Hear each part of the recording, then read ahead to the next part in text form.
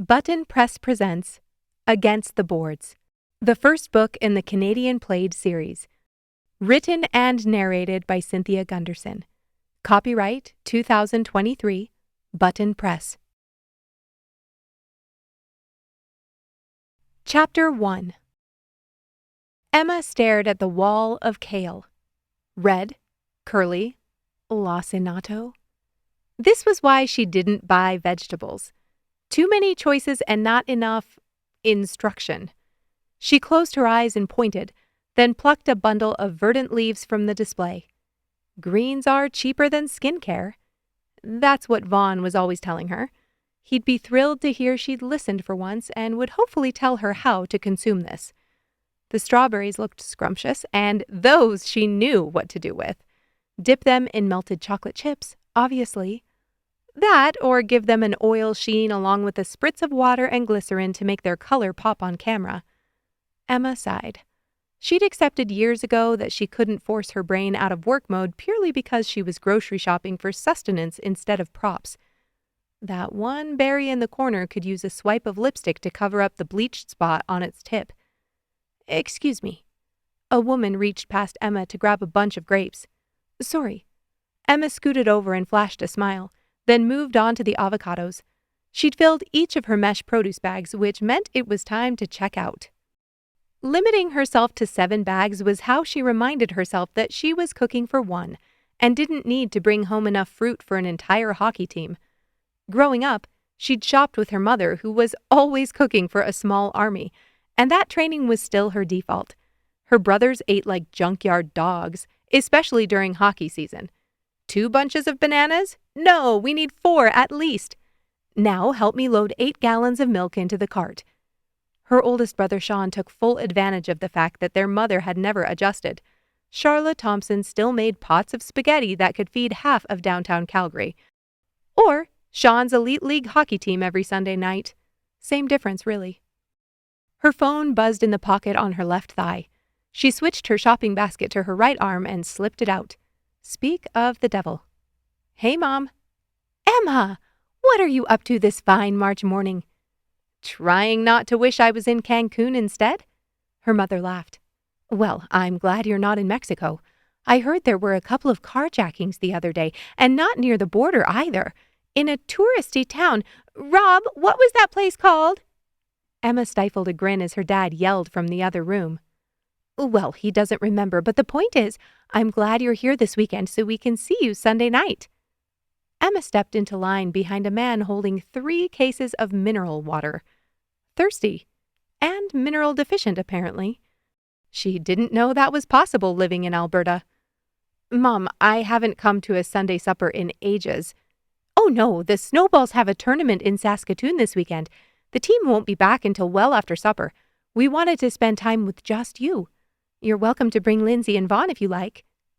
Just her? When had that ever happened? She was the third of 6 children, and while she wasn't going to pretend her life had been anything but charmed, her parents had only forgotten one of their children in the Claire's Home 7-Eleven. At least the guy behind the counter then hadn't been a serial killer, or she wouldn't have the current privilege of watching Mineral Man pay for his future kidney stones in loonies. "Sure, I can reach out to them." Emma pinned her phone between her cheek and shoulder as she emptied her basket onto the counter. Her mother's refrigerator door slammed. "Now, I know Vaughn is going to ask what we're having, and it's not all gluten-free, but I was planning to make Jell-O salad and green beans." Emma sighed. "Mom, gluten-free doesn't mean he can't eat regular food. I know, I just want to make him feel comfortable." The idea of watching Vaughn pretend to enjoy Jell-O salad was almost worth lying to him about the menu. "Sounds great. Can I text you later? Just checking out at the grocery store." "Oh, sorry, I won't keep you. Love you, Ems." "Love you too. Give Dad a hug for me." Emma paid for her groceries and strode out the front sliding doors, her runners crunching over the refrozen slush still shaded by the brick building. 2 more months until summer. She could hold out till then, couldn't she? Every year she had this conversation with herself. It was only a matter of time before she gave in, sold her apartment, and hightailed it to Vancouver like both of her younger sisters. If Vaughn and Lindsay would go with her, she'd leave tomorrow. Except she'd need her parents to come too, and then Sean would be annoyed. But when wasn't he annoyed with her life choices? Something skittered across the ground, and Emma stuttered a step. A credit card? She opened the back hatch of her CRV and dropped in her groceries, then picked it up. A driver's license. Emma flipped it over and blinked at the gorgeous face staring back at her. That was not a driver's license photo. Even in black and white, this was a straight-up headshot for GQ. Maybe it was because of the black and white? First of all, this guy was definitely smiling. And was he even looking at the camera? Had the employee at the registry found this man to be so beautiful that he'd snapped a candid? Emma wouldn't have blamed him. She wiped the muddy water from the plastic and read the name. Tyler Bowen. Yes, please. Born in 1991, March. Tyler just had a birthday. Emma dropped her hand and pursed her lips.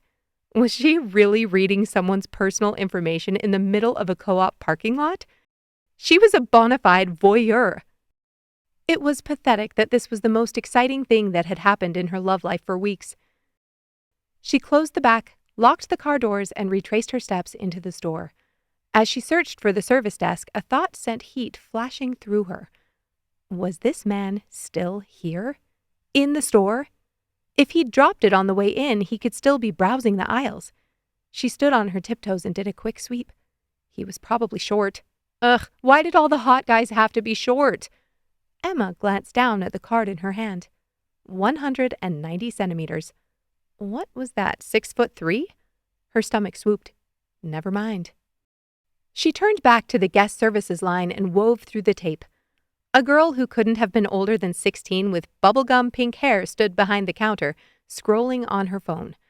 Emma cleared her throat, but the employee didn't look up. After a few more seconds of "Baby Got Back" bumping from the girl's phone speaker, Emma spoke up. Excuse me? The employee finally looked at her. I found this driver's license in the parking lot. The girl shrugged. Maybe if Emma choreographed a quick dance and made a few attention-grabbing transitions, she'd find her more interesting. Emma tapped the license on the counter. I was hoping to turn it in. Oh, okay.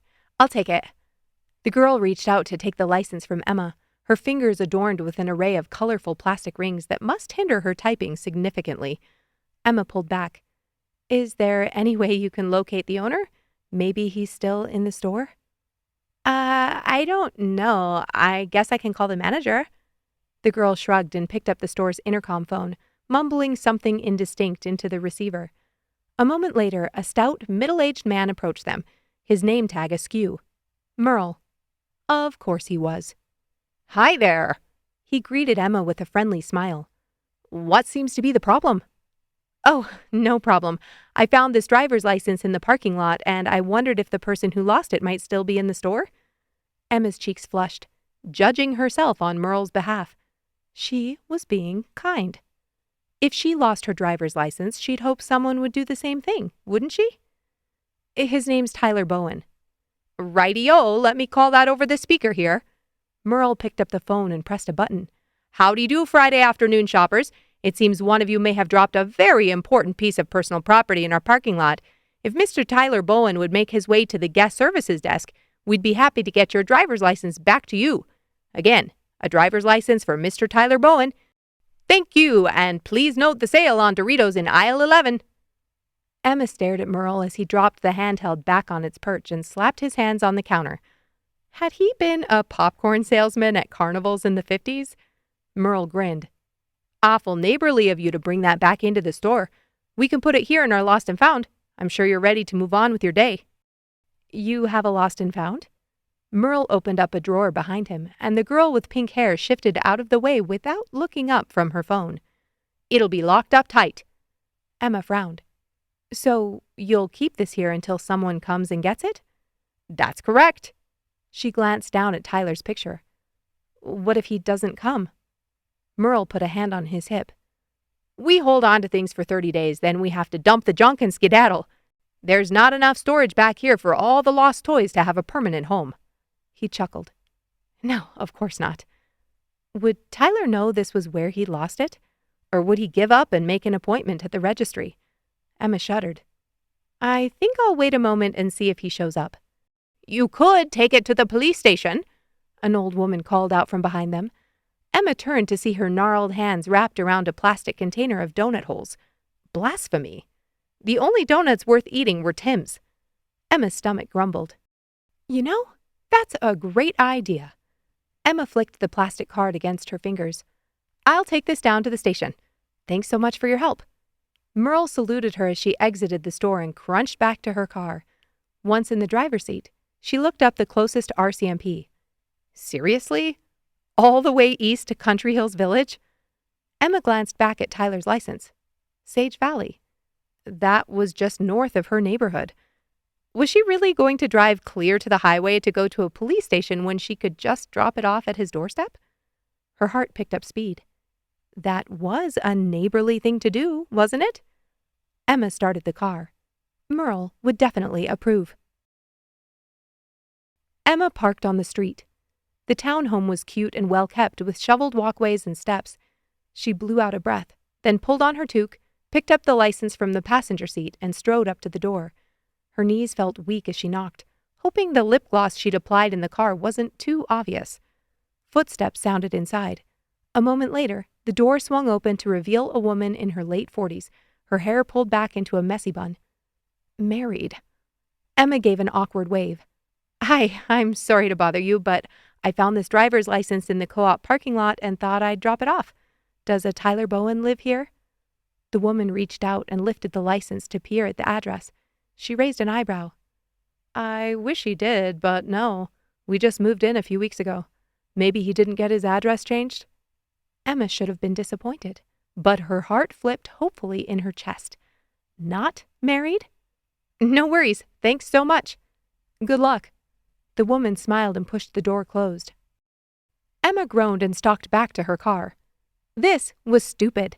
She should have left the license at the grocery store and been done with it, or taken it to the police station like Betty White had suggested in the bakery. This wasn't a cheesy rom-com, and she most definitely wasn't a Kate Hudson lookalike or whoever was acting in those movies these days.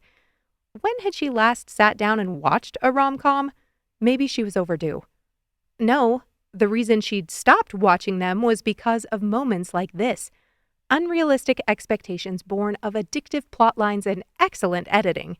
This was Calgary, in the middle of March. While it had lifted her spirits to know that men with faces like Tyler Bowen, who was only 3 years older than she was and apparently shopped at the same grocery store, could exist in this world, it was time to pop the bubble. She'd go home, unload her groceries, eat a protein bar, and drive to the RCMP at Country Hills, because what else did she have to do on a Friday night besides avoid rom-coms and learn how to chop kale? 10 minutes later, she pulled into her parking garage and rode the elevator up to her apartment with groceries in hand and Tyler's license slipped into her leggings pocket next to her phone. She was following her plan to a T until she made the mistake of sitting down on her new love seat. It was too comfortable, with its high-performing fabric and fuzzy throw blanket, and her legs were dead from shooting all week at the studio. She needed to get up, return the license, then she could shower and pull on pajamas and watch non-romantic movies as long as she wanted. She checked one last notification on her phone. Lindsay had sent her a reel, which meant she'd be watching either a cute animal video or a clip of Ryan Reynolds. In her current deprived state, she hoped for the former.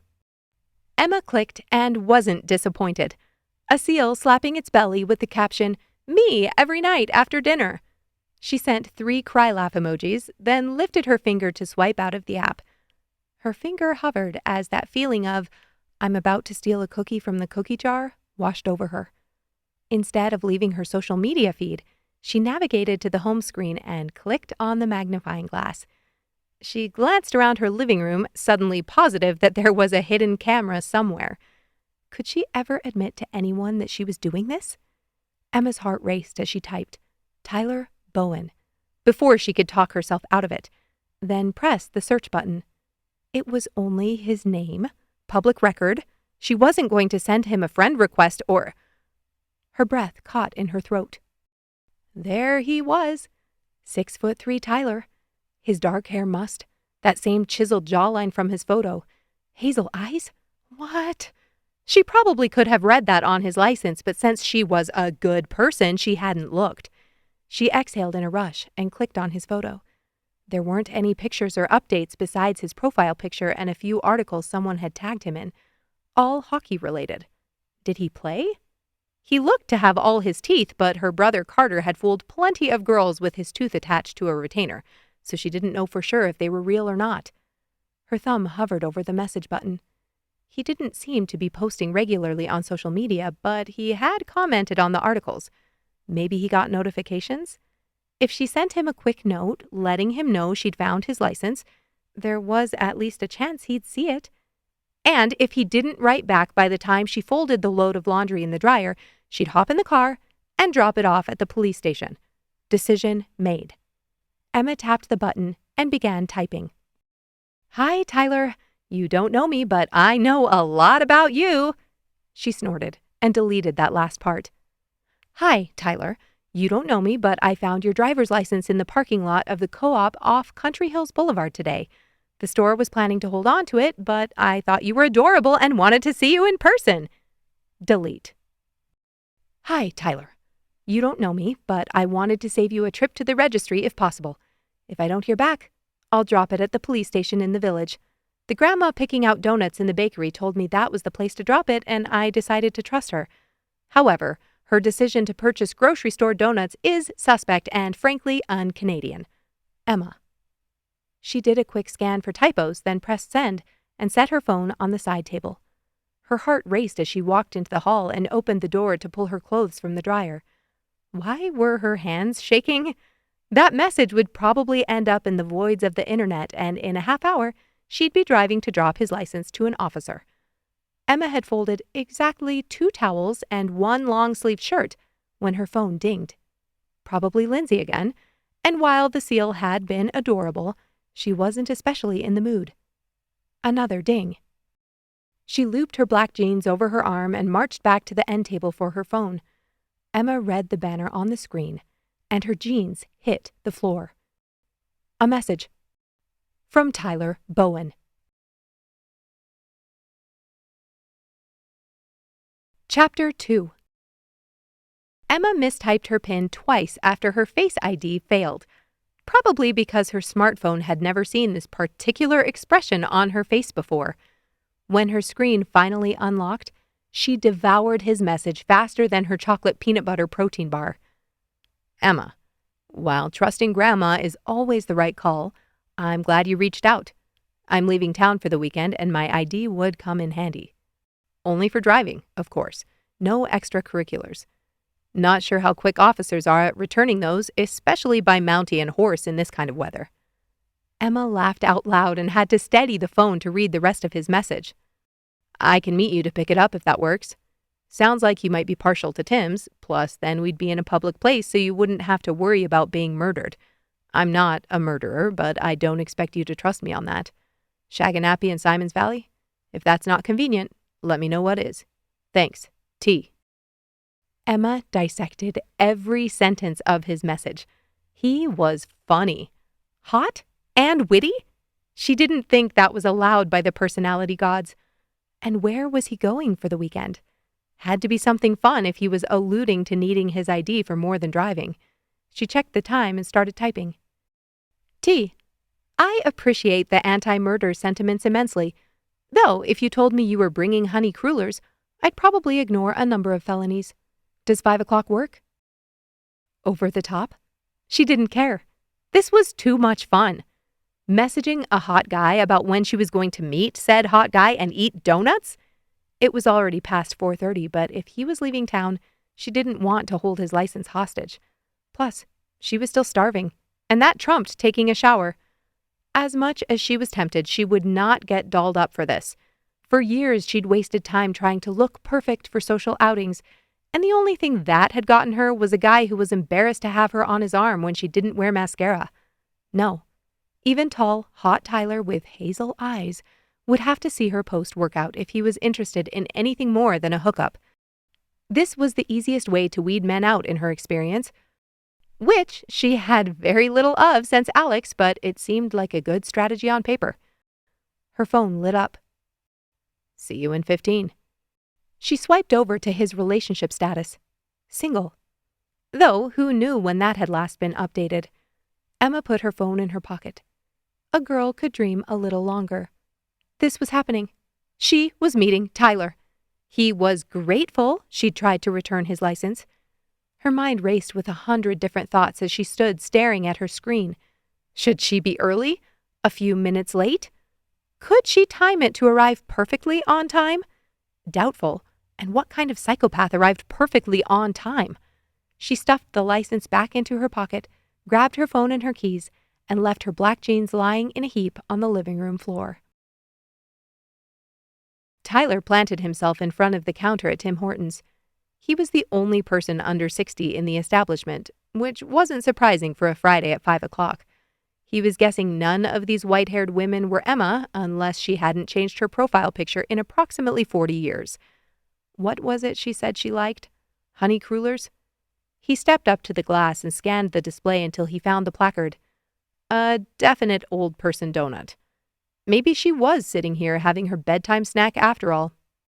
The door opened behind him, sending a blast of cold air against his back. He wanted to turn around and check who had entered, but also didn't want to seem desperate. He was aloof, just going with the flow. Emma knew what he looked like, at least from the neck up, and could approach him first if she wanted. "Are you ready to order?" the pimpled employee asked. Tyler straightened. "Yes, I'll take 2 honey crullers and—" He stalled, not sure what she'd want to drink. Coffee this late in the day? Since he wasn't a coffee guy, he didn't know what the best drinks were here anyway. The teen behind the register set 2 plates on a tray with the crullers he'd ordered. If she got to choose the donuts. 2 London Fogs, please. That all? Tyler nodded and tapped his card to pay, then picked up the tray and stepped back to let the next person in line order. London Fog? I didn't peg you as a tea guy. Tyler turned and his pulse jumped. Emma, looking very much like her age in her most recent profile picture, stood behind him in gray leggings and a black puffy coat. Her hair was darker now, but it looked natural. He liked it better this way. I'm a tea guy. Was that really the first thing out of his mouth? He put out his hand and she shook it. I'm Tyler. I know. Her eyes widened and her cheeks flushed. I mean, I knew what you looked like because... She pulled her hand back. I'm sorry, that sounded creepy. Tyler laughed. Not creepy. I knew what you looked like too, from your profile picture. She nodded and glanced down at the tray in his hand. Her eyes lit up. Holy hell, she was cute in person, with her workout clothes and hair pulled up. Emma grinned. You ordered me a cruller? Honey cruller, and only so you'd forgive the felonies I plan to commit later. Impressive. You upped the creepiness of this in 1 sentence. She laughed and played with the zipper of her coat, like she didn't know what to do with her fingers. London Fogs? The employee behind the counter called out. Tyler turned and was about to set down the tray when Emma leaned in and took the drinks from the employee's outstretched hands. She grinned. Keep buying me supper and I'll start stealing driver's licenses left and right. This is supper? Emma shrugged as she walked to the corner table furthest from the door. A perfect choice. I think I earned it. Went to the gym and bought kale after work. Tyler chuckled and sat down across from her. Where's work? A photography studio on 9th. Down by the Saddle Dome? Emma nodded and removed the lid from her tea, then leaned over and blew on the creamy liquid. What do you do? That was a complicated question, but he'd gotten better at sticking to the basics over the past year. Internet securities. Emma's brow furrowed. That means nothing to me. He grinned and picked up the cruller. Are these any good? Do I look like someone who would fall in love with a crappy donut? Tyler gave her a skeptical look and took a bite. The cruller was crispy on the outside but buttery soft inside. The layers melted on his tongue. Holy shit. Emma beamed at him. Exactly. Now explain internet securities. He swallowed, wishing he didn't have to talk so he could take another bite. He might have to get one of these to go. Companies hire me to test their infrastructure. I try to break into their secure assets and information, and when I get in, give them a report on how they could protect them better. Emma raised an eyebrow and pulled a piece off her donut. When? She popped it in her mouth. You said when, not if. Freudian slip. Tyler winked, and a blush rose to her cheeks. Her lips curled as she tested the temperature of the tea with a small sip. What's in this? You've never had one? He asked. She shook her head, and warmth spread across his chest. He liked being the one to introduce this girl to something new. It's Earl Grey, vanilla, and steamed milk. What did you peg me as, by the way? Emma took another sip. You said you didn't peg me as a tea guy. She grinned. Ah, right. No, I definitely had you slotted as a Bieber brew type of guy. Tyler laughed out loud, barely swallowing his tea in time to avoid a spit take. A cold brew? Have you looked outside? The fact that you knew what it was tells me all I need to know.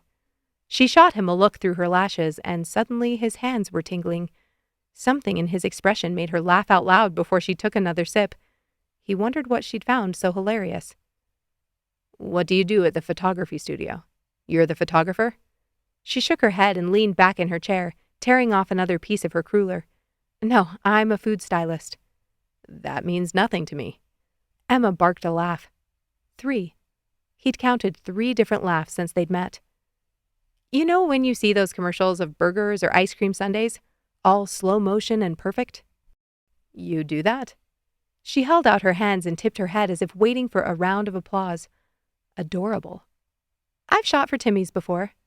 Tyler pointed at the picture of steaming coffee above the menu lines. Did you style that picture? No, they contracted me years ago. I doubt my work is still in the rotation. He took another bite of his donut, purposefully trying to eat it slower than usual. So, you're like me. Emma's eyes dropped to his chest and lingered before she looked back at her tea. Was she checking him out? How so? You're a contractor, moving from job to job. She nodded. I used to bounce around a lot, but now I'm only contracted through that studio. They have enough clients that I haven't had to find my own gigs for a couple of years now. You work with the same photographers there? Emma nodded. 2 of my best friends. He grinned. Not the worst. Do you enjoy that luxury? She held her cup with both hands and folded her leg under her before taking a longer drink. I have the luxury of working alone at home with my computer. She pursed her lips. Seems healthy. He laughed, watching the way her fingers moved over the insulated cup. That's why I have hockey. Her eyes narrowed as she leaned in. You play? Are you trying to figure out if my teeth are real? Emma's mouth dropped and her skin flushed pink. He liked that too. No. Maybe. Her face split into a wide smile. Not that I'd judge you for it. All my brothers play, and Carter, my oldest brother, is missing at least one of his incisors. All your brothers? I have 3 and 2 sisters. Big family. He took another drink. Do you have siblings? She asked. Tyler exhaled. Nope, only child. Wow. I have no idea what that must have been like. Less stolen clothing items and more rides in shotgun? She chuckled, but then her face sobered. He wondered if he'd said something wrong. Emma sighed and flicked her hand in the air. Sorry, I was just lost in the fantasy of having a private bathroom as a teen. Tyler took the last bite of his infused with the nectar of the gods donut and wiped his hands on the napkin. He glanced at his watch. Emma noticed. I'm sorry, you said you were going away for the weekend, and here I am going on about my siblings. She brushed her hands on her napkin and reached into the pocket of her leggings. She pulled out his license and slid it across the table. He couldn't help but think about how it had been pressed against her thigh the whole time they'd been talking.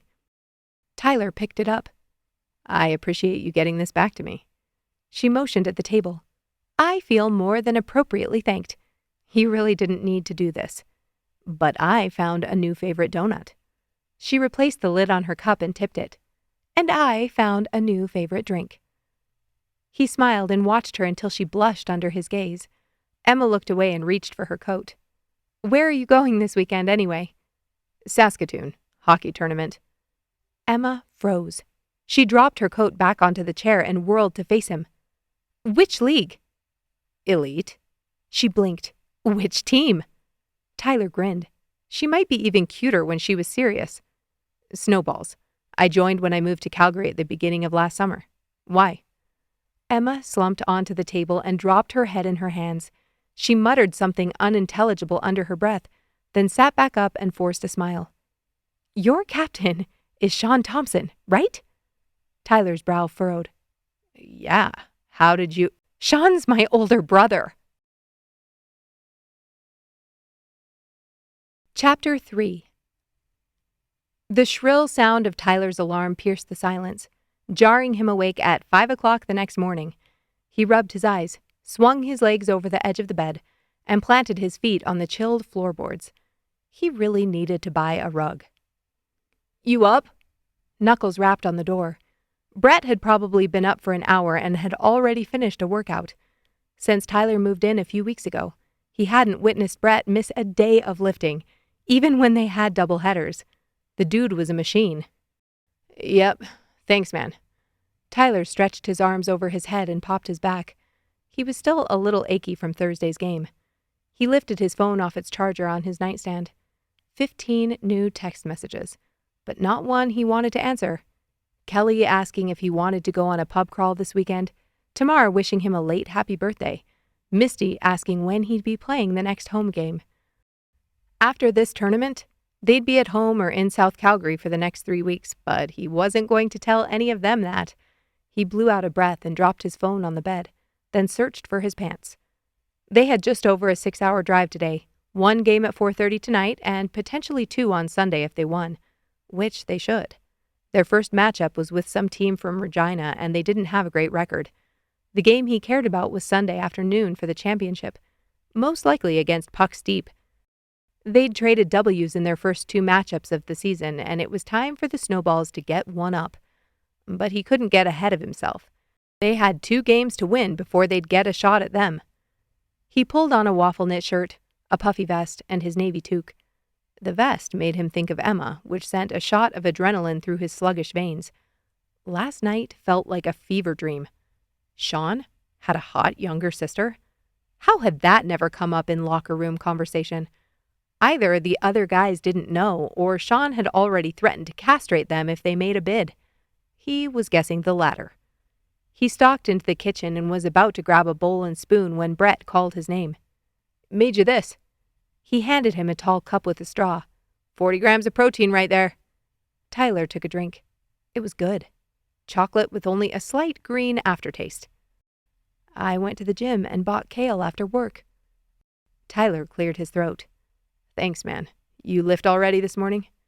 Brett nodded and dropped into one of the 4 chairs around the kitchen table. Nothing in this townhouse belonged to Tyler besides the furniture in the bedroom. Brett had the place outfitted well before he'd moved in, and that suited him perfectly. He didn't plan to stay in Calgary long and would probably sell his bed and shelves before moving back to Toronto. Brett kicked his feet up on the table. Where were you last night? I was going to see if you wanted to hit the bar, but you weren't here when I stopped home. You went to the bar at 5? Tyler took a drink.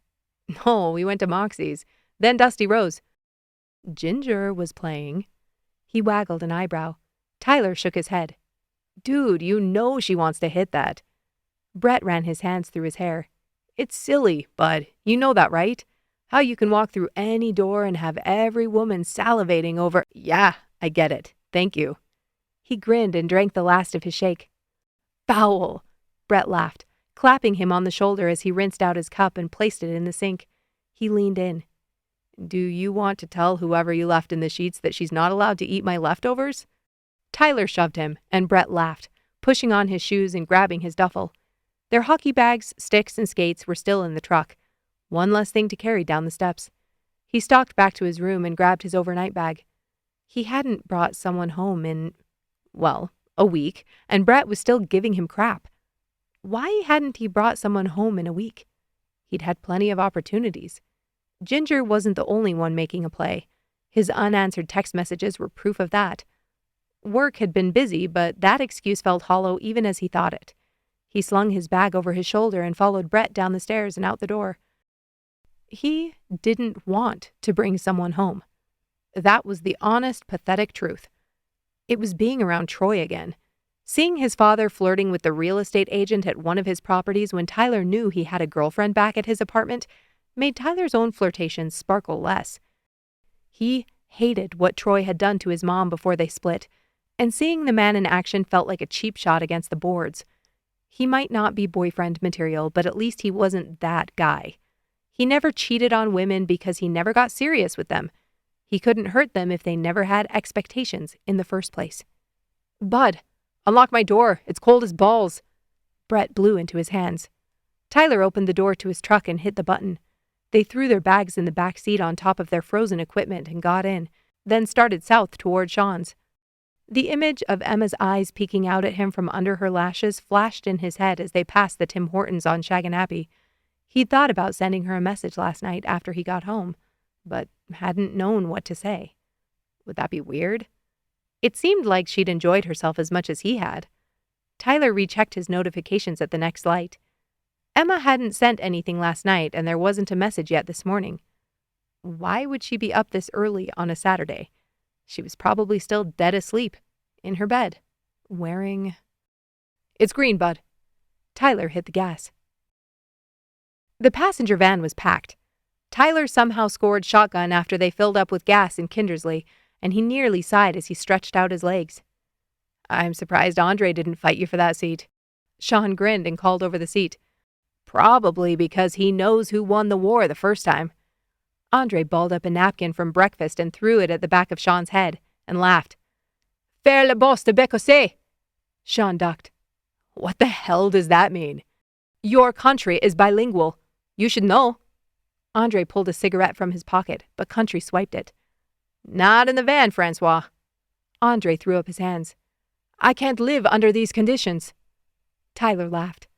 Andre joined the team last year, but was still one of the new guys like him. How he could smoke a pack a day and still beat most players on the ice to the puck was beyond him. Probably because he was still technically in his 20s. Then there was Country. He'd never played pro, but his stick handling was better than half the guys Tyler skated with in Toronto. Country attributed it to years of roping on the ranch, but had never explained how those two things could possibly be related. "Guys, we should play that license plate game. I do it with my kids all the..." Curtis stopped talking when groans erupted around him. He reached for Darcy's earbud, but before he could rip it from his ear, Darcy grabbed his wrist. "You want to keep this hand, eh?" Curtis grinned and mouthed, "Do you want to play a game?" Darcy dropped his arm and rolled his eyes, then returned to staring at his phone. Darcy was a dick, but Tyler understood why Sean kept him around. He mostly kept to himself as long as people didn't piss him off, and he was a killer defenseman. Brett reached between the seats for the cord plugged into the stereo. "Time for some pump-up music!" Tyler yawned and looked over his shoulder. Fly, Steve, and Siraj were all dead asleep in the back seat. They were going to appreciate this turn of events. "We still have 3 hours to drive." "Never too early to get amped." Sean flicked open a text message on his phone and glanced at it just as a heavy beat punched through the speakers. He looked back at the road, then over at Tyler. With his knees steadying the wheel, he typed a quick response and set his phone back in the console. He turned to Tyler and said something, but the music swallowed his words.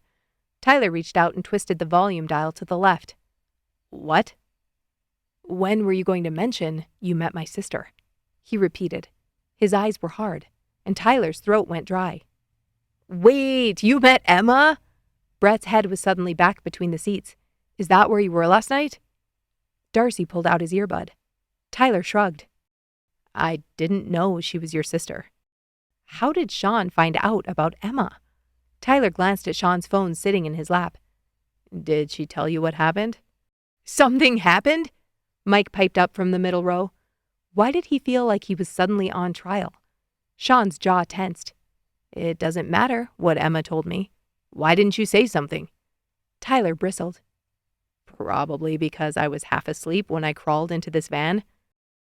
"Were you half asleep for the past 3 hours?" Tyler scoffed.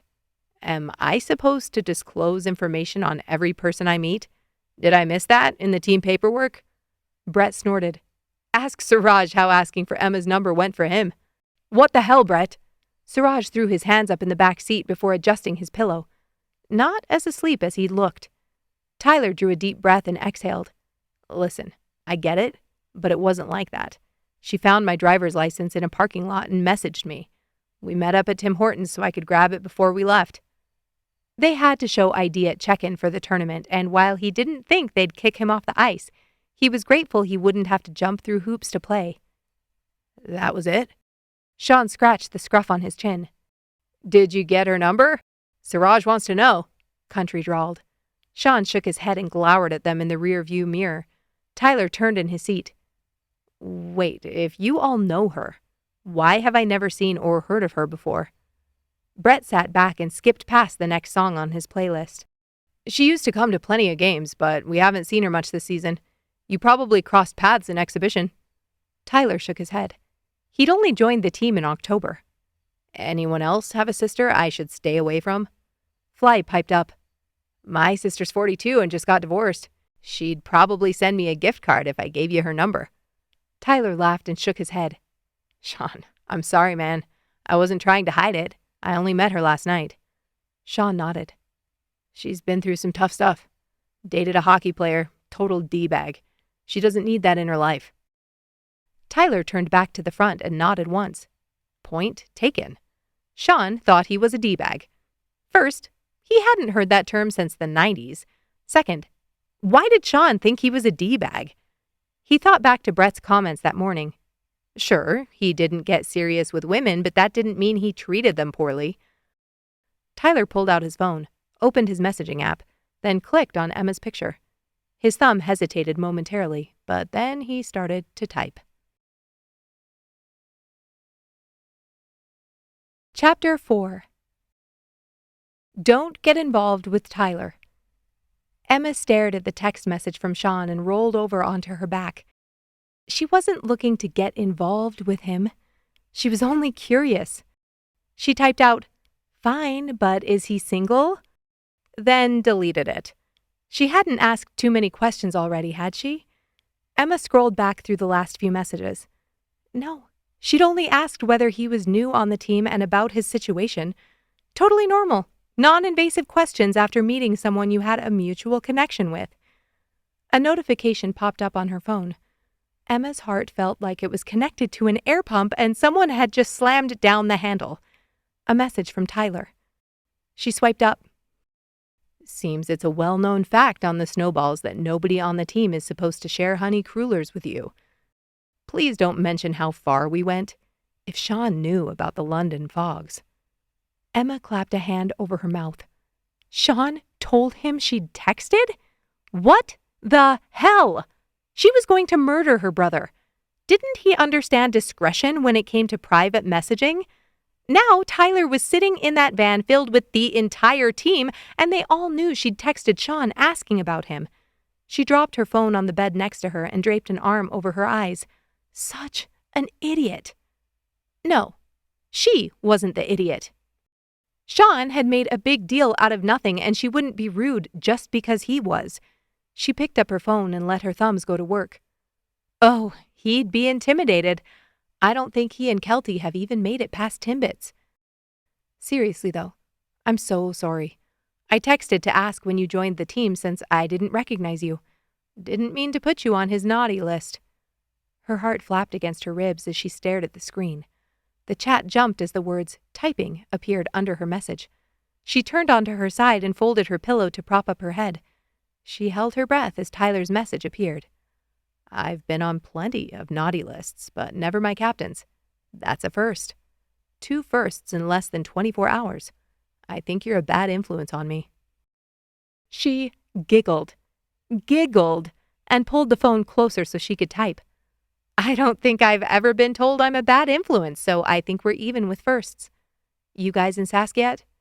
Tyler responded immediately. Still 2.5 hours out. Good luck tonight. I haven't been to a game in forever, but a little birdie told me you're gunning for the finals this season.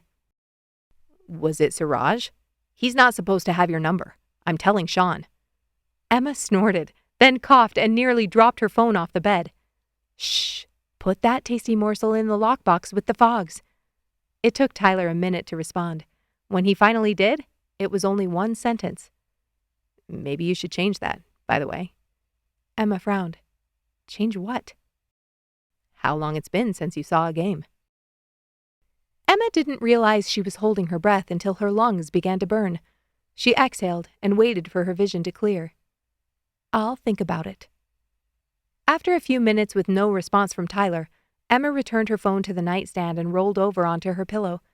Today was wide open, which suddenly seemed like a special brand of torture. She threw off her sheets and scampered into her closet. This called for her yoga mat and spandex. Stat. On Sunday, in the late afternoon, Emma stood on the steps sandwiched between Lindsay and Vaughn, their breath misting in the chilly air. Calgary's winter sun was a beautiful but disappointing illusion. Unless a Chinook was blowing, its warm glow gave no respite from the cold. "Emma! Lindsay and Vaughn, I'm so glad you could make it. Come on in." Emma's mom, Charla, shuffled to the side to let them in. Rob, her dad, sat in his favorite recliner with his reading glasses on. He kicked down the footrest and set his paper on the coffee table. "Smells delicious." Lindsay sighed as they hugged all around. They unbundled themselves and hung their coats on the hooks by the door. Charla beamed at them and clasped her hands in front of her. "I hope you like it. I made shepherd's pie, Jell-O salad, rolls, and Nanaimo bars." Emma nudged Vaughn on their way into the kitchen. "I'm going to watch you eat the Jell-O, you know that, right? No dropping it into your napkin." "It's made with horse hooves," Vaughn hissed. Emma stifled a laugh at Vaughn's horrified expression.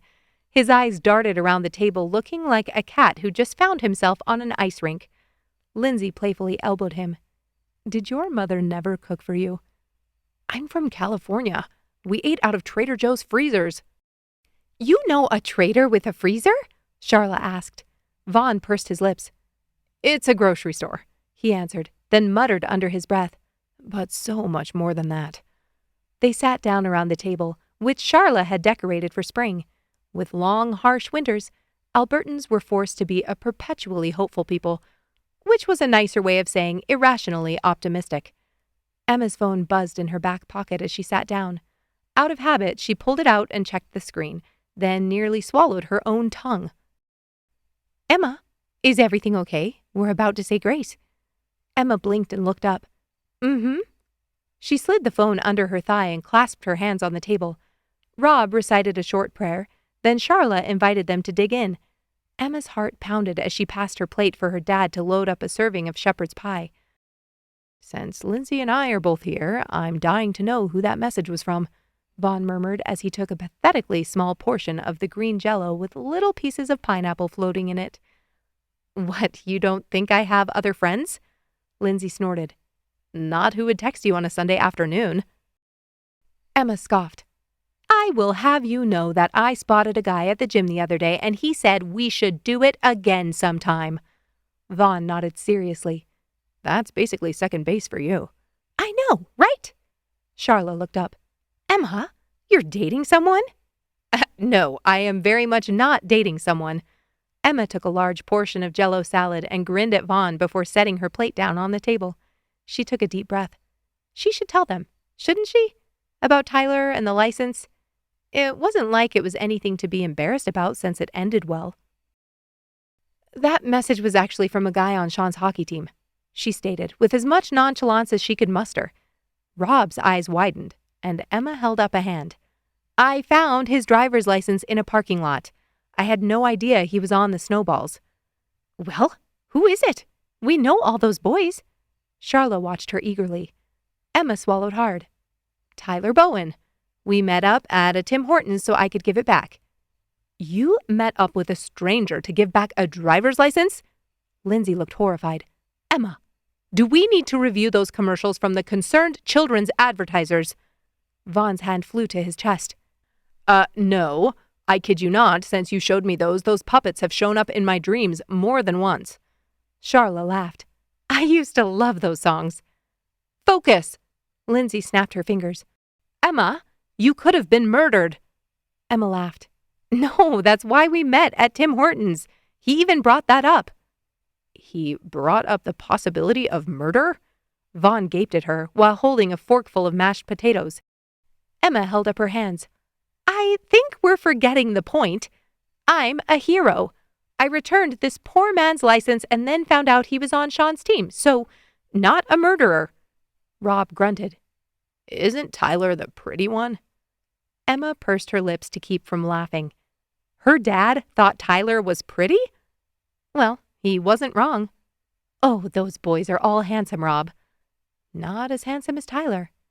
Aren't you going to answer it? Lindsay asked. Emma pretended her phone wasn't burning a hole into the bottom of her thigh. I didn't want to be rude.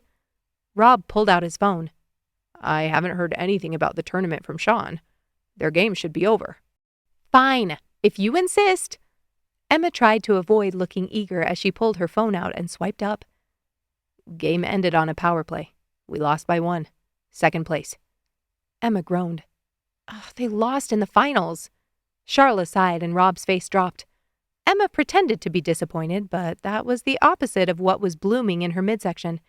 Tyler had messaged her to tell her about the game. I should have told you at Tim's I'm notorious for having bad luck. I probably passed it on when I handed you the license. Please apologize to the team for me. She didn't know Tyler well enough to gauge whether he'd be devastated by this loss or if he'd take it in stride. Sean had always been the former. They knew to stay out of his way for at least 6 hours after a hard loss, though his being with Kelty had shortened the time span significantly. At least they get to play them again, Tuesday, Rob muttered. Who? Lindsay asked. Puck's Deep, the rival team in town. Emma put a hand on Lindsay's arm. There are 3 teams in Calgary, but Seabiscuit hasn't been as competitive the past few years. Though they'd been friends for years now, Lindsay and Vaughn still had very little interest in the hockey part of Emma's life. They'd come to a few games here and there, but would rather be at a theater production or art show. It was kind of a miracle they'd become friends in the first place, considering how different their post-work interests were. Emma loved creating beautiful and compelling photos, but for her, it was mathematical, scientific. She didn't feel the composition of it in her gut like they did. Her phone buzzed. Does that mean we need to hold some kind of seance? Tyler, I know you're from out of town, but people here don't typically meet with mediums until at least the 3rd date. You're grinning. Lindsay took a bite of her roll. Emma looked up and put her phone back on the chair under her leg. Sorry, I saw a funny meme. Lindsay raised an eyebrow, and Emma pretended to be deeply involved with her ground beef and green beans. Lindsay was the only one that scrolled social media feeds in their relationship, and they both knew it. Chapter 5. Emma stood shivering outside the ice arena, her breath pluming above her in the air. It was Tuesday night. As her dad noted on Sunday, the Snowballs were set to play Puck's Deep for the 2nd time in a week, and this was the game that counted.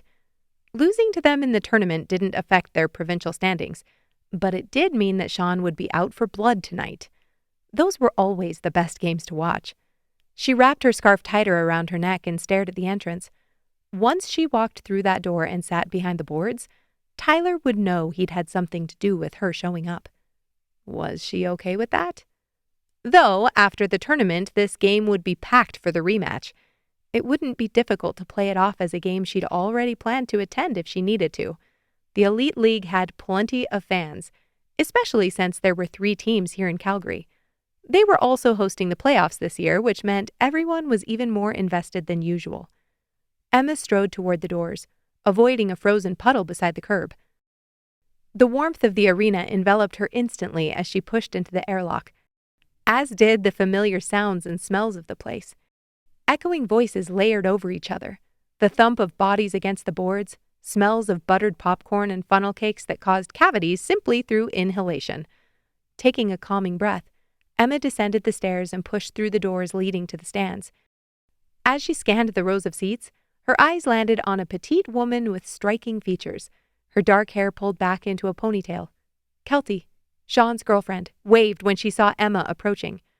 Kelty's face split into a wide smile as she stood and pulled her into a hug. She pulled back, and her dark eyes sparkled in the overhead lights. Emma, I can't believe you made it. It's been way too long. I know! Couldn't miss this one. Emma sat down on the bench next to her. Tell me about it. Sean was pissed when they lost in the finals Sunday. Emma groaned. What time did they get home? Late. I was already asleep, so I'm not sure of the exact time. She picked up a thermos of hot cocoa and took a drink.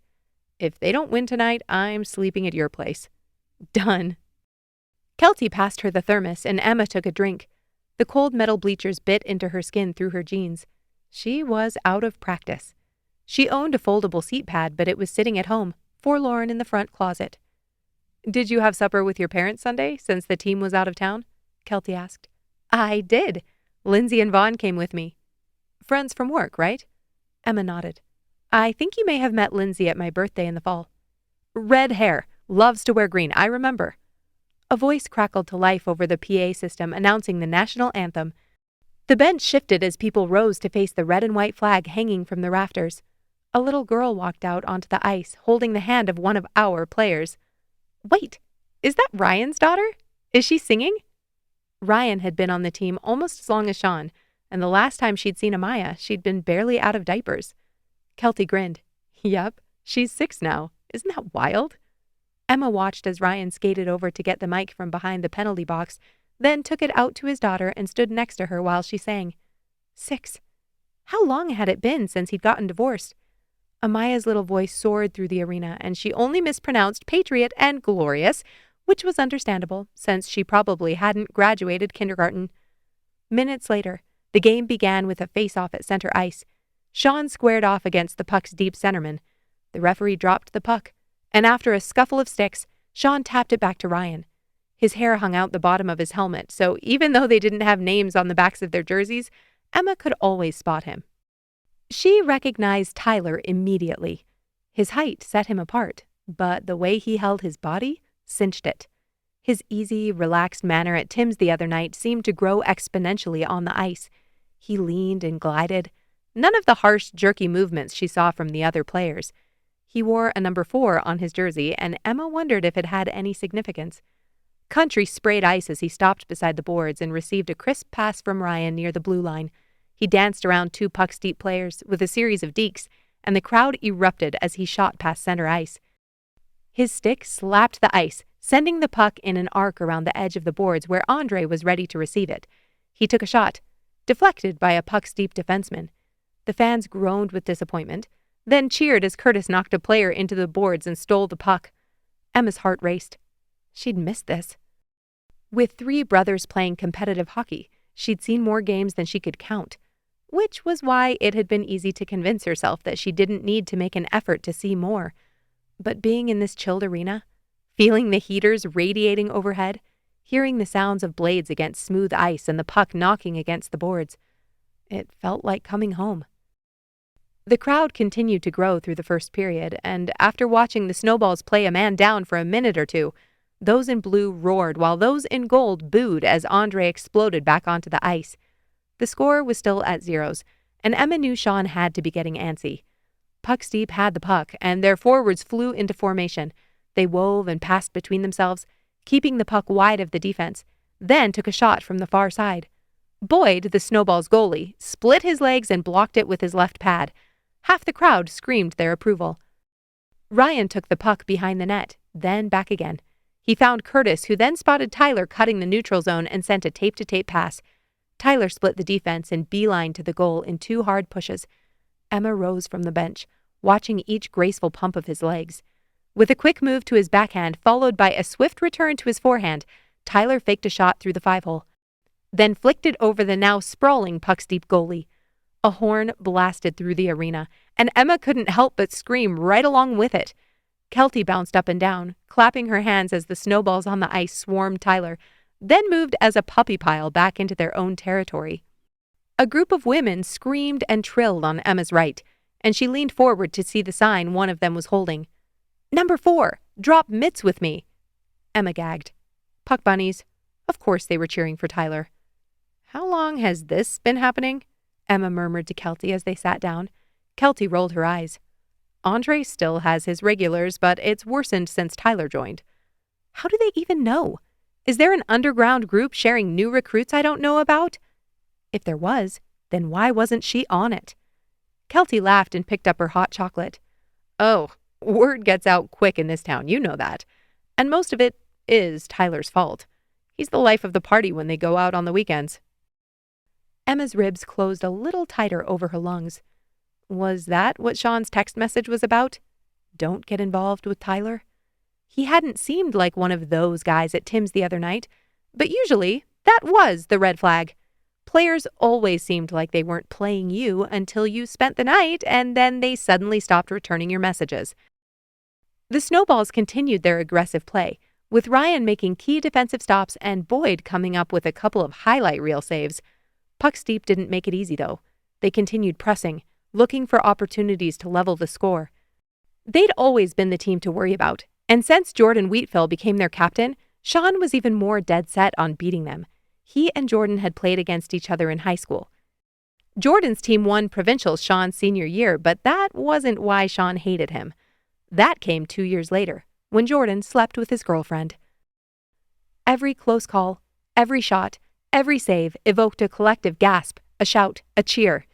Puck's Deep scored late in the second, but Tyler sent a laser between their goalie's legs at the beginning of the third, taking advantage of the knowledge he gained off of that fake he made earlier. That sneaky bugger. Somehow the Snowballs staved them off, and fans erupted in a wave of baby blue when the final buzzer sounded. The team swarmed the ice, hugging each other and raising their sticks. "Glad you came?" Kelty grinned at her. "Hell yes!" Emma threw an arm around her shoulders and added her voice to the cheers. It didn't take long for the crowd to filter out of the arena. Emma and Kelty moved in the sea of blue and gold across the street to one place after the game. The whole team would be there. They always were. Even if players couldn't stay for long, they made an appearance and greeted Pat behind the bar before heading home. Tonight, she doubted any of them would leave early. The pub was bustling with activity, its dim lighting casting a warm glow on the exposed brick walls adorned with vintage hockey memorabilia. Laughter filled the air as patrons clinked glasses, while classic rock drifted in the background. They moved past the booths and, with a wave to Pat, made quick work of moving the tables in the back. Once they were pulled together to form 2 long tables, they set up the chairs and dropped into 2 seats at the end. Emma ordered 6 plates of loaded nachos to start, while Kelty stood at the bar to transport pitchers of beer as Pat filled them behind the bar. "Sean's going to be over the moon tonight." Kelty nodded to the door, where the players began to trickle in, still riding high on adrenaline from their win. They greeted friends and fans with hugs and hearty pats on the back, their smiles contagious. Emma scanned each face, not realizing until she didn't find one in particular that she'd been hoping to see it. Emma and Kelty took 2 of the nachos, cups, and pitchers back to the table. Sean grinned from ear to ear, and Emma made a point to compliment him. She loved seeing him like this. His life hadn't gone as planned over the last decade. Sean knew he'd never be able to go pro with hockey after getting in a motorcycle crash his senior year and never quite regaining his speed. He went to Mount Royal and graduated with a business degree, then worked with a friend at a tech startup company. They paid him well, especially in stock options, but when the company went belly up a couple of years later, that didn't help much. For all their faults, none of her brothers were prideful. They were simple, kind under their burly exteriors, and Sean the most tender-hearted of the 3. Nobody would know it by looking at him. He didn't say much, and when he did open his mouth, it was usually to make a joke. But when Emma found out Alex had been cheating on her, Sean had been the first one on her doorstep. Not Lindsay, not Vaughn. He'd even brought her a bag of dark chocolate. All the wrong brands because he never ate it himself, but it was the thought that counted. "Emma, you're eating cheese now?" Sean put a hand on his chest in mock horror as she lifted a chip coated in queso from the plate. "I thought you were counting macros." Emma flipped her middle finger at him and shoved the chip in her mouth. It was the memory of that bag of dark chocolate that kept her from throat-punching him in moments like these. Cheers lifted at the front of the bar, and Emma's heart stuttered. She knew. Before he even walked through the door, freshly showered, his dark hair still damp and curling over his ears, she knew that Tyler had walked in. One hand was shoved in the pocket of his coat as he strode toward the back tables. The lights glinted off a few lingering water droplets on his neck, and heat flashed through Emma's middle. This was not good. She hadn't had a physical reaction like this to anyone in probably ever. She cleared her throat and looked down at the chips, hoping the flush in her cheeks wasn't as noticeable as it felt. Compliments, hand slaps, hugs, and fist bumps sounded around her as she feigned interest in a pile of jalapenos. A chair scooted across the floor next to her, and then, out of nowhere, A solid, warm arm landed on her shoulders. "You know it was Emma that saved my ass this weekend, right?" Emma's head shot up, her eyes wide. Tyler was there next to her, so close she could smell his soap and could have licked the water from his neck.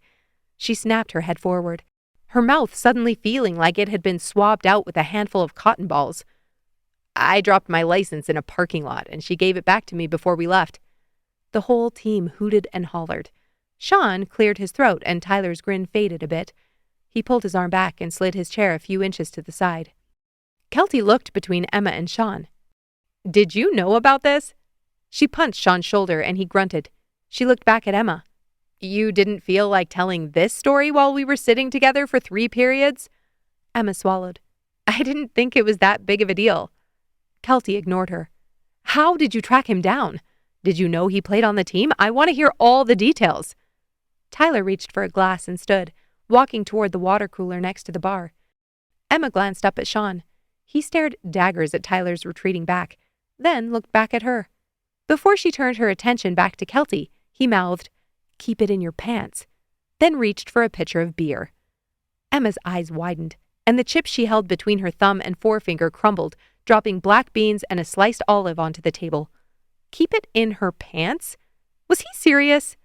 She drew a deep breath, her nostrils flaring. "You know, I think Sean wants to tell you his side of the story." Emma stood and snatched one more chip layered with queso, leaned over the table, and shoved it in her mouth right in front of him. She yanked her coat and purse off the back of her chair and marched toward the door.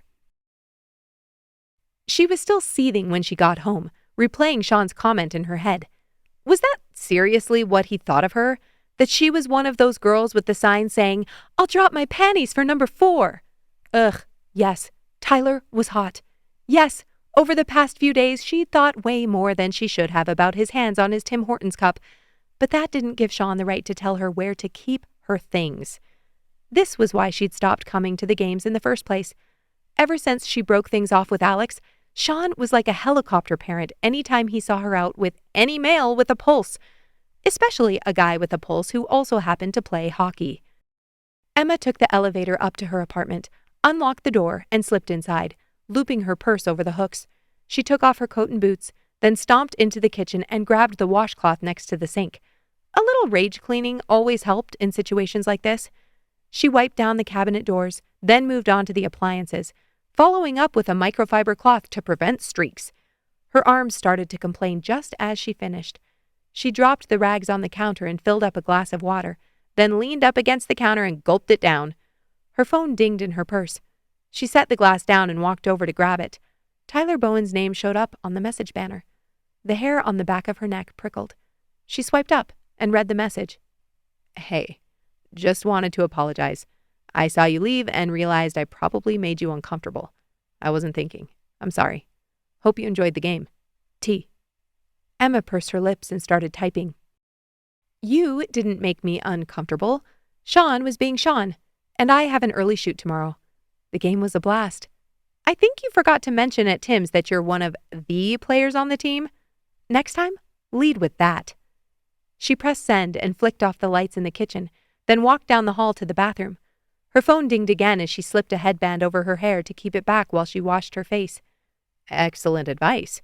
It would seem your marketing acumen isn't limited to burgers and ice cream." Emma laughed and turned on the water. When it was warm, she splashed it over her face and scrubbed with a squirt of face wash.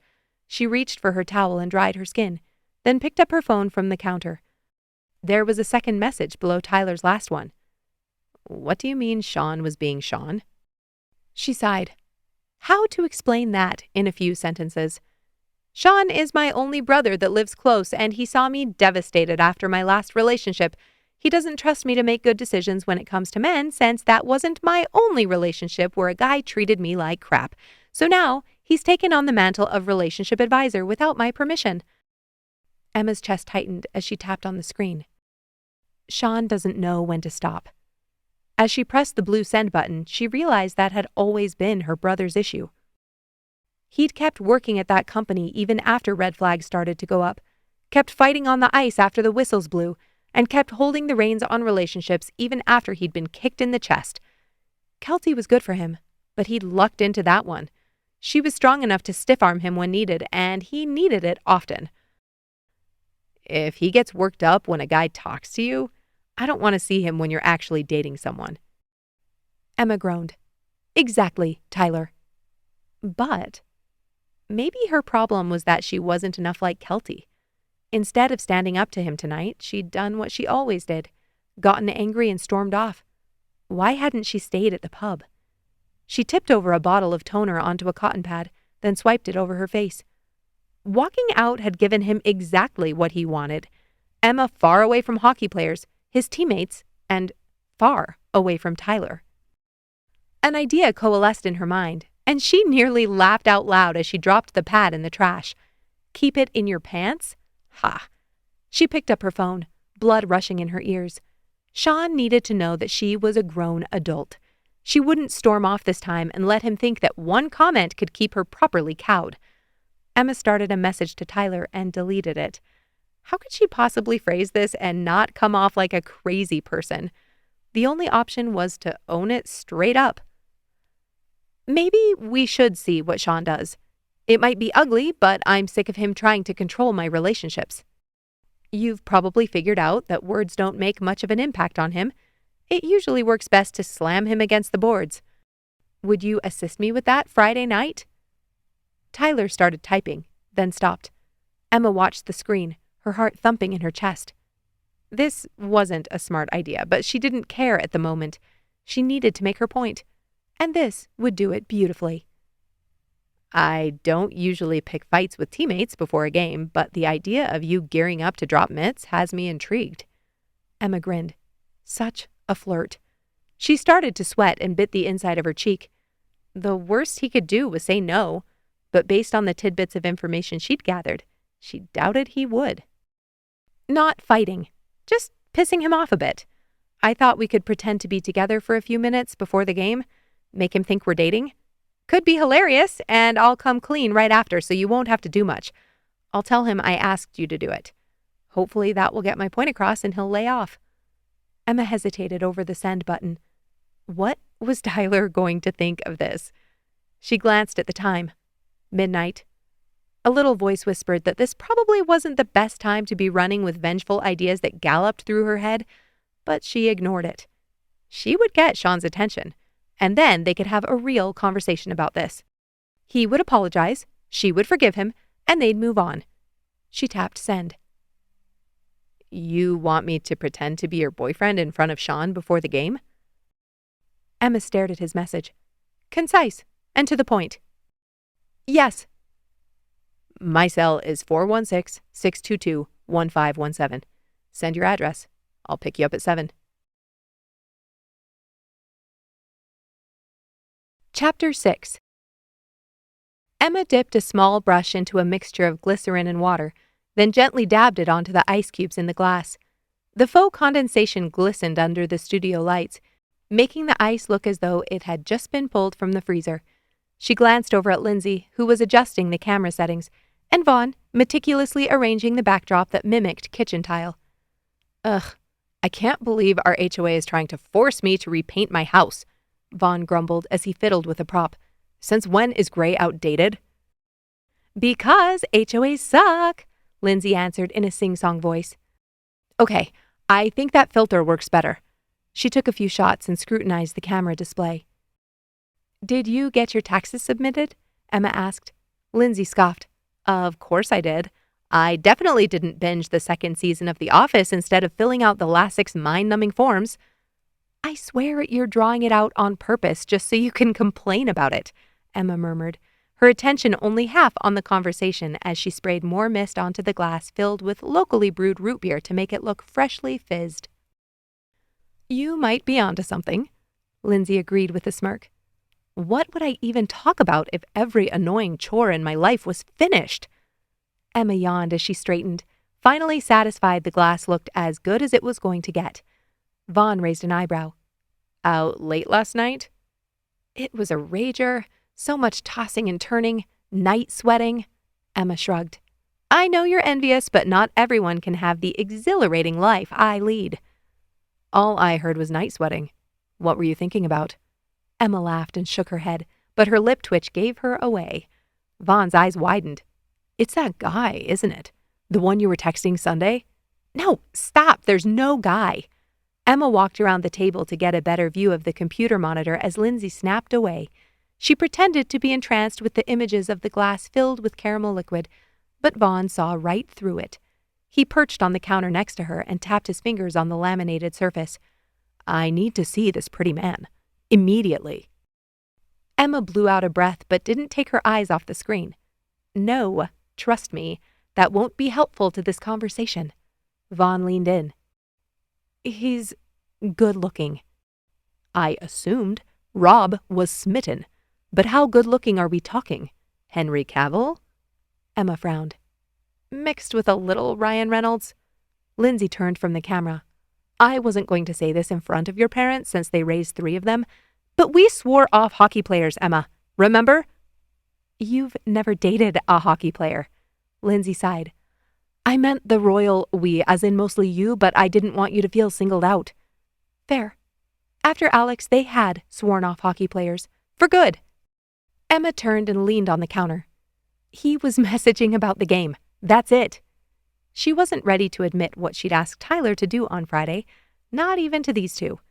Listening to her 12 o'clock ideas had been, predictably, stupid. She'd thought about messaging Tyler that morning and telling him she shouldn't be allowed to have her phone past 11, but hadn't followed through. The only thing more embarrassing than asking someone to be your fake boyfriend for an hour was texting them to cancel your fake relationship. She'd tell Lindsay and Vaughn the whole story after the fact. Maybe a year after, when it would be funny and not childish because it had happened in the past and she'd grown up so much since then. "I think we've got this one. Let's move on to the hot chocolate." Lindsay moved to switch out the filters on the lights. Vaughn whipped out his phone. "Does Tyler have socials?" Emma groaned. "He has a few pictures online." She wished there were more than that. After Googling him last night when she crawled into bed, she'd only found one other picture from a Calgary Sun article back in January. It showed him wearing all his hockey gear on the ice, which wasn't exactly what she'd been hoping for. "Last name?" Vaughn stared at his screen. "Bowen." Emma didn't know where Tyler had lived before moving here, and she couldn't very well text him to ask that. She definitely couldn't ask anyone on the team without arousing suspicion after what happened at the pub the other night. Emma moved the white porcelain mug from the counter, careful not to slosh the creamy chocolate up the sides. Time to add some steam. She grabbed a tampon, microwaved it for a few seconds, and hid it behind the cup, allowing tendrils of steam to rise up convincingly. Vaughn switched out the backdrop and added a stack of aesthetic books and a sprig of lavender. "Nice touch." Emma winked at him. "I bet that's what you wish Tyler said to you last night." Vaughn turned his phone around and dropped his jaw. "Wait, let me see." Lindsay stepped around the tripod and gawked at Vaughn's phone screen. Does he look like that in person?" Emma slumped against the counter. "No, even better." Tyler sat back at the desk in his apartment and picked up the robust roast beef sandwich he'd just made himself. He stared at the search results on his screen after typing Emma's name into the search engine. Once he'd visited at least 5 websites, he decided he needed food for this venture. Where to start? He didn't normally search up girls he met online. Actually, this may have been only the second time. The first being Serena in Toronto, who nearly begged him to look up her acting reel on YouTube. He clicked on Emma's official website and stared at her laughing expression, focused just off camera as if someone was standing there making snarky comments. 3 different laughs. This was the look she'd given him when she'd discovered he knew what a Bieber brew was. He shifted in his chair and took another bite of his sandwich, then scrolled down to read her bio. "Hi, I'm Emma, a dedicated food stylist with a passion for culinary elegance. Merging the worlds of art and cuisine, I transform ordinary dishes into compelling stories that will elevate your brand. Every plate is a canvas, and with precision, creativity, and a keen eye for detail, I take pride in bringing each culinary creation to life." He kept scrolling through her portfolio and scanned through the photos. Sunny windows with freshly baked breads, pizza on a wooden peel in front of a stone hearth, a steaming cup of coffee. Her work was good. Tyler paused when a picture of Emma came up. Her brow pulled together slightly as she adjusted an apple on top of a fruit bowl. Her dirty blonde hair was pulled back, and the white sleeveless top she wore made her green eyes pop. He swiped over to another tab and opened her initial messages to him, then clicked on her profile.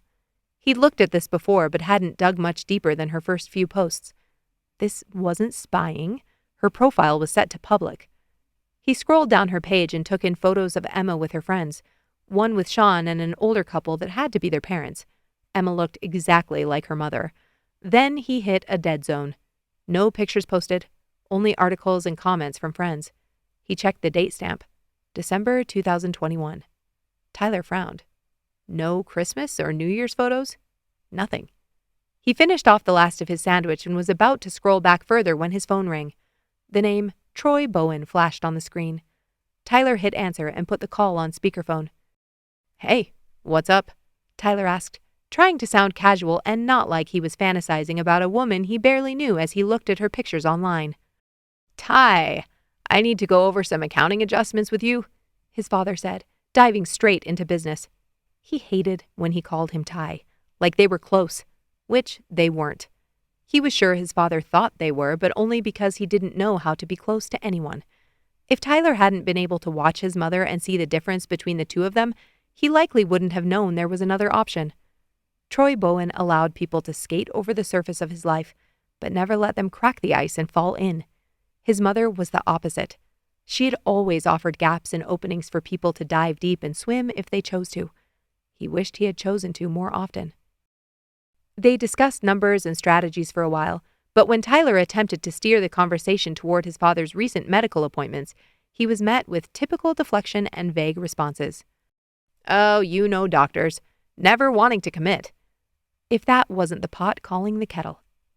"Right. Well, I'm here if you need me." He'd moved to Calgary to help him, not just with the renovation projects, but with his life. The last time he had pancreatic cancer, he'd been bedridden for months during and after treatment. Troy had opted out of treatment this time, and Tyler couldn't blame him. Frankly, he was lucky to have survived the first time. Now he was in his 60s and the prognosis wasn't hopeful either way. Better not to waste your last years or months wasting away in a hospital bed. The doctor had told them when Troy's body started to crash, it would be hard and fast. Seemed he would have to wait until then before Troy would be willing to ask for help. "Everything's fine, Ty. Don't worry about it. See you for dinner Sunday, yes? Okay." Troy hung up before he could answer. Dinner Sunday. He wished he'd tried harder to set up dinner another night so he wouldn't miss Sunday supper at Sean's. He'd attended those with the team for the past few months now. How had he never noticed a picture of Emma when he'd been at the house? Probably because he hadn't been looking. He'd only walked from the entryway into the kitchen and dining room, then down to the basement to play ping pong and air hockey. There was a family photo there, but Sean and all his siblings looked like they were still in grade school. He stood and took his plate back to the kitchen. In some sick way, he knew this was his father trying to connect. Have him meet at a Michelin star restaurant with whatever woman he was trying to impress, then laugh and joke as if they'd done this for years. He could expect comments about how the two of them were cut from the same cloth. Troy would ask about his love life, then clap him on the shoulder and say, "Good man, always keep your eyes open for the right woman and enjoy the others in the meantime." He'd wink at his date, presumably to assure her she was the right woman he spoke of, though of course she never was. This Sunday he was bringing Melanie. That was 3 dinners in a row for her. She'd lasted longer than most. Tyler sat and leaned back in his chair, scrolling up and moving his mouse over Emma's smiling face in front of l'Arc de Triomphe. May of 2022 she'd been in Paris. Suck that, Andre. He did know some French. Chapter 7. Tyler rapped his knuckles against the door, then didn't know where to put his hands. He checked for a camera. If it was there, it wasn't obvious. At least she wasn't watching him stand here awkwardly. He didn't do this. Pick women up. He met them at a restaurant, bar, or the gym, and sometimes they rode back to his or her place together. But he never went to their place and picked them up. He'd thought about parking on the curb and texting Emma to let her know he was there. But she'd given him her apartment number. Ironic that this was the first time in years that he was standing in front of someone's door when he wouldn't be returning at the end of the night. How many firsts was this with this girl? And all in less than a week.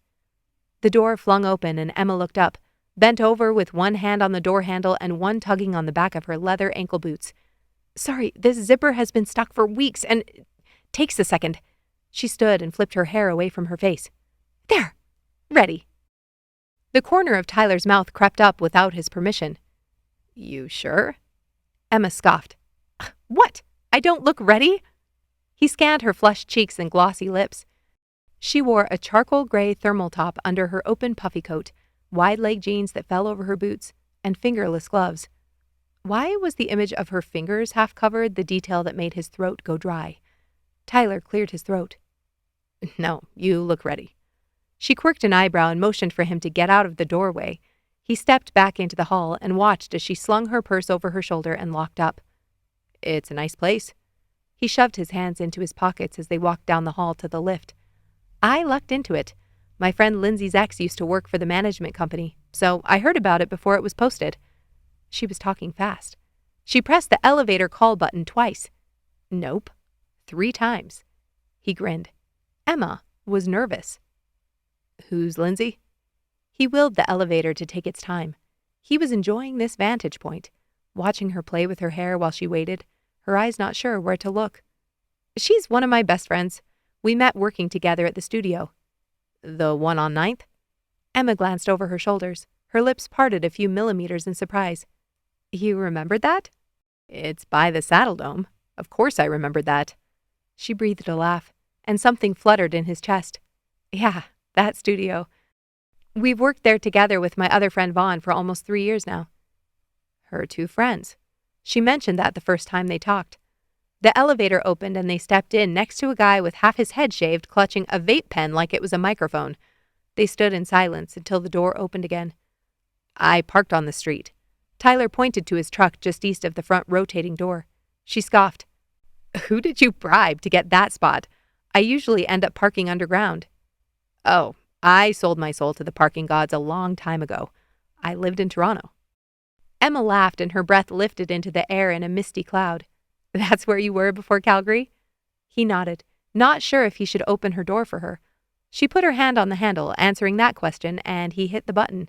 She opened it and hopped up onto the seat as he walked around on the street side and got in. The cab of the truck was still warm from his drive over. Should we have driven separately? She asked, stiffening as Tyler hit the start button. I could still go get my car. He shrugged. You can if you want. I just wondered if it would be weird, you know? You having to drive me home after... Her throat worked and she whipped her head forward to stare out the window. I mean, after we pretend to be together, it might be awkward. I've driven plenty of women home in more awkward situations than that.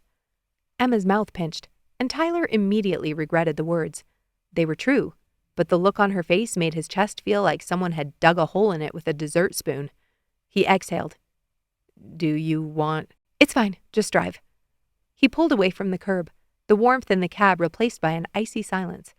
The arena was 20 minutes away. This would be torture if they didn't talk about something. So, the photography studio. You must love working there if you've been there for 3 years. Emma exhaled. It's been the best. I used to have to scramble for new jobs, constantly networking and building up relationships with potential clients. Now I get an email in my inbox each week with a list of requests, and the 3 of us choose which ones we want to take. Does the studio only do marketing photos? Emma nodded. Not all product shoots, though. Sometimes Lindsay and Vaughn do branding photos, but I only help with the food and product styling. This was better. Tyler relaxed in his seat. He knew how to make women feel comfortable. That had always come easy to him, probably because he'd watched his dad charm and schmooze since he was in diapers. He was grateful for the skill and hated himself each time he recognized he was using it. How did you get into food? My turn to ask questions. Emma turned in her seat. When did you start playing hockey? Tyler shifted his hands on the wheel. He was glad she was talking, less glad that she was interrogating him. When I learned to walk. Same with my brothers, but you're better than them. Where did you go after Pee-wee? He shot her a look. You think I'm better? Emma rolled her eyes. Answer the question, Bowen. There was a fierceness in her expression, but underneath, he spotted something softer. She was using his strategy. Smart girl to go on offense. I played in competitive and feeder leagues, probably much like Sean. He glanced over and Emma nodded. Then I got signed to the Drifters. You got signed? In high school? She interrupted. That's North Carolina, right? How long did you play for them? He laughed and put up a hand. Can you let me finish the story? She closed her mouth and folded her hands in her lap. Sorry, continue. He pulled to a stop at a red light and drew a deep breath. I was drafted, but not officially signed. I played for the University of Toronto that year, waiting for my contract to come through. When it didn't, I played a second year with them. He paused, his chest tightening. The light turned green and he pulled forward. In an instant, he was back in that apartment with his teammates eating fried chicken sandwiches and packing for their tournament in Windsor, when his roommate Shears picked up the phone and handed it to him. He'd never heard his father's voice sound that way before or since. My mom died in a car accident, and I ended up pulling out, staying there in Toronto. Finished my degree in computer science. Emma was still. Nothing like a death to lighten the mood. I'm so sorry, Tyler. He turned and smiled. It was a long time ago. So, you worked there in Toronto? Or somewhere else before moving here? Tyler turned left at the next light. Stayed in Toronto. Worked for a few different banks, then a software company. I'm still working for them remotely, but when my dad moved out here, he needed help with a few projects. He's renovating a few different properties, turning them into bed and breakfasts. She cocked her head to the side. You moved here for your dad? Tyler ran a hand through his hair. He knew what she was thinking. A guy who's loyal and loves his family. Normally, he'd run with it, use it to his advantage to get her back to his place. But that was already off the table with Emma, since the only reason she was here with him was to prove a point to her brother, his hockey captain. I moved here because he needed help and the money was good. He and I have never had a great relationship. To his surprise, she didn't look disappointed, only curious. Emma leaned on the armrest. Is it difficult working with him then? I think you've used up your questions. Her lip pushed out in a mock pout and he laughed. Fine, yes, it's difficult. Now, how did you get into food styling? Emma filled the last few minutes to the Ice Center explaining how she started at the University of Calgary studying marketing, then fell into food styling while on a summer internship. Tyler pulled into the parking lot. 7:20. Not bad.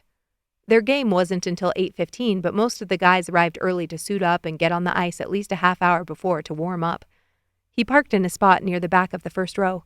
When he reached to turn off the truck, Emma's hand shot out and landed on his arm. His muscles tensed as his stomach dropped through his seat.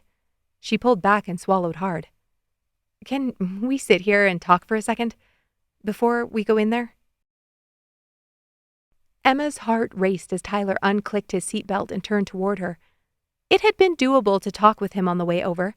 Not easy, since the smell of his cologne was reminiscent of cool waters, which reminded her of every hot guy she'd pined after in the late 90s. But doable. Now, he was looking straight at her, and the console of his truck didn't seem appropriately wide enough. She pressed her back up against the passenger door and fiddled with the edge of her fingernail. I didn't know. We're just going to stand there and pretend to be talking or something, right? You could put your arm around me for a second. It can be subtle. He blinked, slow like a cat, and Emma's mouth went dry. Subtle. You think that will make your point?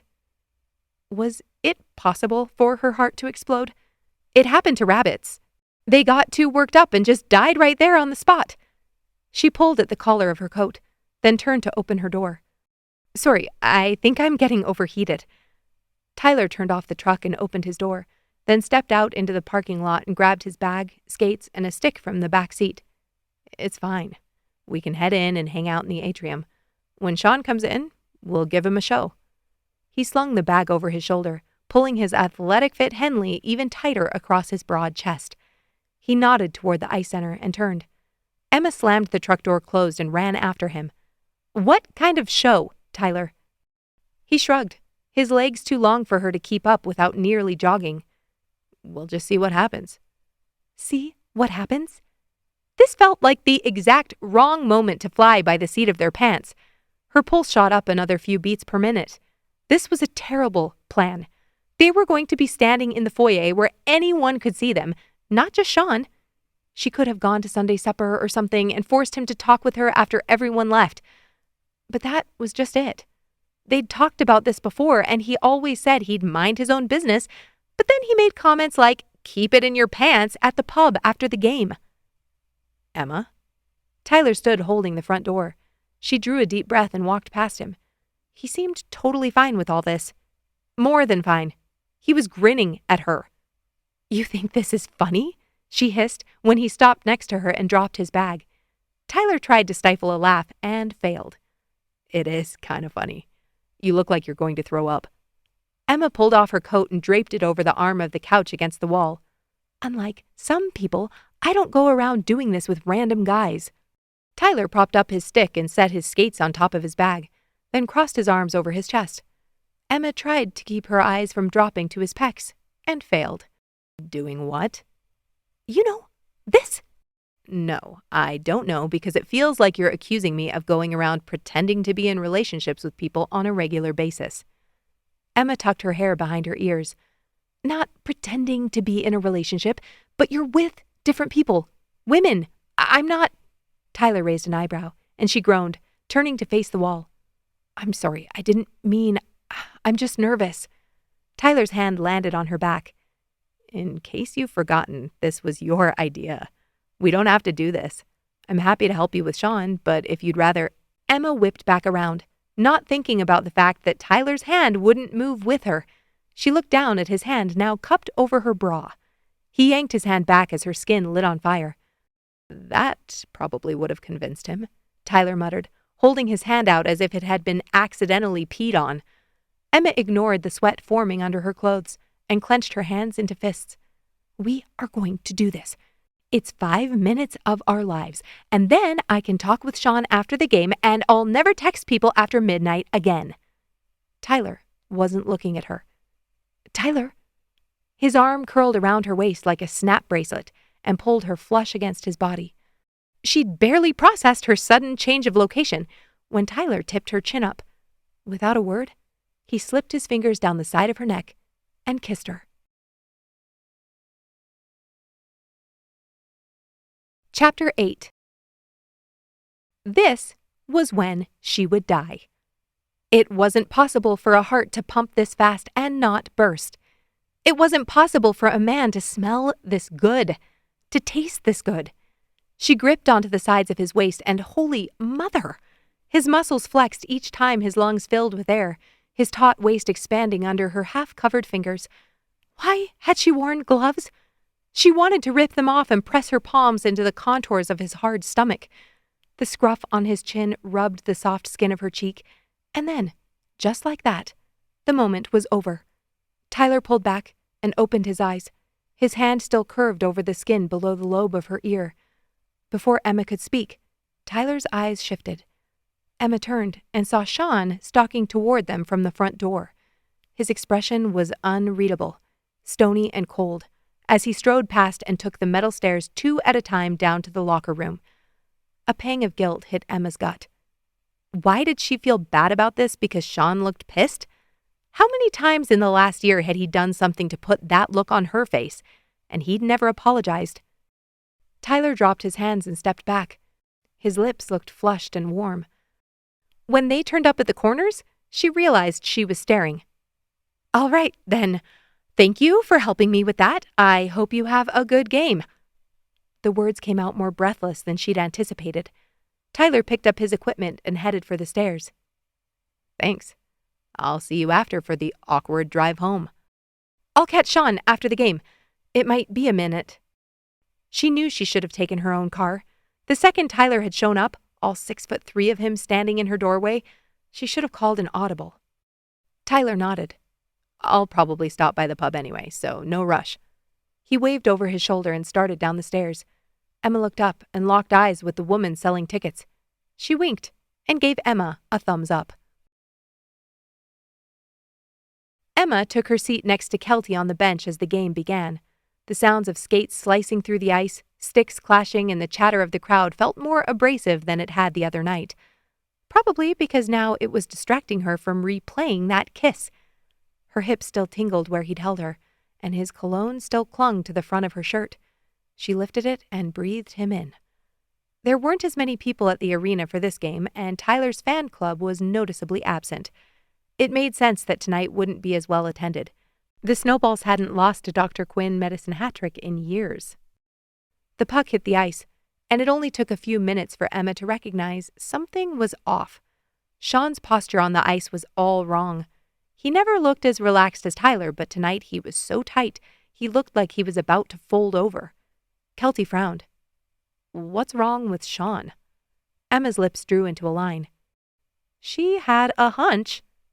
Sean skated like someone who'd just caught their partner cheating and found themselves in the middle of a smash room. He's going to hurt himself, Kelty muttered, as Sean hit the boards and went down, then charged after the defenseman. Fly intercepted the pass and sent the puck to Curtis, who crossed it to Sean. Tyler flew down the ice, waiting for the pass, but it never came. Sean worked it away from the boards, then lost it as two defenders swarmed him. Emma's stomach twisted. He wasn't passing to Tyler. Her nails dug into her jeans. What was wrong with him? He was so worked up about one kiss that he'd throw this game away by blackballing his best player? Tyler glided around the back of the net and threw up his hands in exasperation as the buzzer went off at the end of the first period. He lifted his face mask and shouted something at Sean. Emma stood up and clapped a hand over her mouth as Sean dug his skates into the ice and rocketed toward Tyler, who was skating backward toward the bench. What the hell is he? Kelty started, then gasped as Sean slammed Tyler against the boards.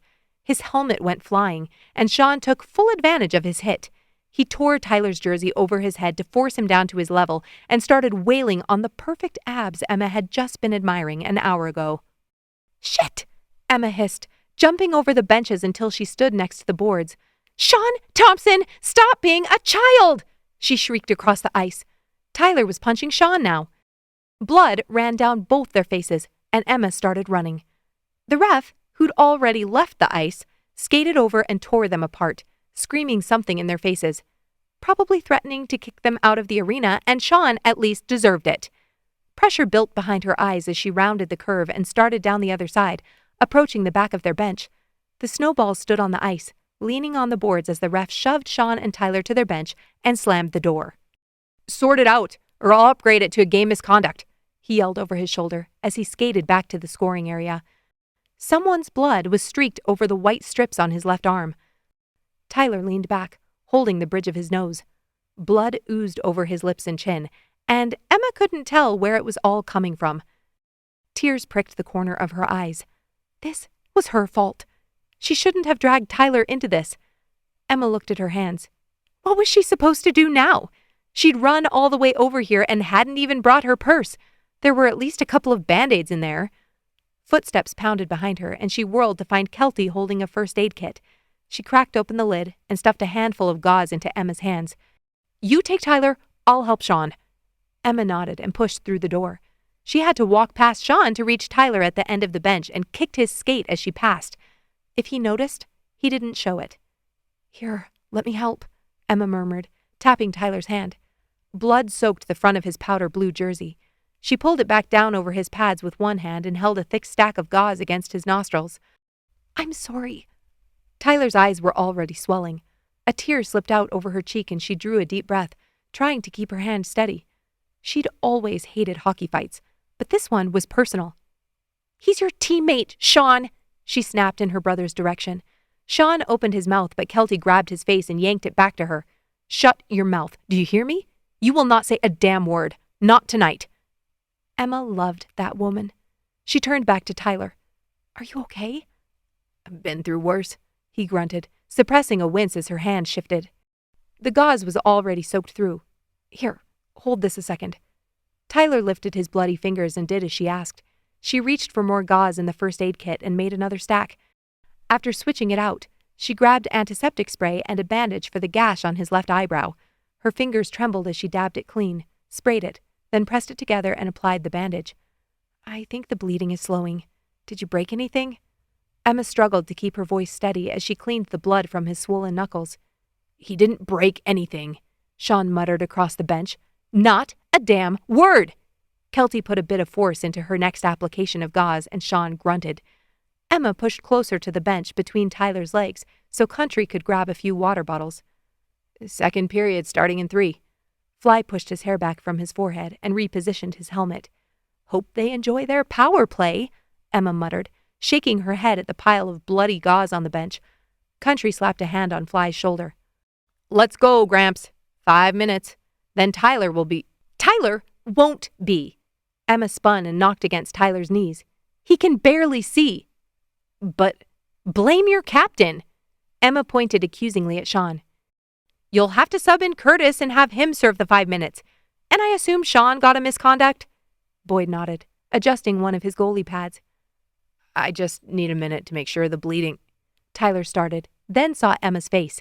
She bent over and started gathering the used gauze. Rage cleaning. Say tigadoo. Andre laughed and waved them off. Get cleaned up. We'll take this. Tyler nodded and pushed up from the bench. Emma wasn't going to embarrass him by asking if he needed help washing up, even though she wanted to. Hockey players didn't react kindly to being babied, even when they acted like toddlers. She bundled the mound of gauze in her hands. I'll wait for you up top. Tyler insisted he didn't need to go to urgent care. Since his nose didn't look crooked, Emma gave up on that point and typed the address he gave her into the GPS. She didn't trust him to give her good directions. He lay back in the passenger seat with his eyes closed. It's not as bad as it looks. Tyler sounded like he had a raging head cold. Would you seriously have gone back on the ice? He shrugged. Of course he would have. She remembered a tournament where Carter ended up needing stitches along his hairline after playing 2 overtime periods past a fight. She offered to carry his gear inside, but he wouldn't let her. Instead, she took his keys and walked up the steps to open the door. Brett wasn't home from the game yet. She doubted anyone had gone to one place, but they all still had to clean up. Tyler, since he'd left the game early, was ready to go when the buzzer went off. Tyler dropped his gear next to the boot rack and stretched out on the couch. Do you have an ice pack?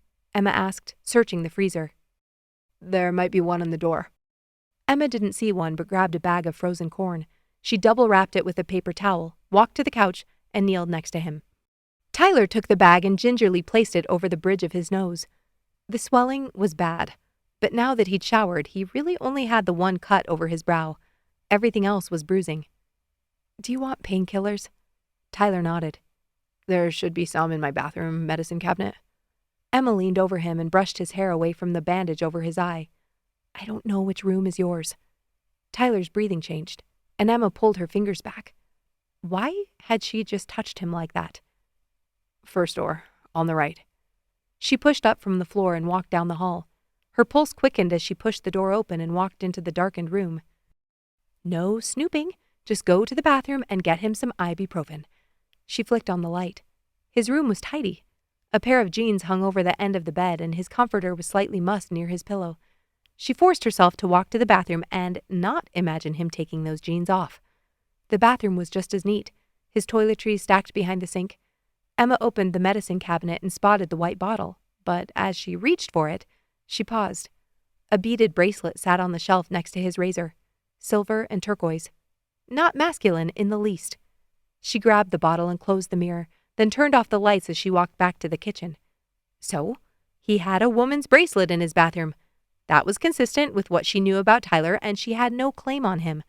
So, why did it make her feel like she'd swallowed a handful of rocks? It took her 3 tries to find the glasses, but she pulled one down and was filling it with water when her phone rang. Setting the glass down, she pulled it from her back pocket. Her nostrils flared. Sean's name rolled across the display. She didn't want to answer, but Sean never called. If something was wrong, she'd regret not talking to him. Emma pressed the green button. Yes?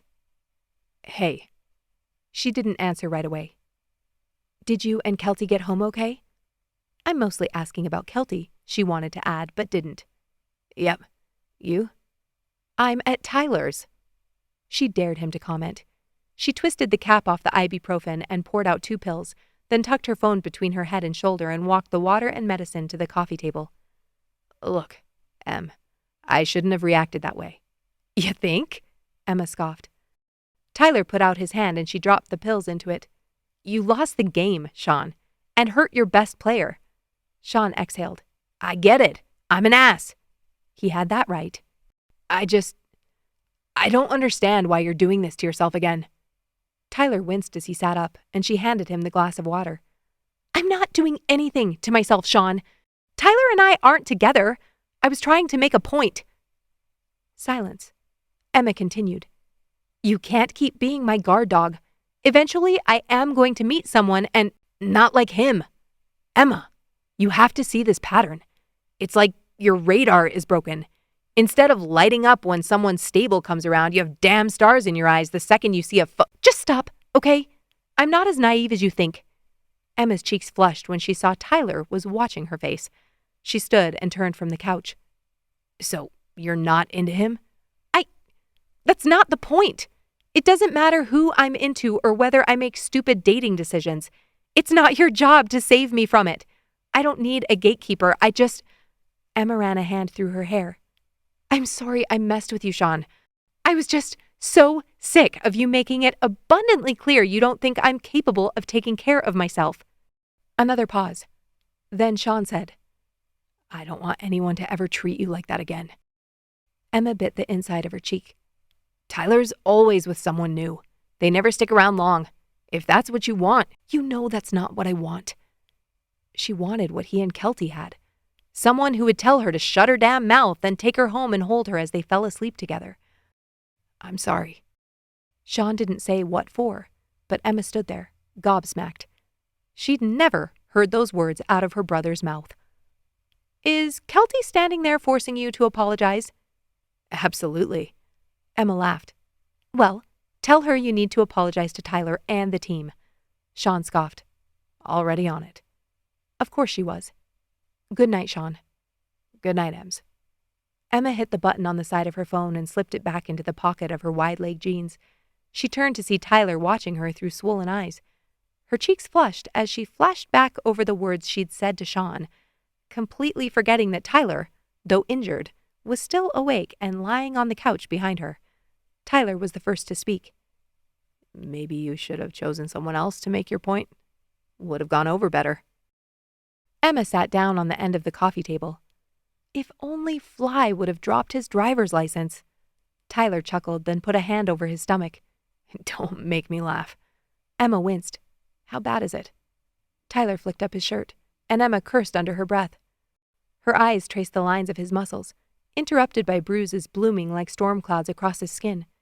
Tyler dropped the fabric and replaced the ice pack over his eyes. Emma, what Sean said. You heard that? Sean's voice carries. Emma pursed her lips. That it did. When she was a kid and he got up on Saturdays for early hockey practice, his was the voice that always woke her up. Not Carter's, even though he was older. It might have also had something to do with the fact that Sean couldn't keep track of his skates. You don't need to explain anything to me, okay? I'm not going to judge you for being a beautiful man whore. Did she just tell him he was beautiful? Tyler laughed again, wheezing as he tried to keep his muscles from contracting. Don't make me laugh. It's hard. I happen to be hilarious. Emma stood and surveyed the room. Can I do anything else? Do you need a knee pillow or something? Tyler peered at her from over the paper towels. A knee pillow? Yeah, you know those things they put under your knees when you get a massage? She exhaled when she saw Tyler's grin. Never mind, no knee pillows. Emma turned and pulled her puffy coat from the back of a chair, then slung her purse over her shoulder. She reached the door and froze. She'd driven Tyler's truck here, which meant she had no way home. She could call a rideshare. Take the truck, Tyler mumbled. I'm not going anywhere tomorrow anyway. But what if you need it? Her heart pumped faster. She didn't want to take his truck. And she wanted to take his truck. It felt the same as accidentally leaving a sweater in a guy's apartment. Emma didn't know how she felt about that. Her body knew how it felt, and that was the problem. Sean, even if he was being an ass, was correct about one thing. She did light up around guys like Tyler. Then again, most women did. So at least she wasn't alone in her idiocy. Somehow that thought wasn't any more comforting. She needed to rise above her lizard brain, shouting, Did you see those biceps? He's big and strong. He'll protect you and fertilize your eggs. And check this off the list. Pretend to date Tyler Bowen and enjoy one of the most heart-stopping kisses of her life? Check. But she did owe him. He was sporting black eyes, a swollen, bloody nose, and watercolor abs because of her. If she took the truck, she could fill it up with gas, wash and sanitize his gear, and drop it all off in the morning. She wouldn't even have to see his face. Emma picked the keys up from the table. I'll bring it back first thing.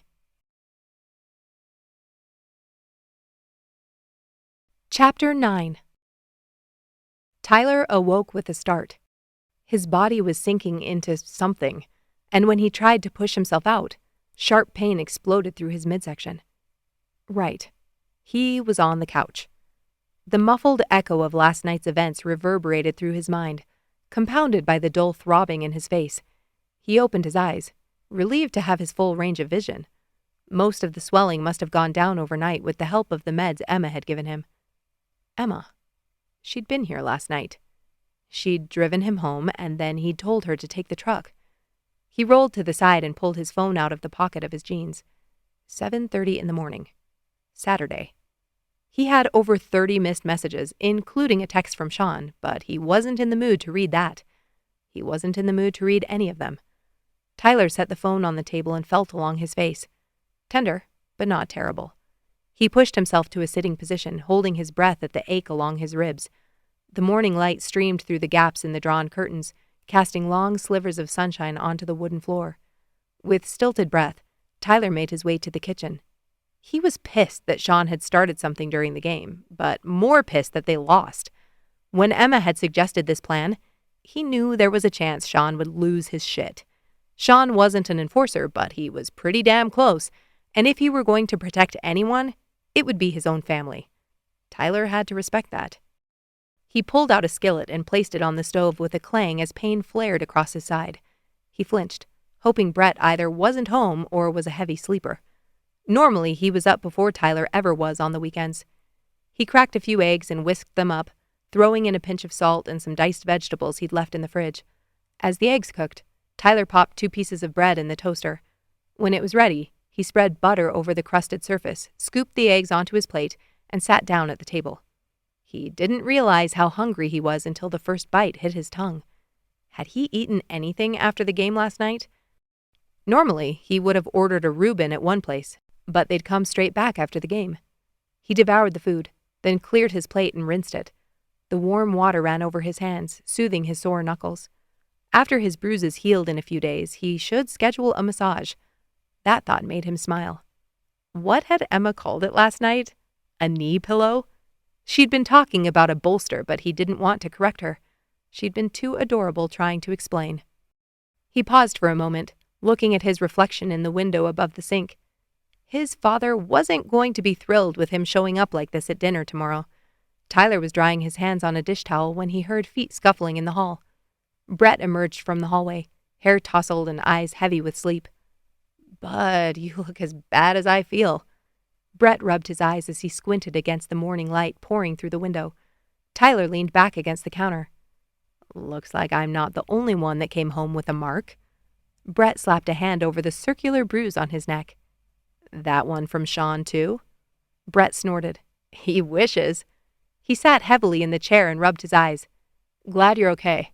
You were dead when I came in at 2. At one place? No, we went to Dusty Rose after a few drinks. He looked up and waggled an eyebrow. Ginger asked for you, eh? Tyler shook his head. Relentless. Brett laughed. Yeah, go cry in your bag of panties. He slapped his hand on the table and stood back up. I'm heading back to bed. Just wanted to check in. You good? Tyler nodded. Yeah, I'll be fine. Thanks. Get some rest. As Brett shuffled back to his room, Tyler brushed the crumbs from the table into his palm and dropped them into the sink. He mulled over Brett's comment, annoyed that it had bothered him. It only rankled because of what Sean had said the night before. He wasn't awful to women. Yes, he spent time with a lot of them, but he didn't ever lead them on, didn't pretend he was giving them something more than he was. He wasn't like his father. Tyler turned the corner and strode toward his bedroom when a tentative knock sounded at the door. He paused, wondering if he'd misheard, but it came a second time. Who would be knocking at the door at 8 in the morning on a Saturday? He walked lightly over the floorboards, then hunched to look through the peephole. Emma stood on the step with a toque and scarf, shifting her weight from one foot to the other. Tyler's breath hitched in his throat, and his chest warmed. She was just bringing back his truck. He opened the door. Hey. Emma smiled and couldn't keep her eyes on his face. Hey, I brought you this. She dropped his hockey bag on the landing between them. Tyler glanced up at his truck sitting next to the curb. Did you wash that? The truck or the gear? Truck. He looked back to find her eyes trained on the hockey bag. Emma, you didn't. She wrung her hands. I washed both. I have brothers, remember? I know how to sanitize, and I wanted to do something to apologize. Tyler leaned against the doorframe, his eyes as wide as he could make them with the residual swelling. She'd opened his sweaty hockey bag and... He exhaled through his teeth. He'd thrown his bloody jersey in there and his compression shorts with his cup. His neck flushed. At least he hadn't played the whole game, so it wouldn't have been as rank as usual. Apologies don't typically require you to dive into the third corner of microbial hell. Emma laughed and kicked at the thin sheet of ice cracking on the edge of the porch. That was laugh number 1. She took a step forward, and his heart kicked before he realized she was handing him his keys. I should probably go. I'm really sorry about all of this. If there's anything I can do to make it up to you, just let me know. He closed his fingers over the keys as she turned to the steps. How are you getting home? She pointed to a blue sedan idling a few cars behind his truck. Lindsay to the rescue! Tyler nodded, but as he took a step back to close the door, his ribs felt like they'd shrunk in the wash. This wasn't from the bruises. How many times had he walked a girl out and watched her walk down the steps like this? Never once had he dreaded closing the door. What about a do-over? He blurted after her. Emma stopped and had to grab the handle on the stairs to keep from slipping. She looked back. What do you mean? He took a step out onto the frozen porch. I'm just saying, your fake date kind of sucked. For me, at least. You asked if there was anything you could do, and I actually have a thing I could use help with tomorrow. Her eyes narrowed. A thing? He ran a hand through his bedhead and ignored the ice under his toes. I have to go out to dinner with my dad and his girlfriend. You wanted to make a point with Sean, and I need to make a point with him. She ascended a step. What kind of point?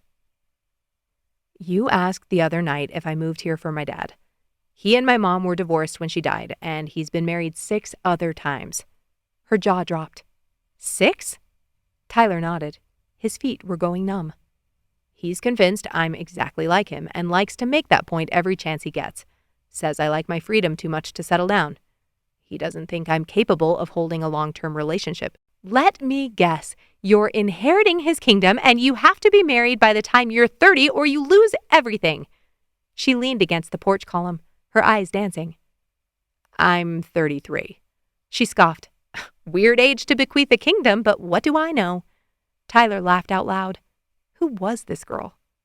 Yeah, something like that. So, you want me to come to dinner and pretend to be your long-term girlfriend? Something like that. Something like that? Yes, exactly that.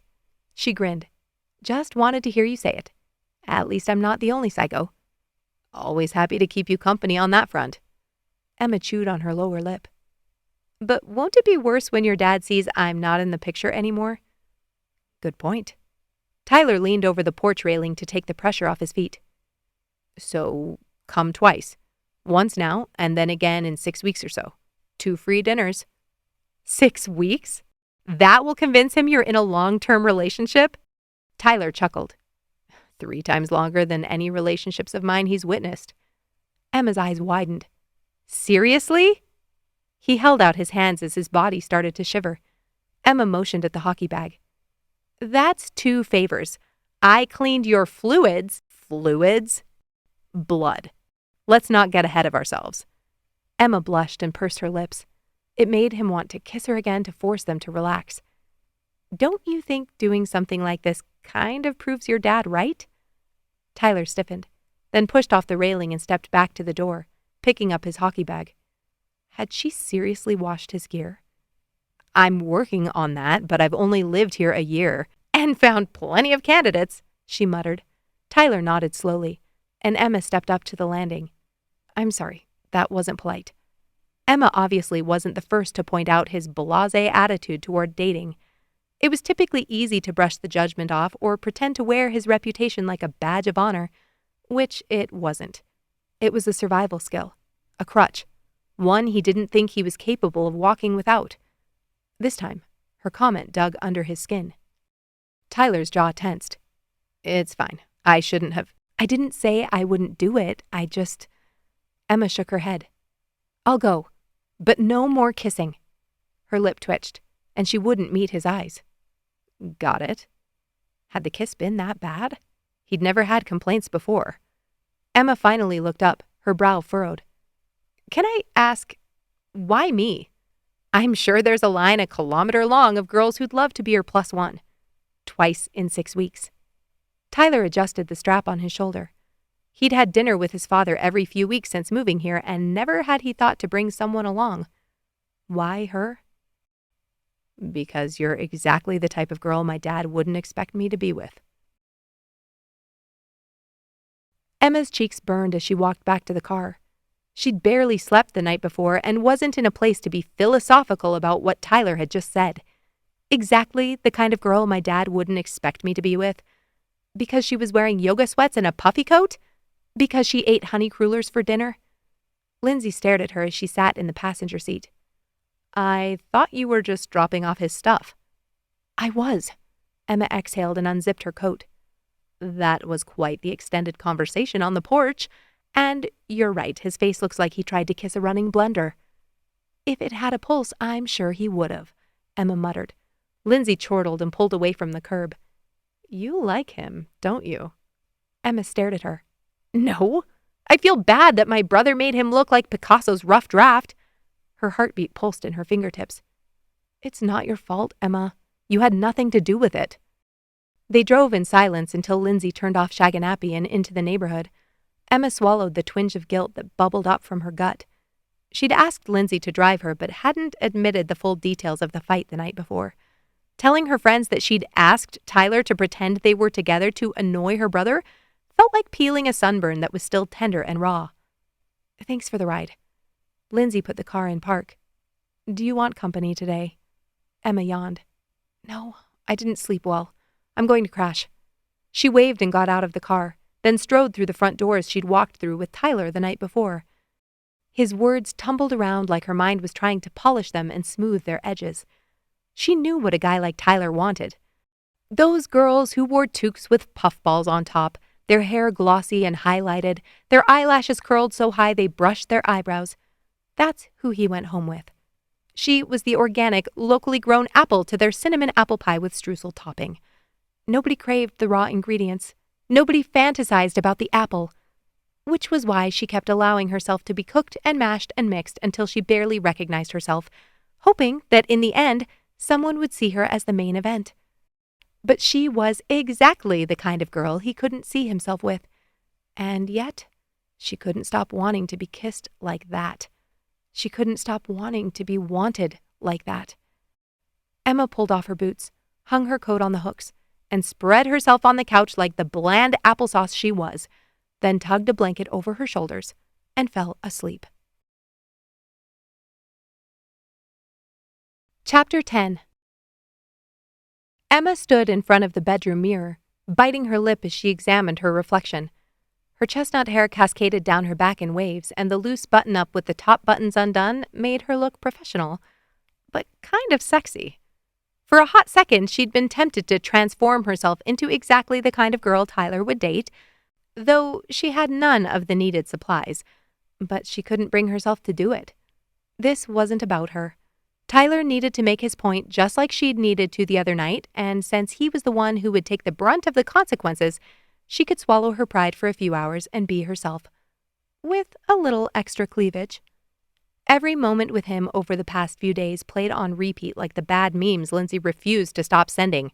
His hand on her waist, his lips over hers, his smile peeking out under the bag of frozen corn, his voice asking her for a do-over. This was her problem. She knew exactly who he was.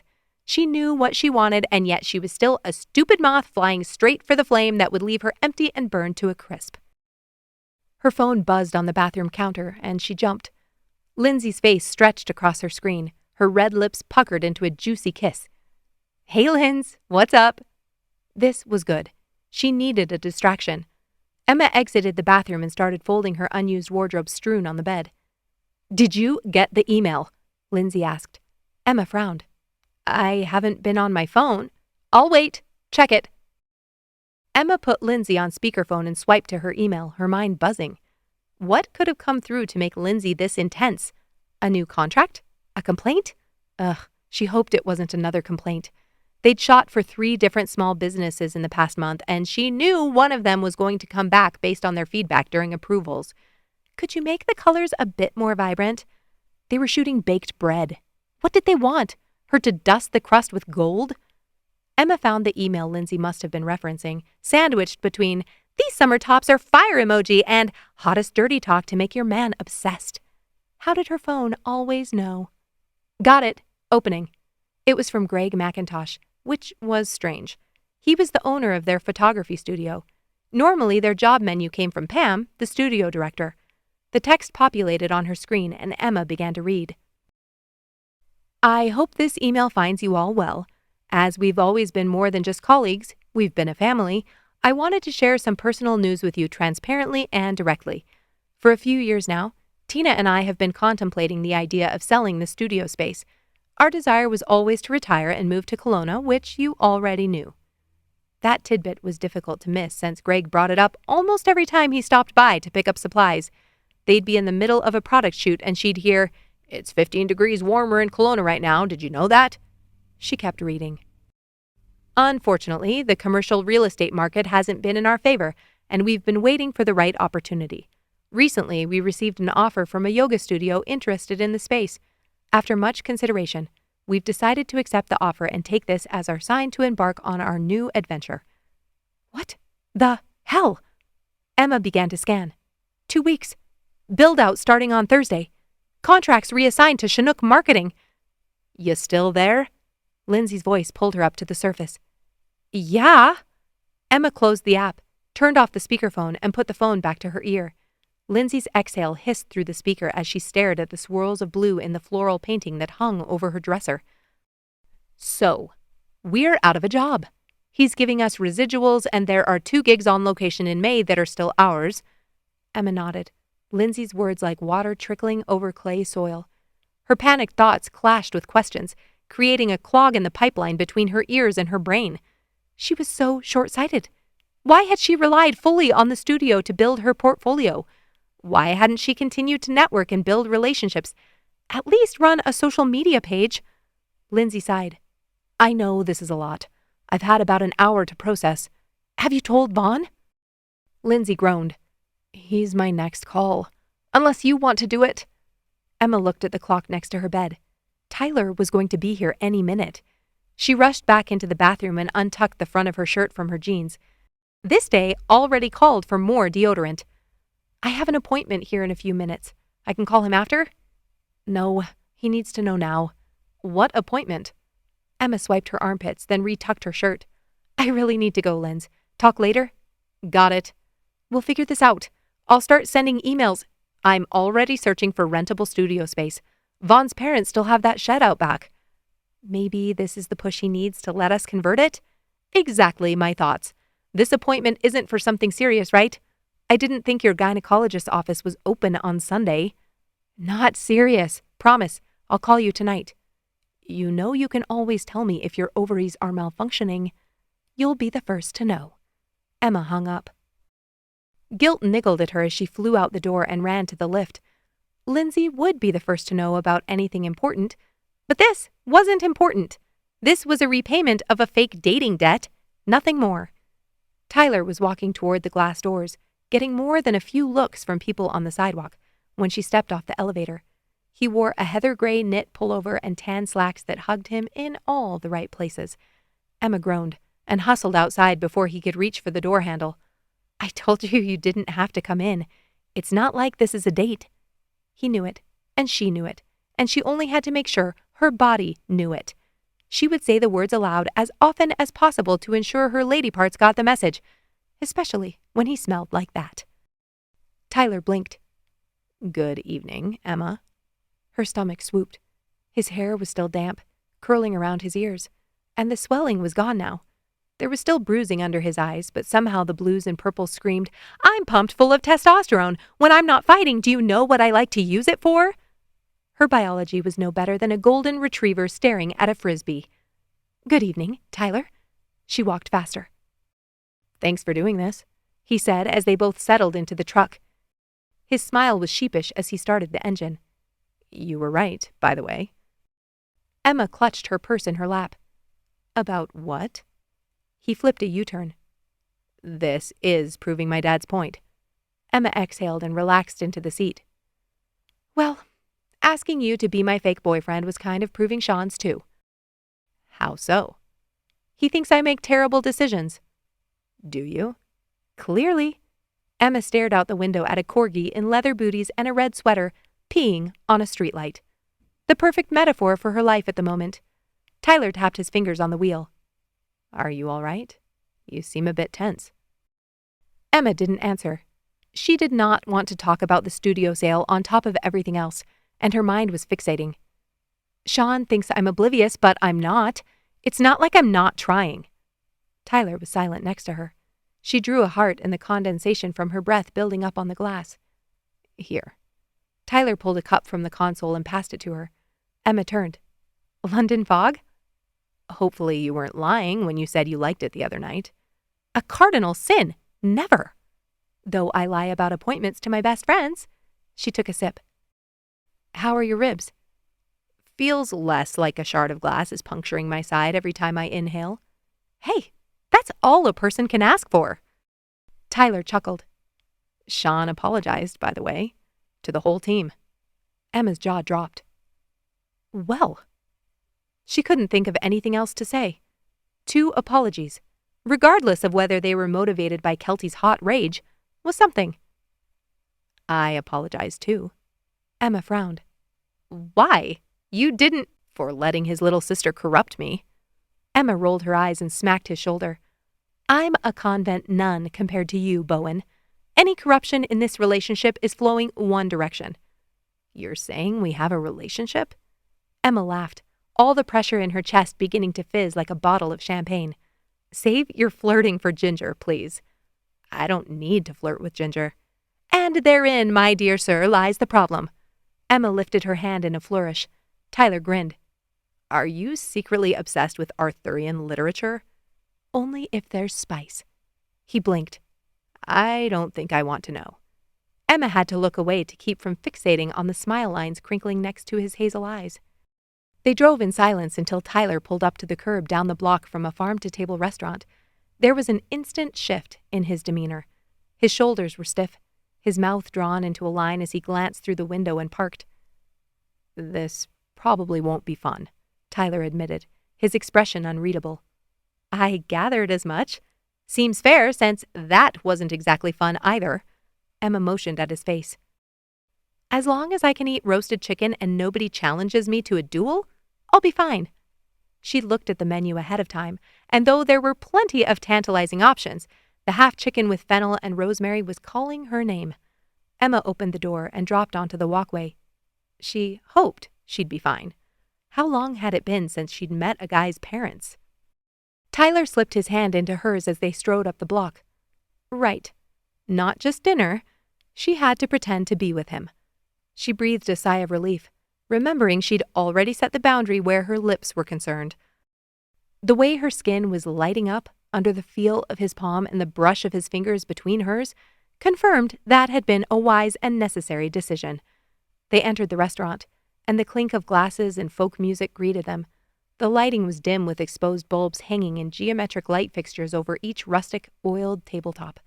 The hostess pointed toward the back of the restaurant, and Emma spotted Tyler's dad immediately. He was shorter than Tyler, with graying hair, but the resemblance between the two men was uncanny. "Ty, you walk into a beehive again?" His father laughed, pulling him into a hug and clapping him on the back. Tyler mumbled something about hockey, and then Emma was pulled into the man's arms. "I'm Troy, and you must be Emma." Troy pulled back to look at her, his hands clamped onto her shoulders. His charismatic smile and warm hazel eyes mirrored Tyler's. She nodded. It's a pleasure to finally meet you." Troy extended his hand with genuine warmth. "Tyler's told me so much about you." Emma shot a glance at Tyler, but he didn't look at her. Finally? Tyler had asked her to this dinner yesterday. Troy was so smooth, he made elevator jazz seem garish. "I'm flattered. I've heard quite a bit about you as well." "Ah, well, I hope my son hasn't been filling your head with too many tall tales." He chuckled, leaning back in his seat and throwing his arm over the slender blonde sitting next to him. She was stunning. Smooth skin with a perfect blush on her cheeks, arched eyebrows and teeth so white they almost looked pale blue. She offered a hand to Emma. "I'm Melanie." Emma took it. Her fingers felt like ice. She needed to eat more carbs. "Lovely to meet you." "I was telling Mel how you met." Troy shook his head. "Seems like I should have started dropping my driver's license in parking lots years ago, eh?" Emma blinked. "You told him that?" The corner of Tyler's mouth curled. "Of course." "You know you can drop those off in the mailbox, and the postal workers will take care of it," Melanie offered, taking a sip of her wine. Emma opened her mouth, but Tyler lifted his arm, sliding his hand over her collar and threading his fingers in her hair. "It's a good thing she didn't. The address on my license wasn't correct." She shivered and drew in a breath, trying to keep her cheeks from flaming like solar flares. "Social media for the win." "Said no one in history." Troy winked. "No, I'm kidding. I love some aspects of social media, especially when it brings in bookings." Emma didn't want to move. Tyler's fingers traced across her scalp, sending tingles tiptoeing under her skin. At least Troy had brought up a safe subject. Men like him loved talking about themselves, and since her throat was responding as if she'd been the one to disrupt a swarm of bees, she needed him to monologue. "I'd love to hear how these property renovations started." "Ah, that's a long story." She hoped her smile didn't look forced. "Start from the beginning." Her lemon water and salad arrived as Troy regaled them with tales of his various business ventures and the far-flung corners of the country they took him to. Her chicken arrived well before he ended with this renovation project in Calgary. "Every city has a rich history, and if we don't care enough to preserve it, these buildings disappear." "An act of true altruism, eh?" Tyler took a bite of his steak. Troy's eyes glittered with amusement. "It's not wrong to benefit from your sound business decisions." He dabbed his lips with his napkin. "I think it's a gift that the two of you get to work together and that Tyler jumped right in after moving to Calgary." Troy cocked his head to the side. "Jumped in?" Emma chewed the tender chicken and swallowed. "I think it takes most people some time to get acclimated to a new place. Tyler's already killing it on his hockey team and is well connected. It's impressive." Troy chuckled. "Getting connected hasn't ever been our struggle, eh, Ty?" Tyler's lips twitched as he reached for his water.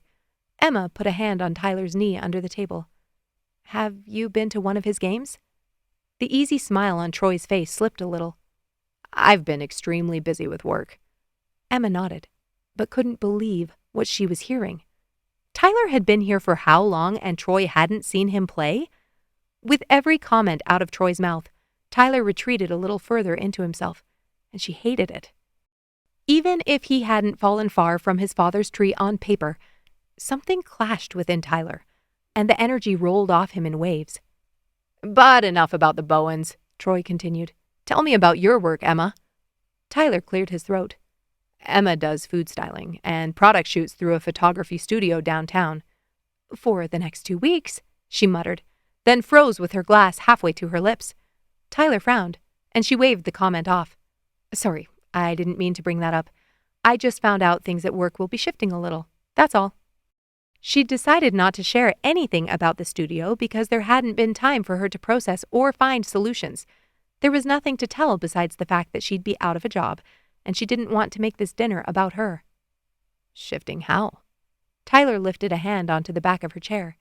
The distance between their bodies seemed to be directly linked to her heart rate, inversely proportional.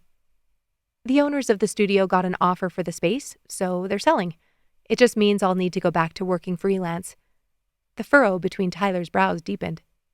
"You've solely been there for a few years. Do you still have connections with other brands?" He didn't miss much, did he? "Between the three of us, we'll pull some strings. It might take a little time to get our volume back up to what we're used to, but I'm not worried. Emma was terrified. A little time could be months to years, depending on the market, and she'd opted to purchase her apartment rather than rent. She had some savings, but not enough to cover a year's worth of mortgage payments. "The three of you?" Melanie asked. Emma drank the last of her water. "Two friends of mine, photographers. We've worked together for years. Kind of a package deal at this point." Melanie shared a look with Troy. He sat up and clasped his hands, setting them on the table between them. "The three of you do marketing work?" She nodded. "Yes, food and product styling, commercial spots." Troy considered this, swirling the last of his wine in the flared glass. "You know, Emma, I've been looking to build my marketing team for all three of my properties. I need content for our social media platforms, online menus, booking sites, and advertising. Do you think you'd be interested? As long as I like your portfolio, of course." He reached into his jacket pocket, pulled out a business card, and extended it toward her.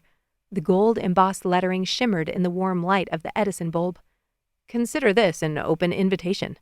Troy flashed a charming smile. "I'd want you to be available full-time for the length of the project. I'm kind of a fast and furious guy." Tyler stiffened next to her. "Take some time to think about it and send me your work and fee schedule. I have a feeling you'd make an excellent addition to the team." Emma took the card from him, her thoughts buzzing. "Wow, I don't know what to say. Thank you for the offer. I'll submit that to you and talk with my partners." "Do that, and don't dally. I want you to think about it, but know that it doesn't take long for the Bowen men to get distracted. Keep our attention, Emma, and we'll get along just fine."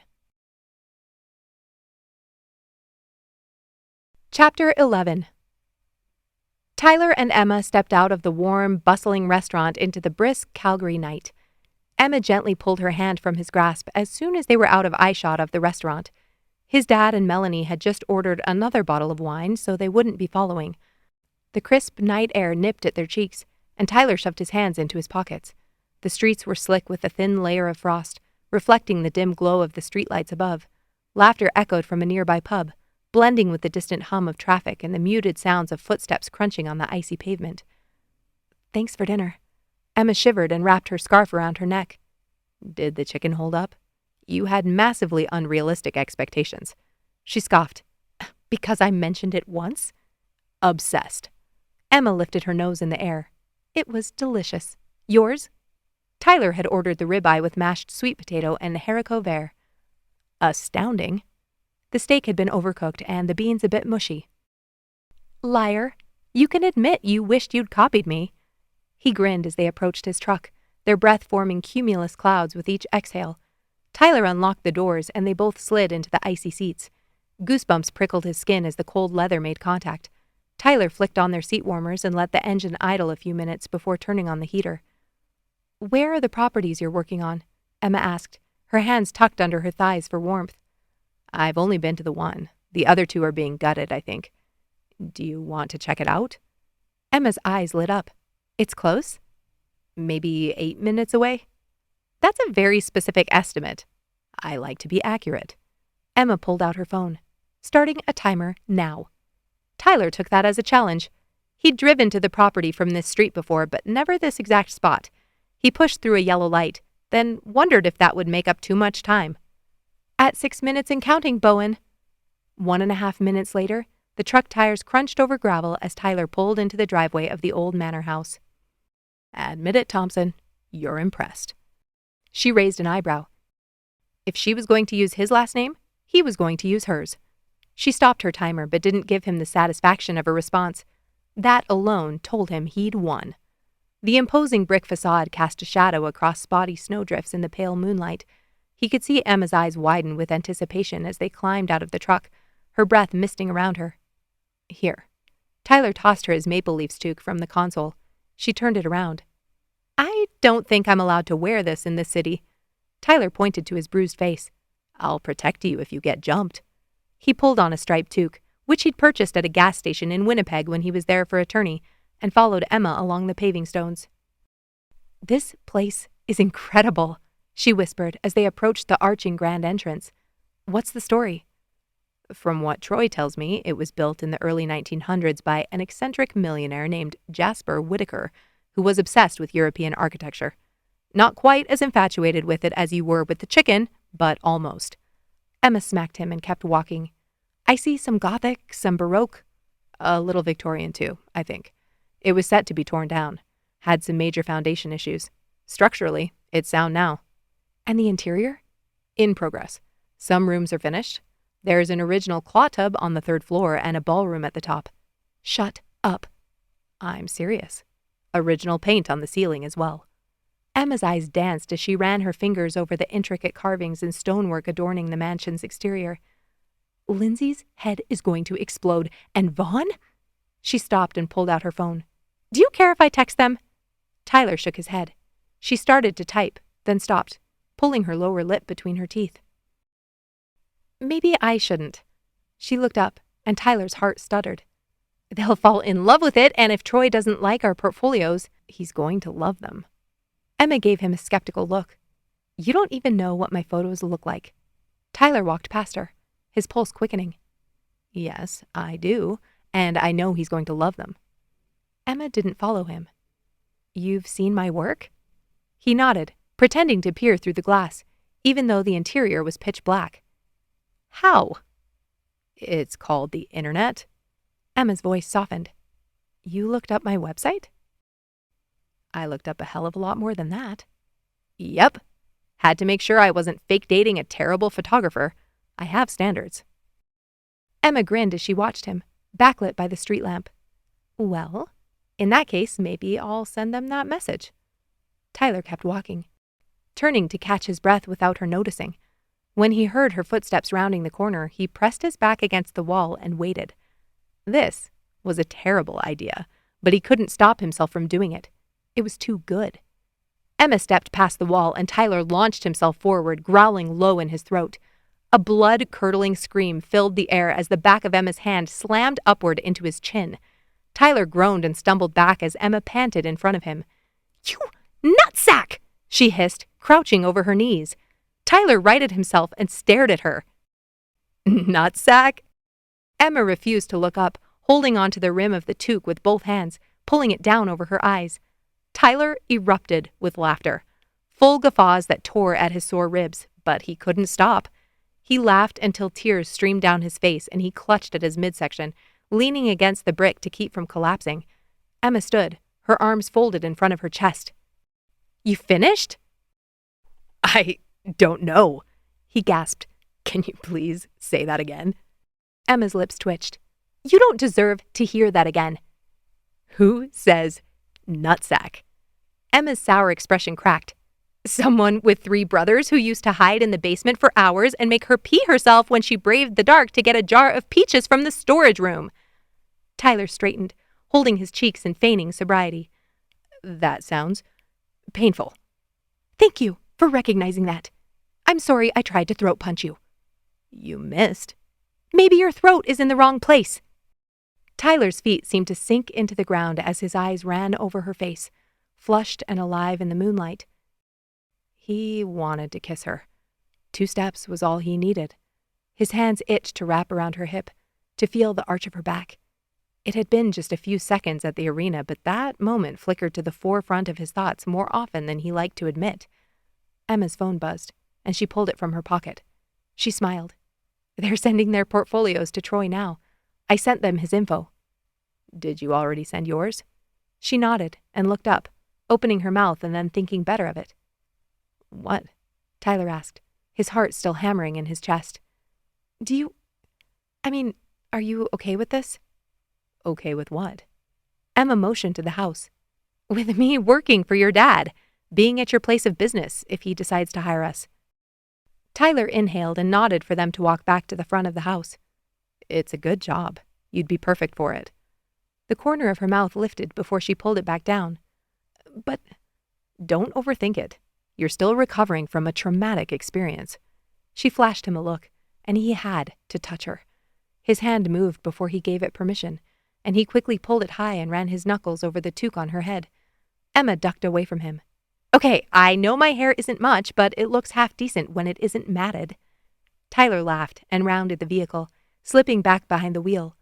Emma tore off the toque and looked in the mirror to straighten her part. Tyler hesitated before starting the engine, his fingers resting on the ignition as he glanced down at his phone. "What is it?" Emma's voice in the dead air of the cab sent shivers down his spine. He swallowed hard and stared at the text from Brett. "Bud, headed to Cowboys if you want to join." His blood raced, everything inside him feeling like pop rocks fizzing against his tongue. He needed to do something to blow off steam.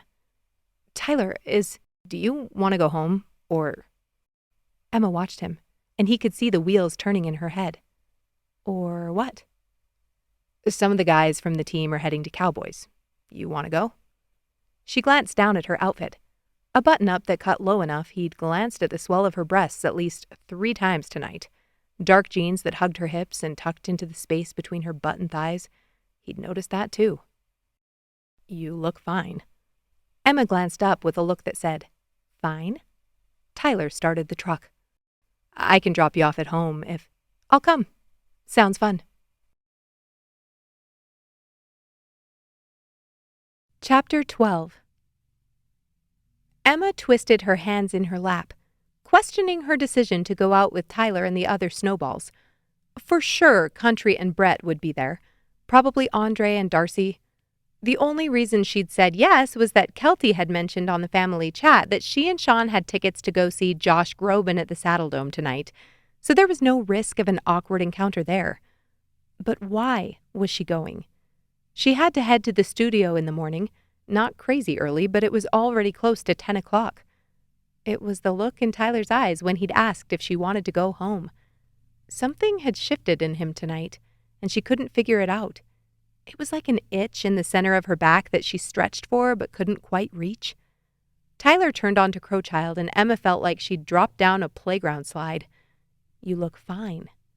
She'd seen him glancing over at the V in her shirt during dinner, and that dark flicker in his eyes when he said it. It was straight poison, and Emma wanted to bottle every last drop and drink it in. The moment they entered the bar, thumping bass and infectious energy washed over her. They showed their IDs, Emma feigning surprise when Tyler had his in his wallet, and checked their coats. The dim lighting was punctuated by neon signs and the occasional flash of multicolored strobe lights from the dance floor. The guitar sang, and the drum beat pulsed through her veins, begging her feet to move. "Emma!" Jess, Fly's girlfriend of over 7 years, hailed her, and Emma waved, glad for the distraction. At least she'd have one friend to dance with when Tyler inevitably went off with his teammates. They couldn't look like a couple here, even if Sean wasn't showing up. As she made her way through the crowd, she spotted a couple of friends from a job she'd done in Okotoks.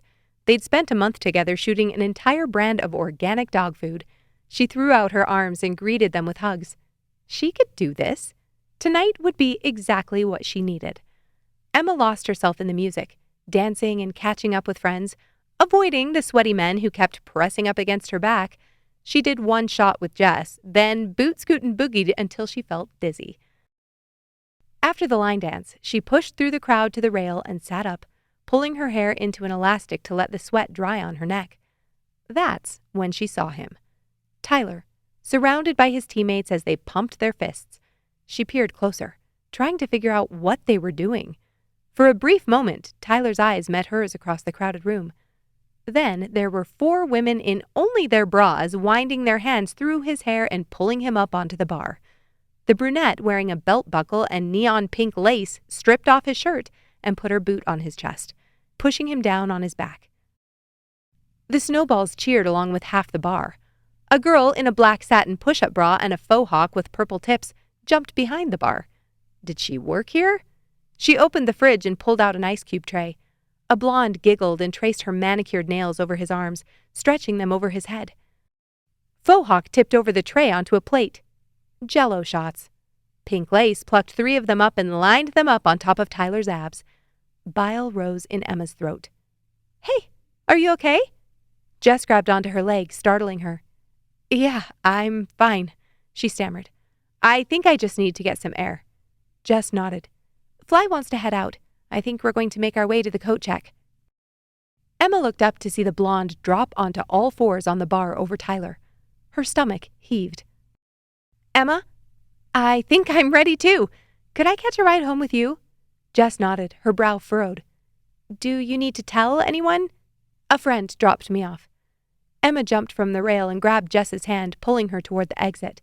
They made their way through the crowded bar and waited nearly 10 minutes for their coats, since Fly lost his ticket. Emma's head throbbed as they stepped outside, and the noise of laughter and music faded, replaced by the distant hum of traffic. Stupid. She shouldn't have come. She knew she shouldn't have come. Bars weren't her scene in the first place, but bars with Tyler?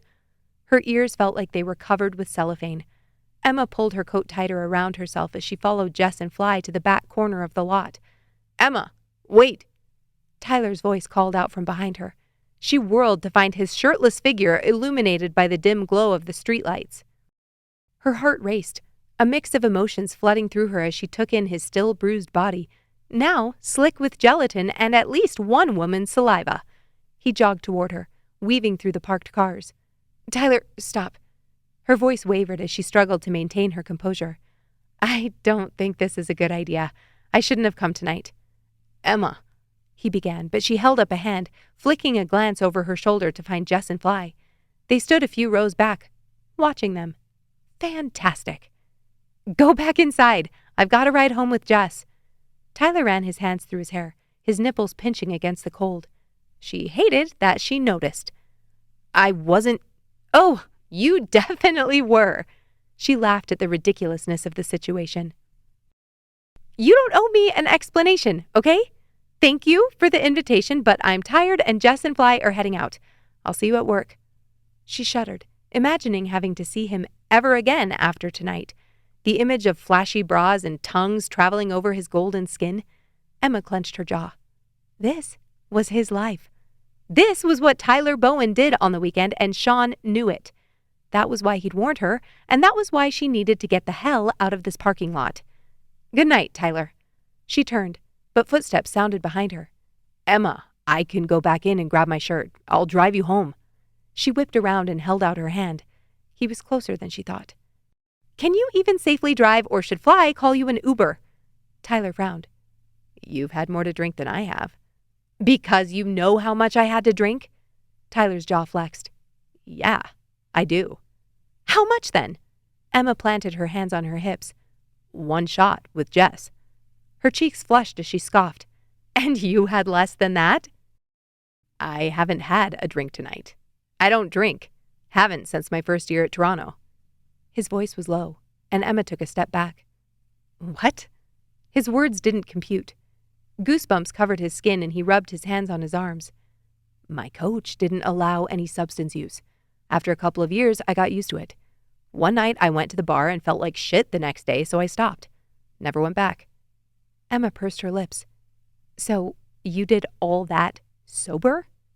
Her chest felt like it was filled with baking soda and vinegar. Why was she so angry? She needed sleep, and she needed to not be looking at Tyler's abs. She turned a third time, but Tyler caught her elbow. She yanked her hand away, but he held on to her coat. Can you wait 10 seconds, and I'll drive you home? Why did you really want me to come to dinner tonight? She asked. He blinked, confused. Your answer on Saturday morning, it wasn't a good one. That display on the bar in there says you clearly don't care about impressing your dad. Tyler's throat worked, but he didn't answer.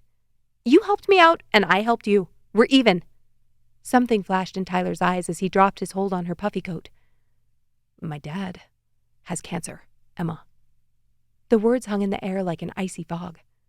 Emma, you coming? Jess called. Tyler ran a hand over his face. I'm sorry. I should have said something sooner. Emma swallowed hard. She turned and waved at Jess and Fly. Tyler's going to take me home. Jess gave her a thumbs up and jumped into the car. She turned back to Tyler. I'll go get my shirt. Tyler turned and jogged back toward the front door. Emma hated that she watched. Chapter 13. Tyler stepped onto the ice. The atmosphere at practice was palpably tense, a lingering residue from last week's fight. Soothed by last night's antics at the bar, but Sean hadn't been there. He was the sheep that needed to be brought back into the fold, and they didn't have loud music or jello shots to facilitate that now. Country and Andre were green around the gills. He did not miss that feeling. He didn't miss worrying about what he had or hadn't done the night before either. He remembered his conversation with Emma perfectly. "Should I come inside?" he asked. "Nope. We can talk here." Emma had pressed herself up against the passenger door. "You look terrified. And cold." Emma reached out and turned up the heat. "I'm not terrified." Tyler leaned onto the console. "Then why—" "Get back on your side, please." He'd given her a questioning look, and she'd crossed her arms over her chest. "Oh, please. Don't pretend you don't know the effect you have on women, Tyler. You're attractive, and it's late, and I'm emotionally unstable, and this console is necessary for my sanity." He'd gawked at her then. Yes, he was aware of the effect he had on some women, but Emma had never acted like them. "You think I'm attractive?" Emma groaned and planted the side of her face against the headrest. "Yes, Tyler, I find you attractive. Are you happy? Now can you please explain?" Yes, he'd been happy. He'd been a damn Labrador with its tongue lolling out and tail wagging to hear she found him attractive. So attractive, in fact, that in her weakened state, she couldn't be trusted to bring him up to her apartment. He could still see Emma in the passenger seat, the greens and reds of the traffic lights passing over her face as they drove silently back to her place from Cowboys. He hadn't told anyone about Troy's diagnosis, not even the guys on the team. But now, she knew. "So that's why you moved here?" He thought she was going to get out the second he pulled up to the curb, but she'd paused, her fingers brushing the door handle. "Did the panties match the bra?" Darcy called, smirking as he skated past. Tyler jolted, then swatted his padded ass with his stick. Thankfully, it seemed Darcy had been the only one to notice Emma leaving with Jess and Fly last night. The rest of the guys inside assumed he'd left with the blonde from the bar, and Tyler was happy to keep it that way. His body felt stiff and bruised beneath his gear. Not surprising, since this was the first time out after the game against Hattrick. He'd loosen up once his muscles warmed. Sean set up cones and they started practice drills. Tyler wove in and out of the cones, and though his lats complained, he sent shot after shot whizzing across the ice toward Boyd in the net, half of them hitting the back of the net with a satisfying thwack. He'd practice pocket shots later when Boyd wasn't in position. They never shot high in practice. Darcy circled in a wide arc around the net. "Did you hear that goalie from Don's Cherry Pickers tore his nutsack saving a goal last weekend? That's the kind of commitment I'm talking about." The image of Emma jumping back and yelling, "Nutsack," in the moonlight hit Tyler full force. He snorted, nearly choking on his spit. Then he remembered her flushed cheeks and his toque on her head. He stumbled and nearly took out a cone. Andre shot the puck wide, and Boyd kicked out a leg. "My nutsack is flexible. Too supple to tear." Curtis snorted, waiting for his pass. "My wife wants me to get waxed." Ryan slapped his stick on the ice. "Isn't that why you're married? You can let the weeds grow free." "You get Emma home okay?" Fly sprayed shaved ice behind him as he stopped at the end of their practice line. Tyler's heart skipped a beat, and he glanced over at Sean sprinting through the cones. He nodded once. "She's working for my dad. We had a work thing to discuss." Fly wet his lips. "A work thing? Very specific." Tyler exhaled, but Fly nudged him with his elbow. "Emma's not a puck bunny, eh?" "I didn't think. Just telling you what's what." Fly nodded toward the cones. He was up. Tyler turned and dug his blades into the ice. Fly wouldn't say anything to Sean, but he'd made himself clear.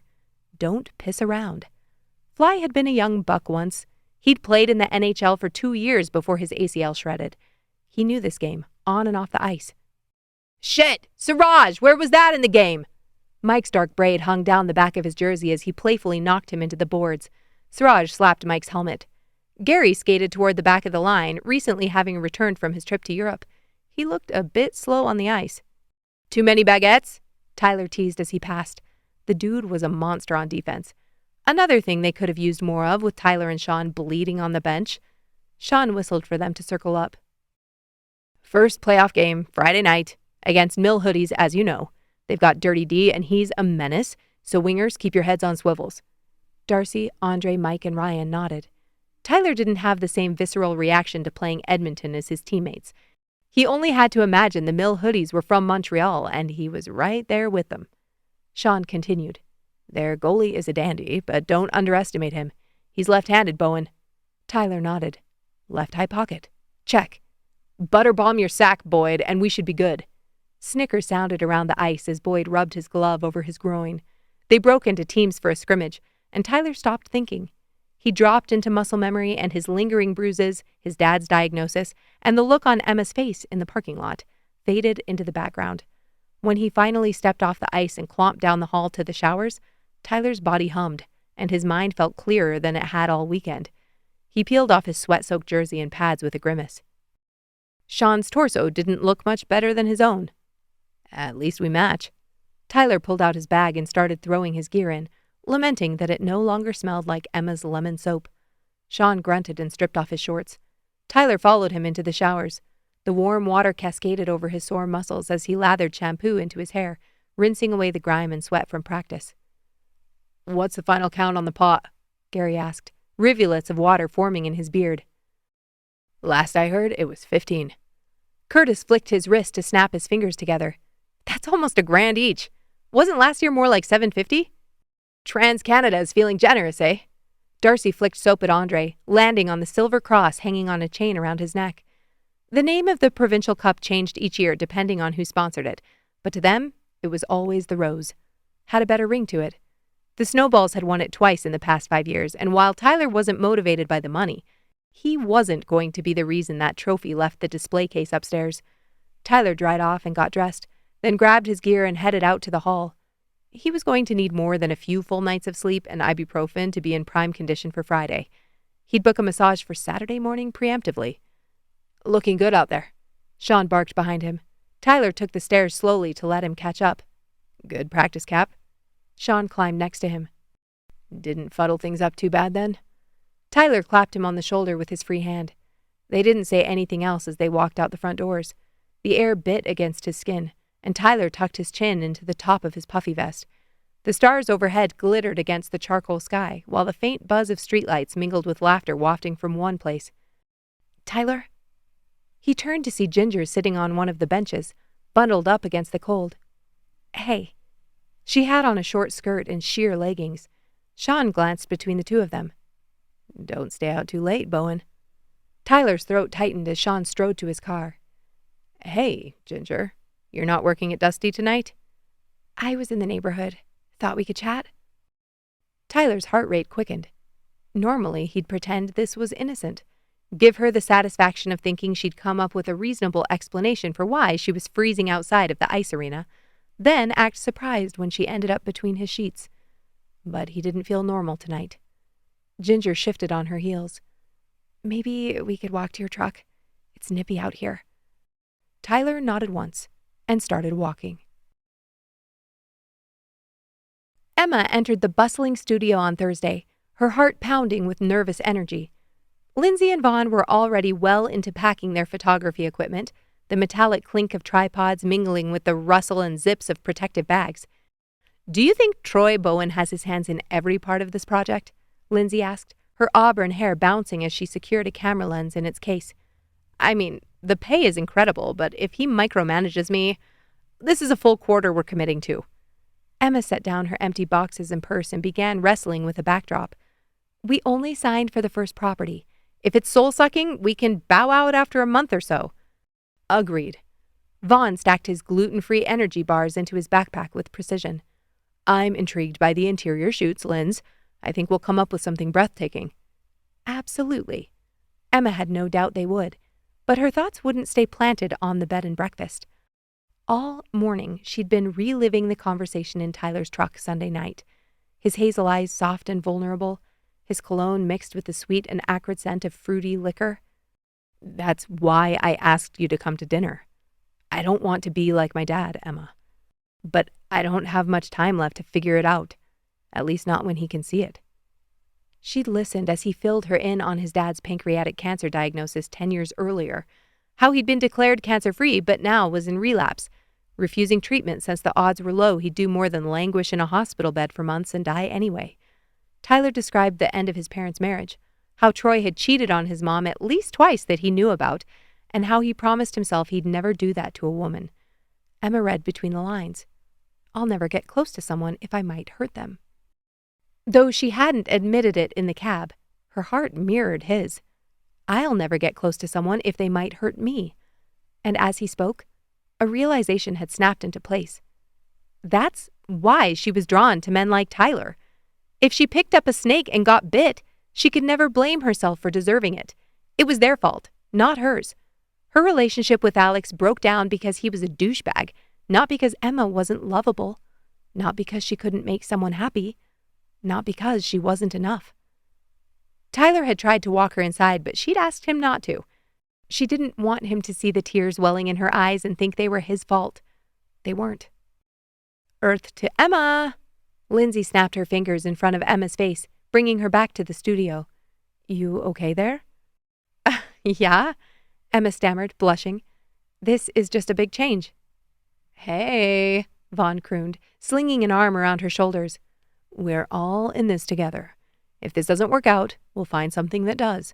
I already have emails into Crow and Black, a couple of others too. If this doesn't work out. She needed to text Tyler. Ever since Sunday night, she'd waffled back and forth about what to do at work. Tyler hadn't asked her to keep their ruse going, but how could she not want to help after hearing his story? It would hurt. She knew that already. The way her body had wound like a spring seeing Tyler under that blonde at the bar laid the truth bare in front of her face. She had feelings for him, and allowing him to touch her, kiss her, for a month was only going to make it worse, regardless of how many times she told herself it wasn't real. She would hope it was.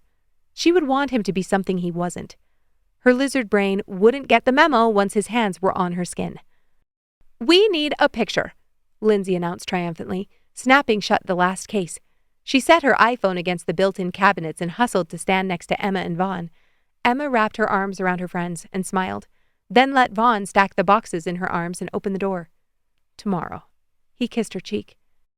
Emma smiled and waved goodbye with the only 3 fingers that weren't load-bearing, then loaded her car and drove home. Emma parked, then trudged up the stairs to her apartment with the boxes in her arms. She fumbled with her keys, trying to find the right one without dropping everything, and managed to unlock the door before her hold slipped. With a sigh of relief, she pushed the door open with her boot and carried the boxes inside. She set them down in the living room, wincing as her back protested. Emma arched and stretched her arms over her head. She wasn't even 30, which meant back pain wasn't allowed. She stalked to the kitchen, opened the refrigerator, grabbed a prepackaged salad, and collapsed onto the couch. Flipping on the TV, she scrolled through her options before settling on a recorded episode of CTV's version of The Bachelor. Trash TV was her guilty pleasure after work, and tonight she needed it more than usual. Please, Francesca, tell me how crushed your heart is because Billy didn't take you home after your private date. Her phone buzzed as she picked at her salad. She set down her fork, then nearly choked on a cherry tomato. A message from Tyler. Hey, got the contract from Troy earlier today. First day tomorrow? First day tomorrow. Emma's chest felt like it was the bottle cap holding in the kombucha Vaughn had left fermenting too long in the studio fridge. She gave his comment a thumbs up. We're packed up and ready to go. Francesca whined to the camera. It just hurts, to be here by myself and know he's with her. Emma took another forkful of greens. I'll be there to help with any cleanup. The kitchen isn't quite functional from what I hear. Thanks. I think we'll start with desserts since they can be made off-site. Her thumbs hovered over the keyboard. She needed to bring it up, but they hadn't talked since Sunday. Now it all felt awkward. Emma chewed her lip, considering her options. Does Troy still think we're together? She typed it out and held her breath. There was a chance that Tyler had already broken up with her between Sunday and now. No point worrying about it if so. Yes. Haven't seen him in a couple of days. I can break the news if he stops by tomorrow. Don't. She texted back, surprising herself with her own decisiveness. We can fake it, but we need to lay down some ground rules. Air hissed through her teeth like a slow, leaking balloon. Emma knew exactly what her family would think about this. But based on Tyler's message, it didn't sound like Troy was on property all that often, which meant it wouldn't be every second of the day. If they could spell out boundaries, it wouldn't have to impact her life much. Spending time with Tyler at work would be far easier than sitting alone with him in his truck, which she would have to ensure didn't happen again. She would see him at work and consider interacting with him part of her job description. If Troy only had a few weeks or months left, This was Tyler's last chance to show up the way he wanted to. Emma didn't owe him anything, she knew that. But Tyler had stepped in with Sean when she'd asked him to, when they barely knew each other. He hadn't planned on her working for Troy, and she was the one benefiting there. It was only a few weeks. And then she could mop up the emotional wreckage as needed. That was a skill set she already had. Tyler hadn't responded, and Emma second-guessed herself. Maybe Tyler didn't want to do this? She'd feel like an idiot asking to fake date him if he'd already written it off. Maybe she needed to make it clear she didn't want this but was willing to. His message popped up. I love rules. Emma grinned. Nobody loves rules. False.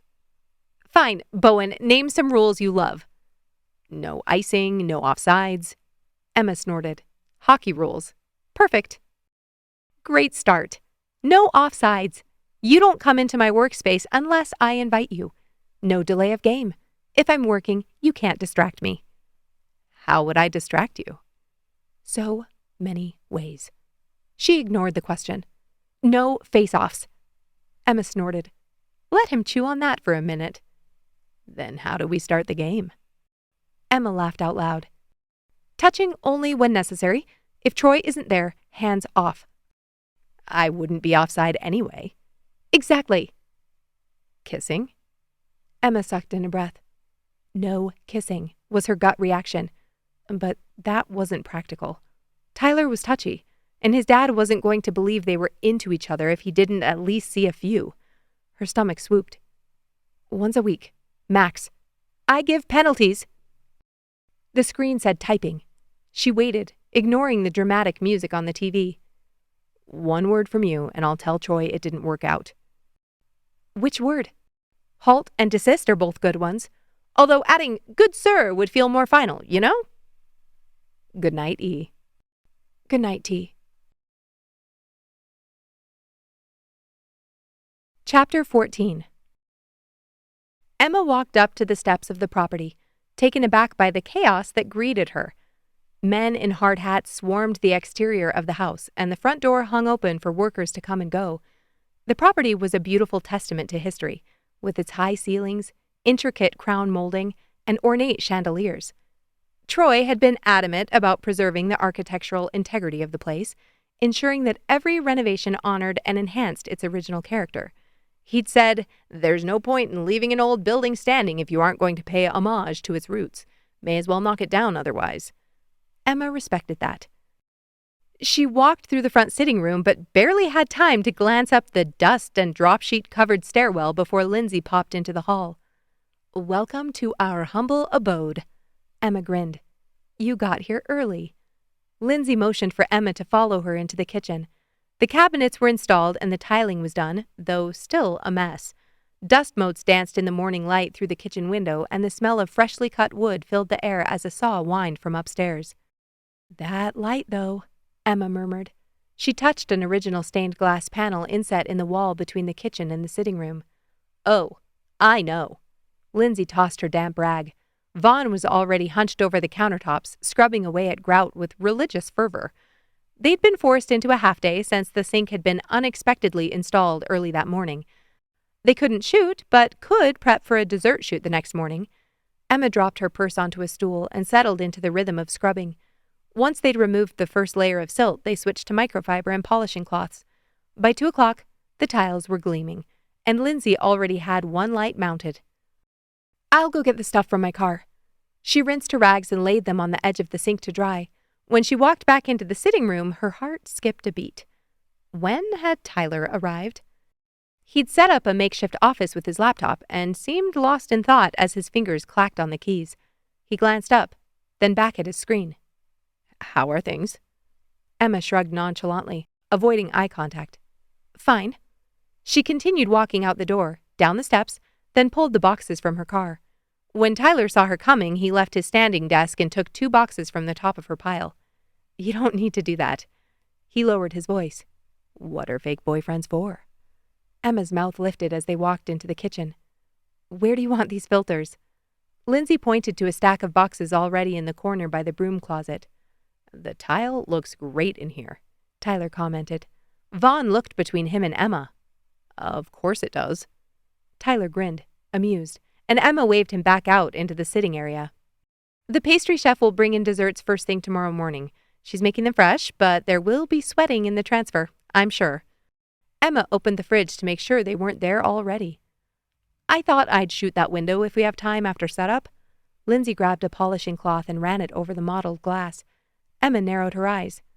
Now that she knew he was there, she could see Tyler in the other room, his head shifting in front of his computer screen. How would I distract you? She turned away and wiped the sweat from her forehead. Sounds like a plan. They all worked together to finish setting up equipment and use the cupboards to lay out lenses and filters for the next morning. By the time Emma grabbed her purse and headed toward the front door, Tyler was already gone.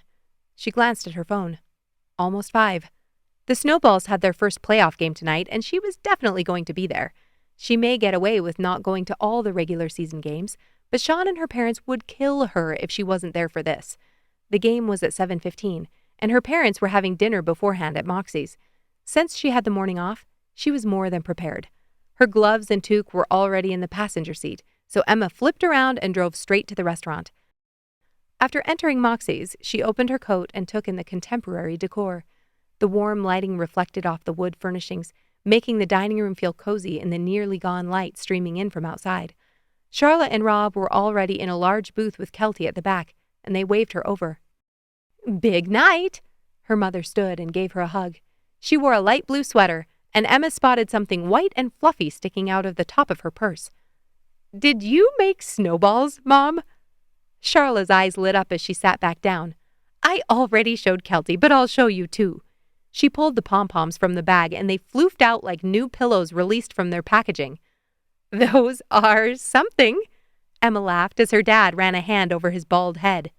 She wouldn't be dissuaded, he muttered. Charla held the balls out and struck a pose with a wide grin on her face. I'm just so excited for my boys. Had to do something special. Rob, I heard she tried to put face paint on you. Kelty took a sip of her pop. He put his elbows on the table. Tried to paint my entire scalp. Emma laughed and sat down on the bench next to him. If that wouldn't motivate a team. Exactly, Emma. That's what I told him. She clicked her tongue and picked up her menu. The ambient hum of conversation made Emma almost sleepy as she settled into the bench and scanned the entrees. I can't believe the Snowballs made it to the playoffs for the 3rd year in a row. Well, Charla, they're the best team in the province, Rob grunted. I'm aware. It's just a big accomplishment. Emma thought about Tyler, how he wished he'd gone pro and missed his chance. The Elite League, though well-regarded and competitive, wasn't close to the NHL. Did he feel like this was celebration-worthy? Sean's always been dedicated, her mother was saying. Emma settled on a quinoa power bowl and set down her menu, struggling to keep her mind from conjuring images of Tyler standing at his desk, his eyes focused on the computer screen. What's everyone thinking of ordering? Her dad asked. I've heard great things about their honey garlic sirloin, Kelty answered. Charla pointed at the middle of the menu. I'm in the mood for their classic chicken burger and a Caesar salad on the side. Make that 2 chicken burgers. Emma grinned. You two have been married too long. Quinoa bowl for me. Is that how you say that? Rob squinted at the word. Their server brought drinks and took their orders. Then her dad insisted she fill them in on the new job. Kelty's eyebrow raised when she heard it was Tyler's dad who'd offered her the job, but didn't comment. Emma was grateful when their food arrived and she could focus on eating. Focus was a strong word. She felt like she was on a merry-go-round with her brother grabbing the handles and taking off at a sprint. She'd been lucky today. Troy hadn't come to the house, but would he come tomorrow? When would Tyler touch her? How would he touch her? When would he steal a kiss? Once they'd finished their meal, Rob signaled for the check while Charla and Kelty freshened up. You doing okay, honey? Rob turned in the booth. You seem distracted. Emma shrugged. New job. Just a lot on my mind. He nodded. I know how that goes. If you need anything, you know we're there for you. Of course, Dad. She rubbed his shoulder. You coming to Sunday supper? Emma shrugged. Not sure yet. We miss you being there, you know. She leaned forward and kissed his cheek. Love you, Dad. Thanks for dinner. Emma had to park at the back of the ice center parking lot. Fans in jerseys and scarves, blue for the Snowballs and purple for Edmonton, streamed in through the doors. The chill in the air was electric as Emma stepped inside and stomped the ice melt off her boots. She rushed down the stairs and found a spot in the stands, assuming she'd beaten Kelty and her parents there. She'd guessed correctly. They filtered in a few minutes later and she waved them over to the spot she'd saved with her purse and coat spread out over the bench. "Can you believe this crowd?" Kelty asked, gesturing to the packed stands. "I don't think I've ever seen it this full." "I'm surprised at how much purple there is." Not that Edmonton was a far drive, but for an elite league team, it was a commitment. "Maybe they think they actually have a chance." Kelty winked and sat down beside her, tucking her first aid kit under the bench. "Refilled?" Kelty rolled her eyes. "Hopefully we won't need it, but yes." Emma pulled out her phone and shot a text wishing Sean good luck. She scrolled down to her text with Tyler last weekend.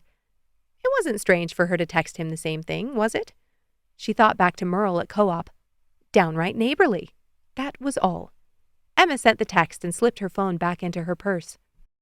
As the teams took to the ice, the tension among the players was palpable. Emma could see Sean's intense focus on his teammates, the weight of responsibility evident in his serious expression.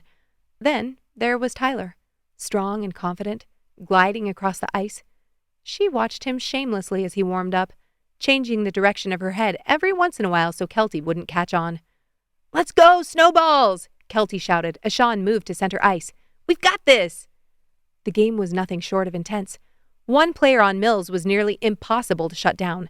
He scored twice in the first period, but the Snowballs' wingers adjusted, keeping him at bay in the second. Sean and Tyler were equally as dangerous on the other end of the ice. Tyler scored once off a pass from Sean, then assisted Country with a chip shot right before the start of the third period. They battled it out after the break, but the score remained tied as the clock ticked down its final seconds. Edmonton's number 24 charged the net, but Ryan caught the puck with the end of his stick just before he took a shot. The shrill sound of the buzzer signaled the end of regulation play, and the arena erupted in a cacophony of excitement and nervous energy. Overtime. "Can you believe this?" Kelty shouted over the din, her eyes wide. "I think I might actually have a heart attack." "Seriously," Emma agreed, gripping the edge of her seat. This wasn't how the game was supposed to go. The Snowballs had expected an easy win, based on the family chat, but Mills' hoodie looked strong. She watched as Tyler skated to the bench and gulped from his water bottle. He would definitely be one of the players taking the ice for the extra 3-on-3 period. She thought of the still fading bruises around his eyes and wondered what his ribs looked like. Guilt settled over her. If he and Sean both weren't 100% and they lost this game because of it, Emma needed to pee something fierce, but she couldn't tear herself from the bench. "Come on, Tyler. Come on, Sean." 3 players on each team took the ice. Neither team had been on a power play at the end of the third. There had only been a few penalties, but now that both teams were worn down, they'd probably start to get sloppy. Emma stood up as Tyler left the bench. She raised her hand and waved, flicking both her thumbs in the air. He smiled, then put on his helmet. Kelty looked over as she sat down, and Emma blushed. "Sean didn't see me, but at least Tyler did." Kelty seemed convinced that her encouragement was for the team, not for one player individually. That helped Emma believe it too. The crowd rose to their feet as the puck dropped. The Snowballs dug deep, fueled by the surging electric atmosphere around them. So much empty ice. Sean, Tyler, and Country wove around each other in an orchestrated dance, attacking the net, then dropping back to defend and keep Boyd from facing number 24 solo. Brett subbed for Country, then Darcy for Sean. Tyler never went off the ice, and never slowed. "Come on, Tyler!" Emma couldn't help but scream. What were fake girlfriends for? A puck bounced off the boards, and Darcy swooped in to seize control. He deftly maneuvered the puck, deking out a purple jersey, then passing to Brett stationed near the left boards. Tape to tape. Brett pivoted to face the offensive zone. His eyes scanned the ice, weighing his options as Edmonton closed in. He made a quick pass back to Darcy, trying to open up some space.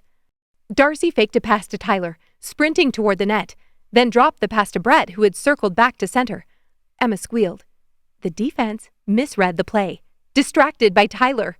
Brett capitalized, rushing forward and firing off a slap shot. The goaltender dropped to block, and Emma squeezed Kelty's hand. A metal clang pierced the air as the puck hit the post. The crowd groaned, then gasped as Tyler caught the ricochet. Without missing a beat, Tyler faked to his backhand, pulling the goaltender out of position and then shifted to his forehand. With a swift flick of his wrists, Tyler shot the puck into the top left corner. The arena erupted as the siren wailed. Tyler was mobbed by Brett and Darcy, then the rest of the team as time ran out on the OT clock. "Well, I need a Xanax." Her dad clutched at his heart, and Emma and her mom sandwiched him in a hug. Emma turned to Kelty and threw her arms around her. "You're all coming to one place, right?" Kelty begged, her voice hoarse from cheering. "Oh, this is too much excitement for one night." Charlotte laughed, looping her scarf around her neck. "You girls have fun, and we'll see you Sunday." Rob shot Emma a look, dripping in expectation. While her parents waited to step into the aisle, she glanced toward the blue jerseys. She caught sight of Tyler's triumphant smile as he dropped his helmet and mitts.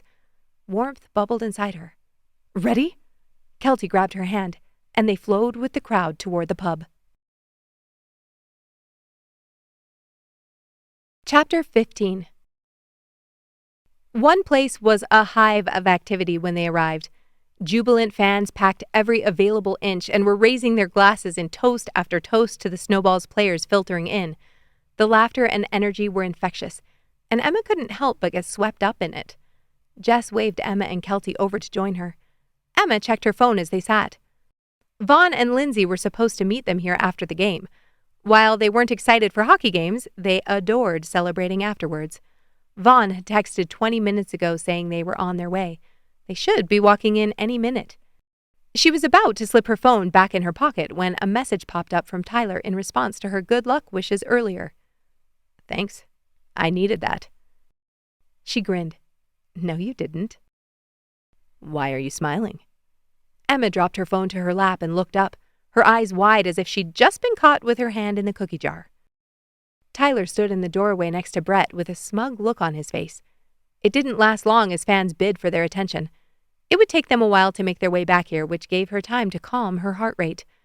She jumped into conversation with Kelty and Jess, and by the time she looked up again, all the warmth she'd felt seeped out of her. Tyler was nearing their table with Ginger from the Dusty Rose draped possessively over his arm. Her crop top and leather pants seemed like a perfect choice for a hockey game in March. "Hey, are you okay?" Kelty asked, noticing the sudden shift in Emma's demeanor. Yeah, fine," Emma lied. She was an idiot. Smiling like a goon while Tyler was walking in to meet another woman? Ugh, what was wrong with her? She glanced back to find Ginger flicking her hair over her shoulder. Hadn't Tyler sat in his truck less than a week ago and told her how much he didn't want to be his dad, how he wanted to be different? And yet here he was keeping the same company, probably ready to strip and let her lick shots off of his chest. "I'm sorry, but why aren't we singing karaoke yet?" Emma looked up and sighed in relief. "You made it." She threw herself at Vaughn, then pulled Lindsay into a group hug before she could take off her coat. "Seriously, though." Vaughn pushed her toward the bar and leaned over to talk to Pat. She laughed and reached under the counter, then handed him 2 microphones. Vaughn snapped his fingers and pointed to the small stage in the corner. Emma's heart started to race. One place was packed, and she was more the type to sing to 2 old cowboys passed out in a booth after everyone else left for the night. But then she saw Tyler and Ginger moving her way and bolted from the table. She would have fun tonight, damn it! If Tyler wanted to play his games and stay in his box of short, meaningless relationships, fine. But she wasn't going to pretend that something better didn't exist. That people couldn't have fun and hope to fall in love for real. So to hell with it. To hell with his flirty messages, his heart-to-hearts that obviously meant nothing, and girls licking his washboard abs. "What song do you want, babe?" Vaughn asked, flipping through the black book. "I've got better things to do." Terry Clark. A down-home Alberta girl who knew what she wanted and wasn't ashamed to say it. As she stepped onto the small stage, Emma felt a surge of adrenaline course through her veins. The music started, and she grabbed the microphone. She belted out the lyrics, trading lines with Vaughn and harmonizing on the angry chorus. Tyler was watching her, and she ate it up, making eyes with anyone but him. She bowed to raucous applause, then handed the mic off to a girl sitting next to Darcy and sat back at her table. Emma ate. She laughed. She congratulated Sean, and she did not talk to Tyler. An hour or so later, when it looked like he might make his way to her end of the table, she grabbed Lindsay's hand and smacked her other palm on Vaughn's knee. "Ready?" She pulled on her coat and waltzed out of one place without looking back. Tyler left the pub not long after Emma and her friends took off. His body had screamed for a hot bath and sleep. It had been complaining since they walked into one place, but he couldn't tear himself away. Not with Emma putting on such a show. What kind of show, Tyler? She'd been all nervous and adorable in his truck that night before practice. Now, the student had become the teacher. Ginger was relentless, even after the other night when he insisted on dropping her off at home instead of bringing her back to his place. She wasn't getting the hint. She was friends with Darcy, which explained why she kept showing up after practice and games. But that also meant that letting her down hard was going to be messy. Especially since the guys ended up at Dusty Rose at least once every couple of weeks. He tried to put all of it out of his head over the weekend. The massage he booked Saturday morning was borderline celestial, and after sleeping in on Sunday and going for a light jog followed by a quick pump at the gym, he almost felt like his old self. But today was back to reality. His heart hammered as he pulled up to the property first thing Monday morning. There was less construction today since one of the crews wouldn't be there until Wednesday to finish off the drywall upstairs. The landscapers would be able to start in a couple of weeks now that the soil was warming up. Right on track for their community open house scheduled the first weekend in May. Emma's car was parked up the street. The sight of her singing country songs next to Vaughn at the pub had hounded him all weekend. His mouth went dry every time he thought of her shirt hitching up above the waistband of her black jeans when she danced, or the way she threw back her head and laughed at something Jess or Lindsay said and exposed the smooth skin of her throat. He wanted her. And the more he tried to fight it, the more torturous that realization became. He'd been tempted to bring Ginger home just to blow off some steam, but everything about that felt wrong. He'd never been with a woman wishing he was with someone else. He'd never ached for someone this badly and not done something about it. "Morning." Paolo, their pastry chef, stalked up the walk in a wool coat with his close-cropped salt and pepper hair sticking up in the back. He carried a covered tray in his hands. "I'll get that." Tyler pulled open the door for him. "Grazie." Paolo went straight to the kitchen where Tyler assumed Emma was. It took everything in him to stop in the sitting area and set up his laptop. She hadn't said a word to him Saturday night, hadn't even waved goodbye. That after she'd been hollering from the stands before overtime.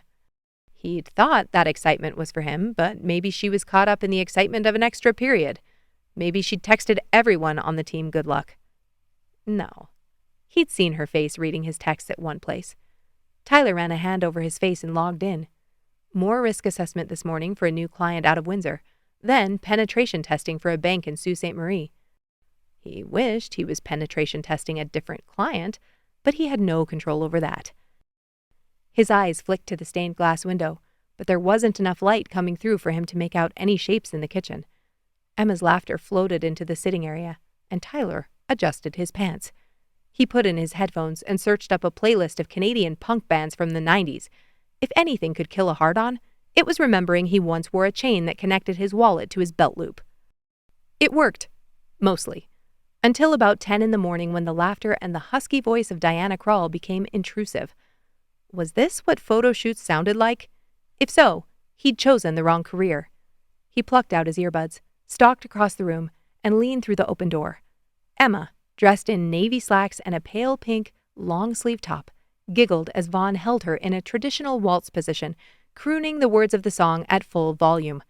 Her chestnut hair was piled on top of her head with a clip, tendrils that had broken loose framing her face. Vaughn stepped back and lifted his hand, twirling her, then pulling her back with a hand on her waist. Tyler's chest felt like an air compressor tank. He put 2 hands on the doorframe and gripped. Hard. "Is that what we're paying you for?" Emma jumped, a hand flying to her chest. "Can you stop scaring me, please?" Lindsay ran to the speaker and turned the music down. "This is a common problem?" Emma flashed him a look as she caught her breath. "First of all, you're not paying us for anything, and second..." She turned and pulled the tray he'd seen Paolo carry in from the counter. "This is what you're paying us for." She pulled off the lid. Tyler stepped into the kitchen and inspected the flourless chocolate cake and something that looked like it would have the word glacé in its title. "Paolo made those." And we're shooting them, just waiting for them to settle in.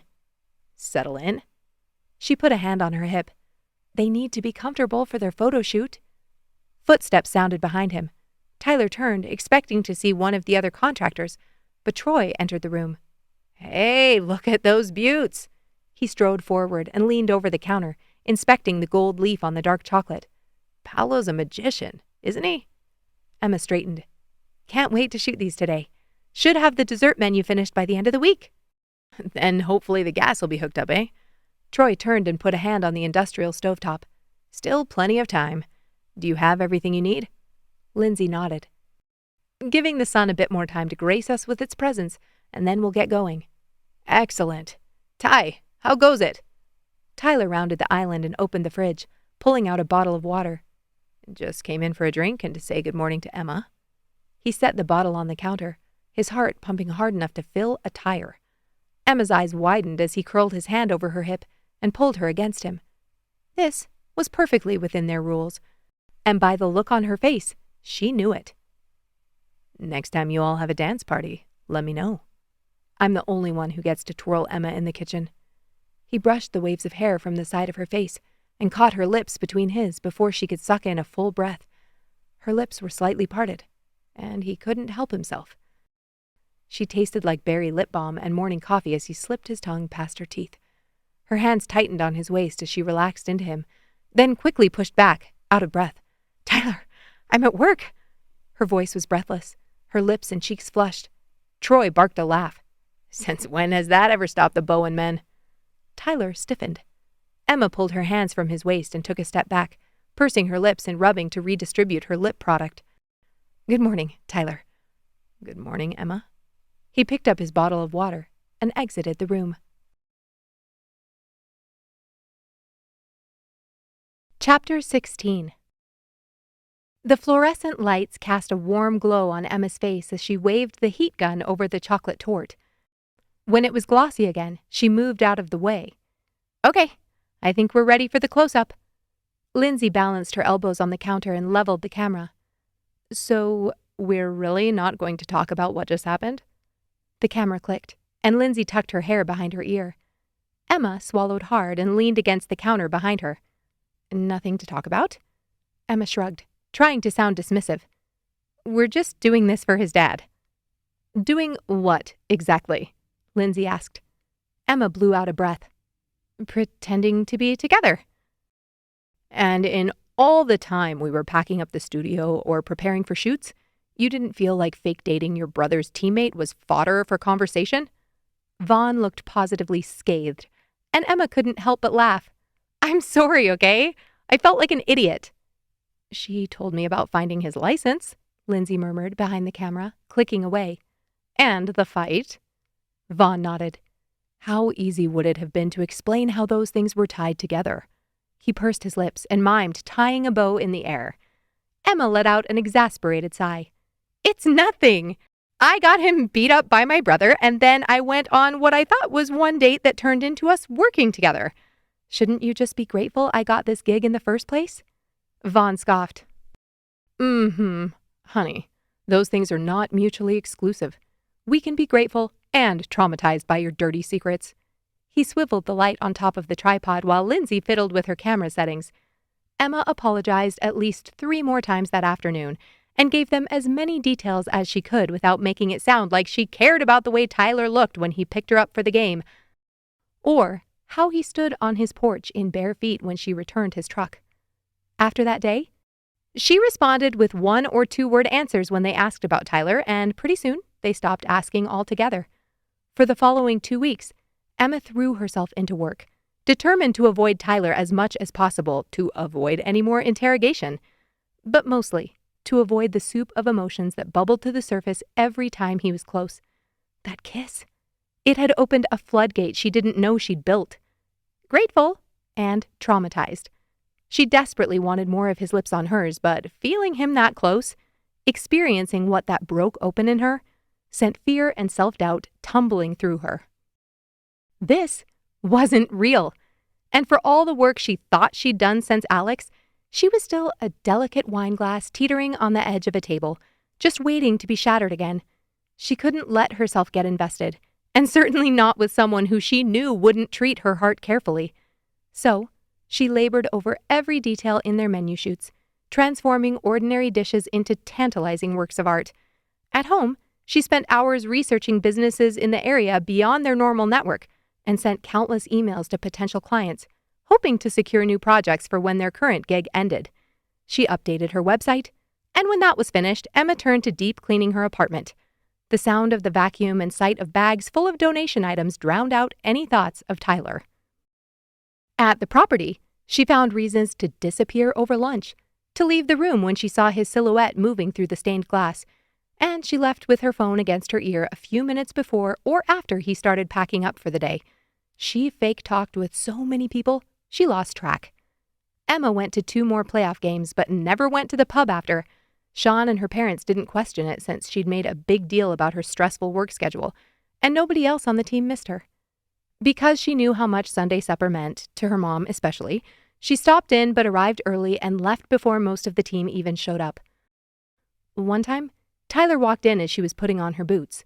That had been a close call, but she'd successfully rushed past him, telling him an alarm was going off at her apartment building. It was Friday again, and Emma found herself back in the now fully functional kitchen styling salads for the menu. The lettuce looked crisp, the tomatoes glossy, but as she studied Lindsay's display, something wasn't sitting right. "It's the background," she murmured. "I need more texture." "Ooh, Troy told me there were some antiques in the storage room downstairs," Lindsay suggested, switching out her lens. "Excellent." Emma made her way toward the staircase. The refinished wood floors creaked beneath her feet as she descended. She took her time, absorbing this new part of the house. The stairs were narrow, and the wallpaper, faded with age, displayed a pattern of delicate flowers that stretched along the hallway. Wallpaper was making a comeback now, and she'd seen a similar pattern advertised in a restoration hardware shoot. This would show well on the website. As she entered the storage room, Emma felt as though she'd walked into another era. Antique furniture lined the walls, mixed in with construction equipment and storage supplies. First aid and cleaning supplies, old vases. Her fingers traced the edge of an ornate mirror in a tarnished frame as she breathed in the smell of dust and aged wood. Her eyes landed on the woven baskets stacked on the top shelf. Perfect. She turned and shuffled to the back of the cramped room, then stretched her hands up. There was no way she was going to be able to reach them, even on her tiptoes. She pulled out her phone and sent Lindsay a quick text. "Can you ask Vaughn to bring down the step stool? Too short." Emma waited, feeling a bit uneasy staring at the dangling bare light bulb. She fiddled with a strand of hair as she tried not to bump into the shelves and get dust on her pants, then breathed a sigh of relief when footsteps sounded on the stairs. Emma watched the door, waiting for Vaughn to appear. Her breath caught when instead, Tyler ducked in, his muscular frame filling the hobbit doorway. Warning sirens blared in her head as her anatomy reacted instantly to his proximity. Heat flushed her cheeks, and it felt like tiny fireworks were bursting beneath her skin. "Tyler," he exhaled. "Well, that's a relief. I wondered if you still remembered my name." Emma scoffed, looking anywhere but directly at him. The sound of his deep voice contained in such a small space sent shivers down her spine. His polo shirt hugged his chest and his mussed, dark hair curled over his ears. Emma had to try twice to plant her hand on her hip. "Did you come down for the vase?" She pointed at the shelf. "I can see how that would be helpful for internet searching or whatever it is you're doing today." "Internet searching. Tons of it." Tyler stepped around a box that looked like it held a light fixture. He had searched her on the internet once. Her heart rate clicked up a notch. "Lindsay told me you needed help reaching something." Lindsay, the traitor. She knew how hard Emma was trying to avoid being in the same room with Tyler. This was worse than when Faith teamed up with the mayor on Buffy the Vampire Slayer. Lindsay was dead to her. "I texted to have Vaughn bring down the step stool." Emma's voice wobbled, and she coughed so he could believe it was the dust in her lungs. "I'm better than a step stool." "Cockier too?" The corner of Tyler's mouth lifted. "Where have you been after the games lately?" He moved a piece of an old lamppost to a more stable position, then stopped in front of her. Emma's heart played its own drum solo. "I've been slammed. Work. Taking care of things at my apartment." She pointed up at the baskets. Tyler frowned, then leaned next to her and reached up to pull the stack off the top shelf. As his arm retracted, The sound of his exhale and the scent of his cologne made her heady. If Troy's overworking you, you could have said something. Tyler stood barely a ruler's length from her. I'm surprised you even noticed I wasn't there. Emma reached for the baskets, but Tyler moved them to the side. Why wouldn't I notice you weren't there? Emma's eyes flashed. Seems like you typically have plenty of company at one place. She reached again, and this time Tyler stretched his arm further. What kind of company? Emma exhaled in annoyance. Can you please just hand me the baskets? I'm in the middle of a shoot. Why are you avoiding me? You haven't said 2 words to me in... Emma lunged for the baskets, and Tyler flinched, dropping the stack and knocking his forearm into the shelf. An avalanche of items rained down on them, small boxes, an antique clock, and various other trinkets that had been stashed in this forgotten corner of the house. A small, decorative metal box clipped Emma's exposed shoulder as it plummeted to the ground. Holy shit! Emma, are you okay? Tyler scrambled up to stand and grabbed her, pinning her arms to her sides. Emma steadied herself and nodded. Yeah. She took stock to make sure that was a true statement. Her head felt a bit fuzzy, but other than that, no, you're not okay. You're bleeding. Tyler twisted her to the side and brushed her hair off her exposed shoulder. This sleeveless turtleneck wasn't exactly practical, but her arms looked amazing in it. That would teach her for being vain. It doesn't hurt. Tyler let out a string of curses under his breath and kicked the boxes to the side as he reached for the first aid supplies next to the door. I'm so sorry. He ripped open a package of sterile gauze and held it to her skin. Emma winced. Tyler, I promise, it's not a big deal. His fingers moved against her skin as he shifted his hand, and each bone in her spine tingled like plucked harpstrings. He lifted her hand to hold it in place while he found a bandage. It is a big deal because I was being an ass. I'm not arguing that point. Emma tried to look over her shoulder to see how bad it was. When her vision doubled from his close proximity, she turned and looked at her reflection in the antique mirror. It's not bad, she scoffed. Please tell me you're up to date on your tetanus shot. Tyler opened the bandage. At least this is antibacterial. Thank you, Dr. Bowen, Emma remarked dryly. The shot? Tyler gave her a look. Emma pulled away the gauze. I don't know. Probably. Are we back to requiring vaccination records? That finally forced a smile out of him. He smoothed the bandage over her skin, and the heat from his body warmed the chilled skin on her arm. I'm sorry. I shouldn't have held the baskets hostage. His voice rumbled next to her ear. They didn't deserve that. They were innocent bystanders. She glanced down at the baskets strewn across the floor, but didn't move to pick them up. Tyler's hand brushed over the bandage again, as if convincing himself it was sealed to her skin. She looked up into his hazel eyes, and the dusty air grew thick. Tyler. His hand lingered, and she forgot what she'd been about to say. When it dropped from her cut and trailed over the back of her knit top, she forgot how to think. Her shoulders curved as her eyes shut without permission. Air whooshed from her lungs. She couldn't breathe. Tyler's scent was everywhere, his warmth everywhere, his touch. Colors spilled across the backs of her eyelids as Tyler's lips brushed against hers. He kissed the corner of her mouth, then wet his lips, flicking his tongue against her skin. She sighed, audibly, remembering the way he'd kissed her in the kitchen, hungry and possessive.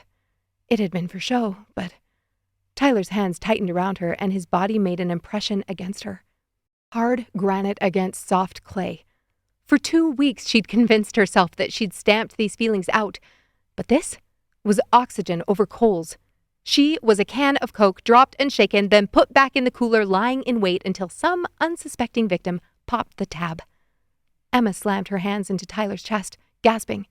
Tyler's eyes seemed to drink in the shadows from every corner of the room. He blinked, heavy-lidded, and she pushed past him, not even thinking about picking up the items that dropped from the shelves. That was against the rules, she hissed, then jammed the baskets into her arms and slipped out of the room. When it was finally time to pack up and leave, Emma couldn't get out of the house fast enough. She knew Lindsay and Vaughn noticed her mood, but her anger was too molten hot to talk about it. If she tried, she was either going to yell at someone or start sobbing. She didn't know which, but it wasn't worth the risk either way. She pulled on her coat, slung her purse over her shoulder, and stomped toward the front door. Emma, wait! Tyler called after her as she pushed through the front door and hurried towards her car. She refused to stop, clenching her jaw and fumbling with her keys. Can we talk for a sec? Please, Tyler, she choked out, not turning to face him. She pressed the button and the car door opened just as Troy stepped onto the street with a wide smile. He held up 2 tickets in his hand. "Did I almost miss you?" Troy glanced down at his watch and chuckled. "Nope, I'm just late. But I'm glad you're here because I have a surprise for you." Emma stood frozen, trying to force her face into a pleasant expression. Tyler ran a hand through his hair, and either Troy was oblivious to the tension between them or he didn't care. "Ringside tickets at the Flames tonight, and I wanted to treat you both to dinner beforehand with Gina." What? Gina was the real estate agent. Emma only knew that because of the 2 times they'd talked in passing and the one memorable time when she'd seen Troy kissing her neck in the side yard when they were supposed to be discussing zoning permits. Emma's brain started to short-circuit. The thought of spending an entire evening with Tyler made her want to walk over the broken glass that probably still littered the storage room floor. But ringside? She could almost feel the angel and devil taking up residence on opposite shoulders. Emma drew a deep breath. Troy was her boss, and this was kind. Sort of. More importantly, Gina had 1,000 relationships with high spenders in this city that she'd love to tap into. She'd tried to think of a way to milk that connection and hadn't found the right avenue yet. Tyler shoved his hands in his pockets and waited for Emma to respond. She was not doing this for him. "What time should we meet you?" Troy clapped his hands together, delighted. "No need to meet anywhere. I'll pick you both up at 6:30. Emma nodded. That gave her 45 minutes to get home and change. Perfect. Chapter 17. Tyler sprawled across the back seat of the luxury car his father had sent to pick him up. He'd thought it was strange that Troy was going to pick them up personally. This made a hell of a lot more sense, but he could guess what Emma's reaction would be when she saw it was only the 2 of them in the back of a luxury car. At least the seats reclined, and there was still a center console. She seemed to feel safe with those. He pulled it down between the seats and clicked it into place. His stomach lurched as the car pulled up to Emma's apartment building. Emma stood waiting outside, texting someone on her phone. Tyler momentarily forgot to breathe. She wore a little black dress that hugged her athletic figure and hit mid-thigh. Her legs stretched toward the sidewalk. Bare. There was a chinook, but it couldn't be warm enough that she wasn't shivering out there. The warm wind tossed her loose curls around her face, and she shifted her weight on her peekaboo heels. She had a coat on, at least. The partition lowered. "Excuse me, sir, but does the other party know we've arrived?" Tyler blinked. Right. Emma had no idea what car would be showing up. Tyler pushed the door open and stepped out on the sidewalk, suddenly self-conscious of his gray V-neck and lined suede jacket. Emma's eyes widened when she recognized him. She started toward him, and he couldn't feign nonchalance if he tried. Her eyes were darker, smoky, offset by the light shade of pink on her lips. A sleek bag was slung over her shoulders, not her normal purse. She peered toward the passenger window and found it empty. "No, Gina?" Emma looked disappointed. No." Tyler stammered, running a hand through his hair. "I mean, yes, at the restaurant. My dad sent a car for us." A small frown creased her forehead. Tyler walked around to the street and got in on the other side, leaving the door open for her. Tension settled around them like a thick blanket as they slid into the plush leather seats. The driver pulled away from the curb, and each second of silence between them felt like the clang of a grandfather clock. "Do you need water?" Tyler opened a mini fridge near the door. "No, I'm good." She looked out the window, her hands clasped in her lap. This was going to be torture. "Look, Emma, about what happened." "I don't want to talk about it." Her words were clipped, her tone cool and distant. "I'm here to network. That's it." Tyler clenched his jaw and rubbed his hand over his chest, as if that would ease the pressure there. She wouldn't turn her face from the damn window. "Then I'll do the talking. I'm sorry for—" "You already apologized." "I apologized for keeping the baskets, but not for breaking the rules. So, I'm sorry. Again." Emma didn't answer. The collar of her wool coat was flipped up on one side, and he wanted to reach out and fix it. He was so focused on holding his hands in place he couldn't keep his thoughts from spewing out. "I missed you," he whispered. "I texted and never heard back, and every time I tried to talk to you—" His throat tightened, and he swallowed. What the hell was wrong with him? It felt like every one of his ribs was curling inward and pinching his lungs. He unzipped his sweater. Then you were standing there in that hellhole of a closet with your hair all... and that sweater. Tyler squeezed his eyes shut, and when he opened them, Emma had turned from the window. She pinned him with a steely gaze. Are you saying you find me attractive, Bowen? Tyler coughed a laugh and reached for his bottle of water already sitting in the cup holder. Relief flooded through him. He didn't for 1 second believe she'd forgiven him, but this was something. Don't pretend you don't know the effect you have on men, Emma. Her lips twitched, recognizing her own words from the night they'd sat in his truck outside her apartment building. Tyler's stomach lurched. Holy hell. Had he ever paid that much attention to someone? He barely remembered what he had for breakfast on any given day, but when it came to Emma, he had every minute detail seared into his head. He'd kissed her in the storage room not because he found her attractive, but because he needed to. Because if he didn't touch her, his body was going to split at the seams and smolder. Was this? Tyler took another long swig from his water and reclined, staring at the upholstered ceiling. Shit. Blood rushed in his ears, thinking about practice the night before. Sean handed him his mitt in the locker room as he was getting dressed. You left this, after the game. Tyler dropped his hockey bag. I was just about to run out to my truck. Thanks, man. Sean turned, then hesitated. I went to stop it by your house, and Brett said you were at work. Tyler frowned, wondering why Brett hadn't said anything or why Sean hadn't left the mitt at his house. I was curious to see the property. Emma's been talking about how busy she's been at work. Tyler's heart sank like a stone in his chest. Had Sean come to the house? Tyler hadn't seen him, and he still had his mitt, which meant, I saw you. With Emma. Tyler's throat went dry. What was he supposed to say to that? No, Sean, you have it all wrong. I'm only pretending to screw your sister, not actually doing it. Emma's better than the other women you've been with. You know that, right? Sean asked, still not turning fully to look at him. Tyler swallowed hard. She dated that asshat Alex Turner who used to play for Seabiscuit. I don't expect you to know him, but he was a raging narcissist. Messed with her head. Made her feel like shit and then love-bombed her until she was convinced she couldn't live without him. Tossed her in the trash and then reeled her back in. Sean looked up, his eyes hard. I was there the night she finally stood up to him. The night she left. His jaw worked, and he drew a tight breath. I don't know what this is for you, if it's a bloody challenge or distraction, but I think we both know she doesn't need more of this. Sean motioned between the two of them. Tyler clenched his jaw, and Sean rubbed a hand over his buzzed head. I don't think you're a narcissist, and I know I'm not any damn better than you, so this isn't me passing judgment. The door swung open, and Ryan, Fly, and Siraj bustled in, chortling about something. Sean dropped his eyes, nodded once, then stalked back to the other side of the room. Message received. Loud and clear. He would have been pissed if Sean hadn't been half right.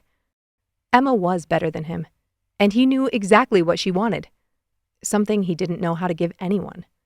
But as of 5 seconds ago, he knew this wasn't a challenge or distraction for him. That realization felt like a cheap shot, slamming him against the boards. Thank you for the apology, Emma murmured, reaching inside the fridge. They didn't say another word until the car pulled up to the entrance of the restaurant. The warm glow of lanterns spilled out onto the sidewalk as Tyler and Emma stepped out of the car. He needed to pull himself together. But Emma's legs weren't helping him return to homeostasis. The scent of warm spice and grilled meats enveloped them as they entered the colorful foyer. Have you eaten here before? Emma asked. Tyler shook his head. He hadn't eaten most places in Calgary, to be fair. Ah, there you are. Troy greeted them with a wide grin, standing beside Gina. She wore a strapless dress with a blazer draped over her arm and smiled as if she'd practiced the expression in front of a mirror. Tyler clapped his hand on his dad's back, noting the dark circles under his eyes and his sunken cheekbones. This afternoon in the sunshine, bundled up in his coat, he hadn't looked so fragile. Emma, lovely to see you again. Troy's voice dripped with charm as he took her hand, planting a light kiss on the back of it. You too. Emma smiled and waved to Gina. Come, let's sit. Troy led them to a low table surrounded by plush pillows in vibrant hues. As they settled onto the cushions, servers dressed in traditional attire circulated, placing small plates filled with marinated olives, hummus, and colorful salads. After washing their hands with warm cloths dipped in hot water and lemon, they dug in. Tyler didn't have to work to move the conversation along as he tore off a piece of steaming, pillowy pita bread. His dad was always happy to storytell, and surprisingly, so was Gina. Emma asked her questions about the Calgary market, and Gina had barely come up for air during appetizers. And Tyler was back in that locker room holding his mitt. Sean's words echoing in his head. What the hell was he supposed to do now? He'd seen the schedule. Emma was almost finished with the shoots for the menu, and then Lindsay and Vaughn would take over for room-by-room promos as the contractors finished up. Would she take on the next property? Even if she did, they wouldn't keep this ruse going, not after what happened today. Because he was going to keep breaking Emma's rules. How could he not? Emma shifted on her pillow and her hip grazed the side of his thigh.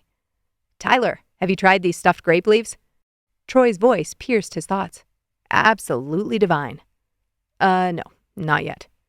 His heart felt like a helicopter about to lift off as he reached for one. Troy and Gina turned to each other, arguing the benefits of red versus white wine. When Gina stood and announced her need to find a bathroom, Troy insisted on walking with her. Emma waited a moment, then turned to Tyler. Are you doing okay? Tyler nodded as he took a bite. Troy was right. This was delicious. You haven't said more than a few words. Tyler held up the half-eaten stuffed leaves. I've been eating. Emma rolled her eyes, and if it was possible, more heat flooded his veins. He took the last bite and wiped his fingers on his napkin, then took off his sweater. Emma still looked up at him, and he allowed himself to turn toward her for the first time since she'd taken off her coat. It was a terrible life choice. Emma's hair cascaded over her shoulders, smooth and soft. The golden light softened the edges of her face. His eyes slipped over the curve of her jaw, the arch of her brow. The neckline of her dress hit high on her chest, all straight lines and thin straps, nearly the same silhouette of her sleeveless sweater earlier. What was it about that cut that drove him insane? He wanted to rip the fabric just to get a glimpse of her collarbone. His pants grew tight and he reached for his water. I'm not feeling chatty, I guess. Emma twisted on her pillow and slipped a hand under the table, resting it on his knee. This must be so difficult.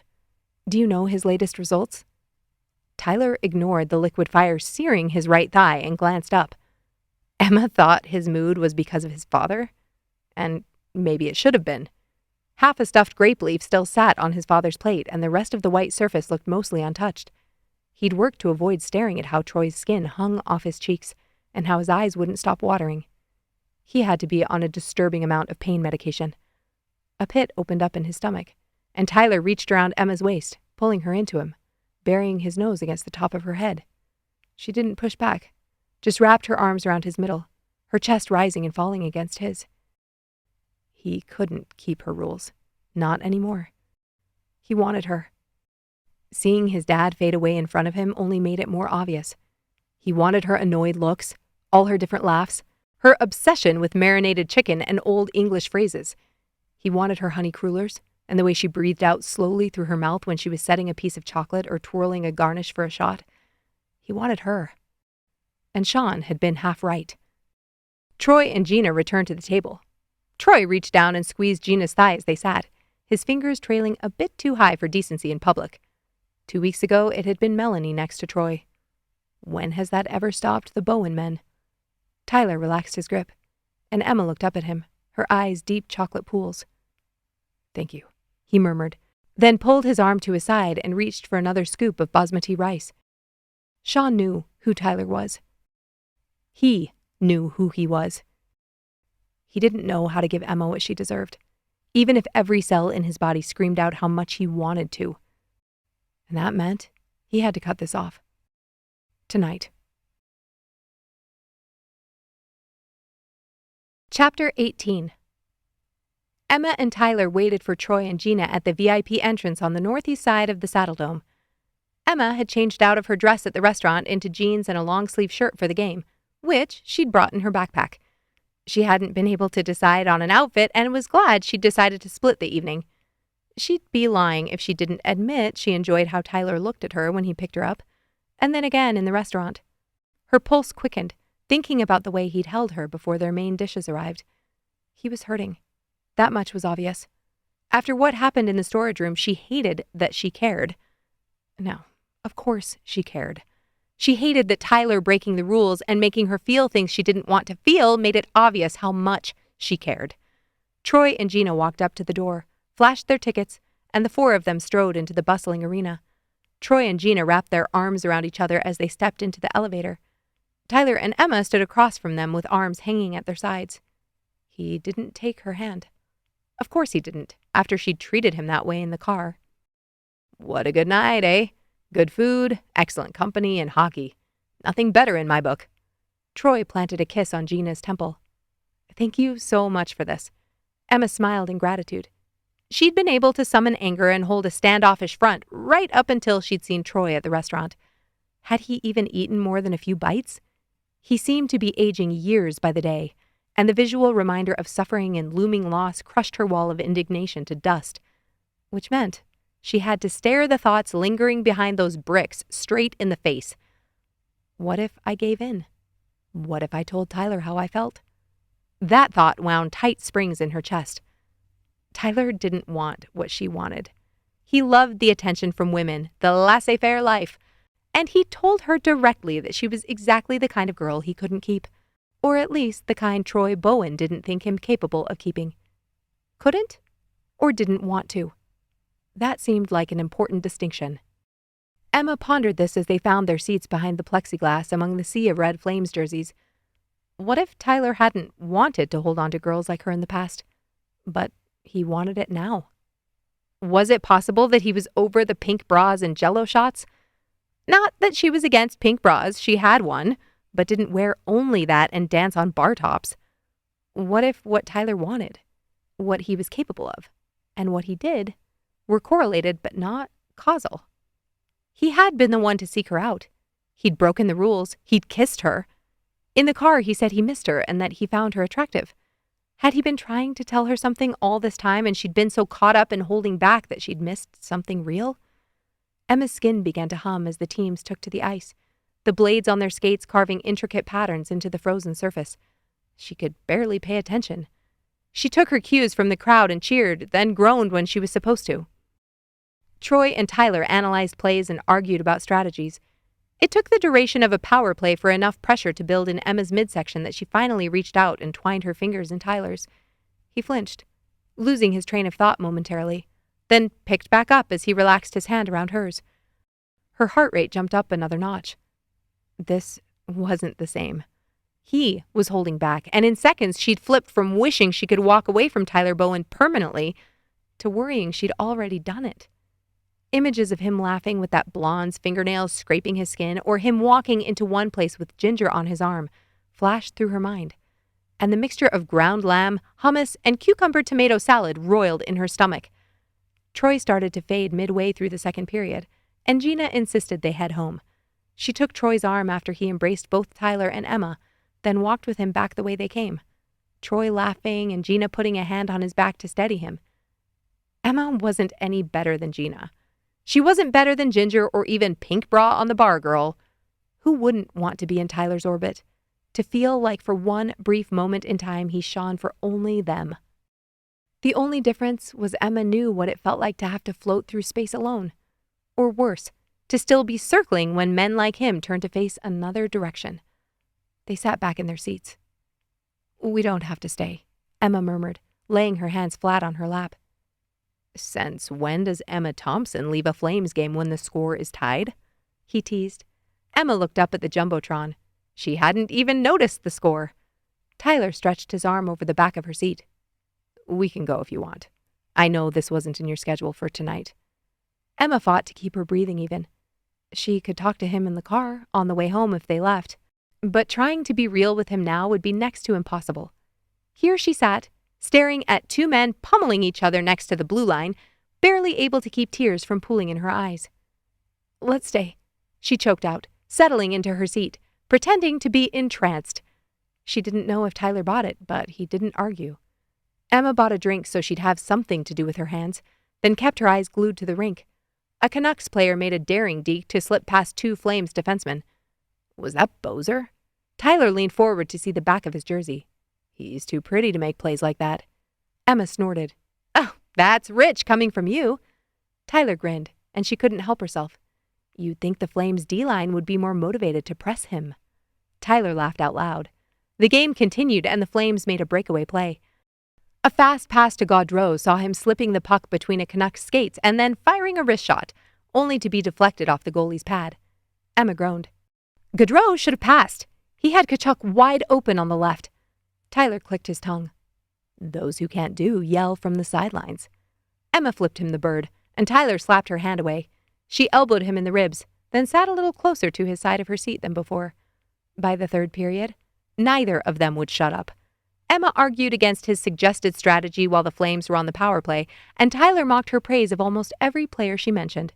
Lazy on defense, too predictable, selfish. Emma pretended to swoon. Oh, if only Tyler Bowen were on the ice, he'd be our hero. Tyler threw up his hands. I don't know how it took you that long to figure it out. It was still tied 1-1 in the middle of the third, and the energy in the arena was palpable. The instructions on the Jumbotron turned full propaganda, whipping the fans up into a frenzy. Then, with 2 minutes left in regulation, the Flames' defense intercepted a hasty pass from the Canucks near the blue line, initiating their counterattack. Giordano, the Flames' veteran defenseman, took control of the puck. Spotting Lindholm on his right, he fired off a crisp pass, avoiding a charging Canuck. Lindholm deftly received, pausing just a fraction of a second to pull a Canuck defender toward him before relaying the puck to Gaudreau on the left wing. Gaudreau danced past a defender with a series of swift dekes, drawing another opponent toward him. As the Canucks' defense began to close in around the threat, Gaudreau dropped the puck back to Monahan, who'd patiently hung back. Monahan didn't hesitate. With the Canucks' defense off balance and the goalie anticipating a direct shot from Gaudreau, the netminder was slightly out of position. Seizing this brief window, Monahan snapped the puck upwards. The biscuit soared, and the Canucks goalie lunged desperately, his glove hand reaching out a fraction too late. The red goal light illuminated as the puck brushed the underside of the crossbar and nestled into the top right corner of the net. A perfect top-shelf goal. Fire burst from flamethrowers at both ends of the rink, sending a wave of heat over the rabid crowd. Emma cheered until her voice was raw, then flowed with the crowd after a satisfying Flames win. Ugh, if only all centers could play like Monahan, Emma crooned, pulling on her coat. Tyler pursed his lips. You know, I'm searching up food stylists tonight so I can show you how flawless their work is. Well, we all know how much you love searching the internet. The cool air calmed the flush on her cheeks as they made their way to the car, waiting for them at the curb. Tyler opened the side door for Emma with over-the-top gallantry, and she slid into the leather seat, laughing as Tyler walked to the other side. Did you see the look on that player's face on that bench when number 6 missed the goal? Emma clutched her stomach as he sat and closed the door, her muscles aching. Tyler wiped at his eyes. That shit is ending up on Hockey Night in Canada. Guaranteed. The car moved forward, and Emma reclined her seat and played with the buttons until she found the one that opened the skylight. Okay, if you could only eat one type of candy for the rest of your life, what would it be? Tyler pretended to ponder the question seriously. Are we talking chocolate or... Emma shook her head. Candy. That's unnecessarily restrictive, but I'd have to go with Twizzlers. Emma grimaced. What? Please tell me you're not talking about the black licorice ones. Tyler shook his head and she groaned. No, ugh. Those are like wax with a little flavoring mixed in. Tyler held up a hand. That from the girl who was eating wine gums the other day? Her jaw dropped. I ate those in secret. Tyler asked her what else she ate in secret, but Emma refused to answer, instead asking him what he missed about Toronto. She laid her cheek on the seat and turned to her side, watching him as he talked. The way his hair fell over his ears, mussed and perfect. The way his lips curled, like he was always seconds away from finding something funny. Those damn crinkles around his eyes. Tyler finished and turned toward her, then frowned as he looked past her shoulder. What is it? She sat up and glanced out the window. It was dark. How long had they been in the car? She glanced at the clock. 25 minutes had passed since they left the arena. Even with terrible traffic, they would have made it to her apartment by then. Emma leaned forward and rapped her knuckles on the glass. The partition lowered. Hey, I think you might have taken a wrong turn. She trailed off as a green sign listing the distance to Canmore and Banff popped up on the side of the road. The driver shook his head. No wrong turn.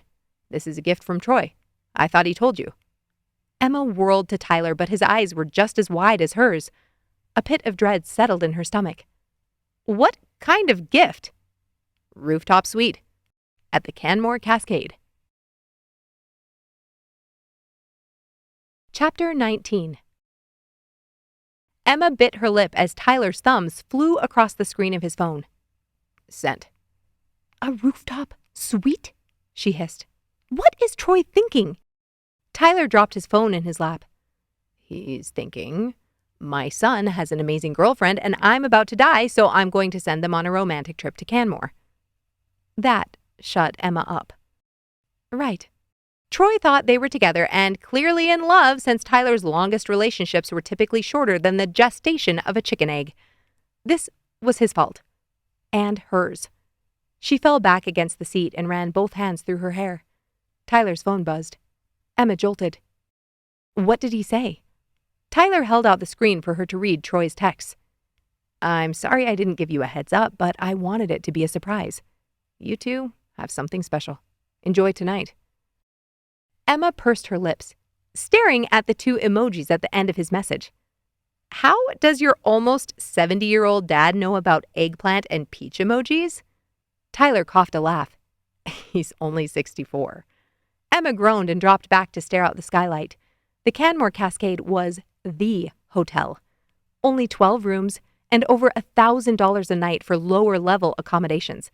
She knew, because she'd looked at it for her parents' anniversary last year in November. They'd opted for the Prince of Wales in Waterton because Kelty had a corporate discount. She didn't even want to know how much Troy paid for the rooftop. I can tell the driver to turn around, Tyler murmured. They should tell the driver to turn around. They definitely should not continue the last 20 minutes into Canmore and stay the night in a romantic rooftop suite when they weren't even together. But that little voice clawed at the back of Emma's consciousness. What if he wants this? What if he wants you? Or we could go. Emma swallowed hard. Just as friends, I mean. I've heard the hotel is incredible and I don't have plans tomorrow. If you do, then no, I don't have plans. He twisted the cap to his water bottle. I assume they have a gym there? Emma scoffed. Spending a night at the Cascade and you're thinking about the gym? Tyler didn't answer, and Emma couldn't make out his expression in the low light. What was he thinking about? Emma played with the zipper of her coat. At some point tonight she would talk to him, tell him how she felt, preferably before her rabbit heart gave out.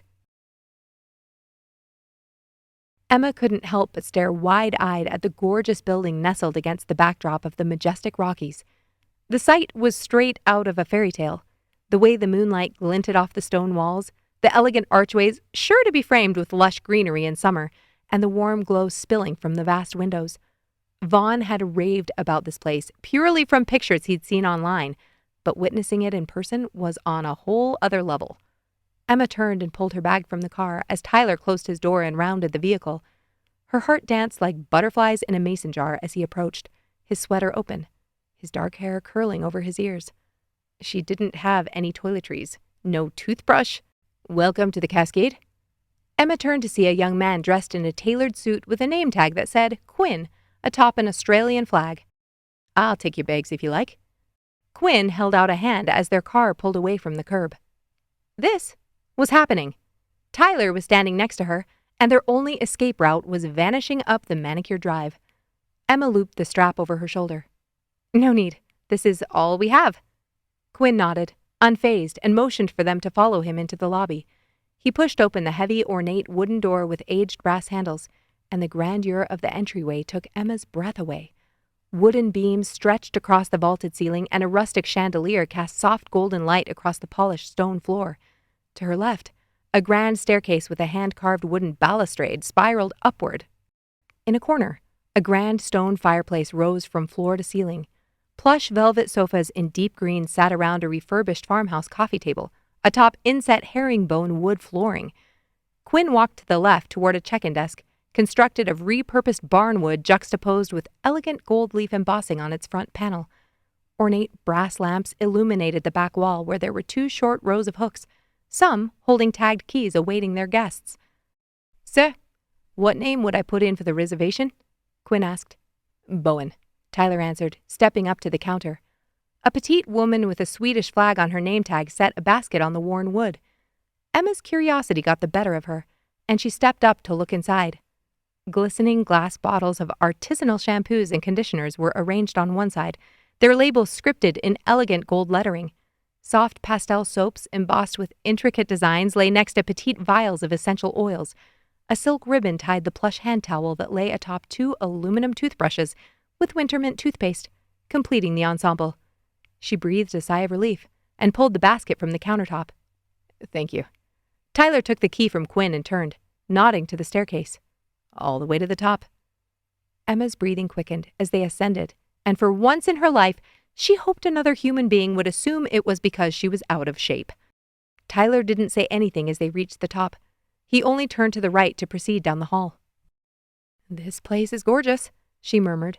The hall leading to their rooftop suite was lined with exquisite photographs of the Rockies, lit by singular goosehead lamps. Tyler stopped in front of a carved wooden door and inserted the key into the lock. "This is it, I think." The lock clicked, and they walked through the doorway. For a moment, Emma couldn't speak. She stood next to Tyler and stared slack-jawed as the door closed behind them. The design was unabashedly modern. Clean lines, minimalistic decor, and a monochromatic palette of grays and whites, broken only by the occasional accents of brushed steel and gold. A plush, dove-gray sectional sofa framed a low-profile coffee table, its polished surface glinting in the light of a sleek chrome floor lamp. But what truly took her breath away were the floor-to-ceiling back windows. Through them, the majestic Rocky Mountains, bathed in silvery moonlight, seemed to butt up against the rooftop patio. "Holy shit," Tyler whispered. "Exactly." Tyler walked toward the kitchen counter. "Looks like Troy didn't hold back." Tyler motioned at a pristine white dessert plate filled with delicate chocolate truffles, ripe strawberries, and flaky pastries nestled among elegant silverware.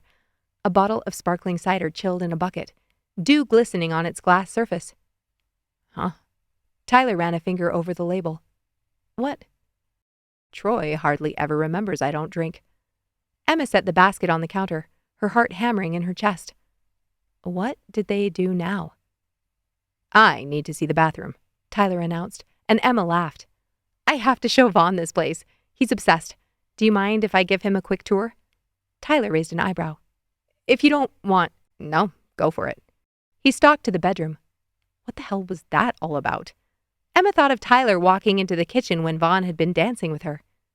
"Do you not like Vaughn?" she called after him. "He's fine," Tyler called from the bedroom.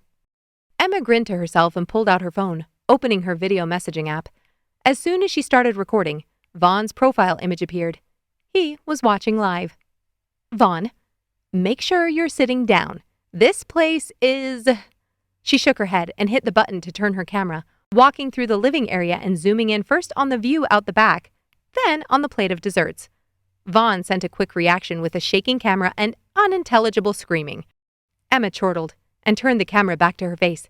"I know, right? Here, let me take you into the bedroom. I haven't even seen it yet. If it has a bidet, I'm moving in." "That's all it takes for you to move in?" Tyler quipped from the bathroom. Emma's heart jolted. "Ignore that, please," she whispered to the camera, then held it out in front of her as she crossed the threshold. She barely made it 3 steps before she froze and looked up in awe. Skylights stretched across the entire ceiling, exposing the night sky. She moved the camera in a wide arc. "I don't even know what to say about this." Emma tore her eyes from the twinkling stars and scanned the room. An antique writing desk stood against one wall, and then there was the bed. Sleek, matte black pillars rose from each corner, framing the sleeping space with an air of minimalistic sophistication. The canopy was clean and geometric, and the bedding, all soft grays and whites, crisp and inviting. Emma turned the camera back to her. "So, there you have it. Wish you were here." She blew Vaughn a kiss and pressed the red square. Tyler appeared in the shadows next to her, and the air in the darkened room grew thick. "Perfect," Tyler murmured behind her. "What did Vaughn think?" "He may have had a stroke." "Understandable." Tyler's voice rumbled through her. Emma cleared her throat and walked past him to peek into the bathroom. 3 lights patterned around twin oval mirrors glowed softly, making the space feel reverent. Mosaic tile, double sink, wide glass shower with double heads and wall sprayers. "It's a car wash," Emma whispered. "I've always wanted a car wash shower." Tyler chuckled and she jumped. He was standing behind her. His breath whispered against her neck. She had to tell him. Either he would tell her he felt the same, and then this magical shower and bedroom would get a lot of use, or he wouldn't. And it would be the most awkward night of her life. But based on the fire licking her bones, it was already going to be torture. Nothing to lose. "Tyler, there's a hot tub," he called from the other room. Emma re-entered the bedroom and found Tyler pointing out the sliding glass doors onto the patio, grinning. "We don't have suits." Emma strode toward him. The hot tub was on, steaming, looking out over the Rockies under the most perfect night of stars. "You could get in first. I won't watch. Then you can turn your head, or don't, and I'll jump in." Emma blinked, looking at his profile silhouetted by the light in the other room. "You're saying we should skinny dip?" Tyler shrugged. "Why not?" Emma opened her mouth, then closed it. Why not? She could think of a million reasons why not, but one very compelling reason why. "I'll grab dessert." Tyler retreated, leaving Emma alone in the bedroom. Her hands began to tingle. Was she actually going to strip naked and walk out onto the rooftop patio in a room half covered with windows? Yes, she was. Her body felt like she'd just downed an energy drink as she pulled off her shirt before she could change her mind. She laid her clothes over the writing desk, then pulled off her bra and underwear. Her nipples pinched against the cold as she slid the glass door open. This was insane. The pebbled deck numbed the soles of her feet as she cupped her breasts and ran toward the hot tub. If Tyler was watching, she didn't want to know. She carefully ascended the steps and stepped into the hot water. Emma sighed as she lowered herself into the corner seat, then pulled the hair tie off her wrist and pulled her hair into a bun on top of her head. When she was safely obscured by the water, her shoulders finally relaxed. This was the right choice. The chilled mountain air pressed against her cheeks like a mask, and she tipped her head back, staring at the stars. Music wafted from somewhere down the street. She couldn't hear it well enough to determine the style, but it didn't matter. This was perfect. Almost. Movement caught her eye and she turned to face the mountains, crossing her arms and resting them on the edge of the tub. Turn your head or don't? Every cell in her body screamed that don't was the correct option in this scenario, but she couldn't move. The sound of his feet against the deck sent blood rushing through her ears. He was standing behind her, 6'3". She'd felt his hard muscles under his shirt. The surface of the water wobbled as Tyler stepped into the hot tub. "Good?" she asked, her voice catching. She covered it with a cough. "Very good." Emma turned, careful to keep the water lapping at her collarbone. Tyler's chest was half visible above the water, and Emma couldn't keep her eyes from straying. She snapped them back to his face, but not before he noticed. Tyler stretched an immaculately sculpted arm back to the stairs and grabbed the plate he'd set on the edge. He held it out to her, and she picked up a strawberry. The chocolate crunched after being outside for only a few minutes, but then melted on her tongue. Tyler chose a truffle, then set it back on the step. "I didn't bring the cider. Figured we could have that later if we wanted." Emma nodded. Later. Tyler's foot brushed hers under the water and she sucked in a breath. "Sorry." "No, it just surprised me. You can stretch out if you want. I can move over." She shifted to the seat opposite him and accidentally lifted a little too high in the water. Her cheeks flushed as she sank into the corner bucket, allowing Tyler to stretch his legs diagonally. I'm sorry." "I'm not," Tyler smirked, and Emma laughed so nervously she thought she might give herself the hiccups. She dropped her head back and lifted her knees onto the bench. "Skittles." Emma frowned and looked back at Tyler. "What?" "You hate Twizzlers, so you must love Skittles." A slow grin spread across her face. "You think Skittles are my favorite candy?" She sighed. "Oh, Tyler, you have so much to learn." "Educate me then." Emma drew a deep breath and lay her head back. "Skittles are too much work. You can only eat 4 to 6 of them before you have TMJ. 4 to 6? That's specific. I've done extensive testing. Starburst, same thing. But eating those, you also risk pulling out any fillings you have on your molars. I don't have any fillings. Emma dropped her knees and sat straight, sending water in a wave toward Tyler. 0 fillings? He flashed a cheesy smile. 0. So you sold your soul to the parking and dental gods? Tyler barked a laugh, then met her eyes. A boyish grin flickered across his face, and Emma's heart buried itself against her spine. It's been a year. Emma swallowed hard as she curled her knees back toward her chest. Since I broke things off with my ex. Alex? Emma's brow furrowed. Had she told him that? I didn't know when I'd be ready for something new. Tyler watched her, the pale light from the hot tub moving in slow waves across his skin. Emma's pulse raced until she felt weightless. I don't want to do fake, Tyler. Tyler drew a deep breath and ran his hands through his hair, his chest muscles stretching and shifting as he lifted his arms. Emma felt dizzy. I know.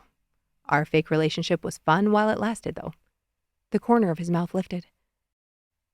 What if... Emma pressed a hand against her chest, willing her lungs to expand. What if it didn't have to be over? What if it was real? Chapter 20. Tyler's heart pounded harder than Frank Zumo. What if it was real? Did those words really just come out of Emma's mouth? He stared at her, stars winking around her in a halo, baby hairs curling around her ears. One move. He could push out of his seat and be next to her, pressing up against her bare skin, running his hands over the curves he'd snuck glances at too many times to count. He hadn't slept well for weeks, fantasizing about a moment exactly like this, and now she was inviting him to act on it. You know she doesn't need more of this in her life. His throat tightened, shutting down all the words begging to burst out of him. I want it to be real. I want you. You have no idea how much I want you. Pressure built behind his eyes as he remembered her standing in his living room with the phone to her ear, talking to Sean. You know that's not what I want. Emma's toes grazed the outside of his thigh, and he was breaking. His body lit on fire from the inside out. If he didn't touch her, he was going to lose his damn mind. But if he touched her, he wouldn't stop. He would consume her, body and soul. And where would that leave them? Emma knew what she wanted. She'd made it abundantly clear she wasn't looking for nights of jello shots and fast pleasure. She knew who he was, who he'd always been. But that hopeful look in her eyes wasn't saying she wanted that Tyler. She wanted him restored. A history stripped down and refurbished, old rotten beams ripped out and replaced with materials built to last. His chest tightened.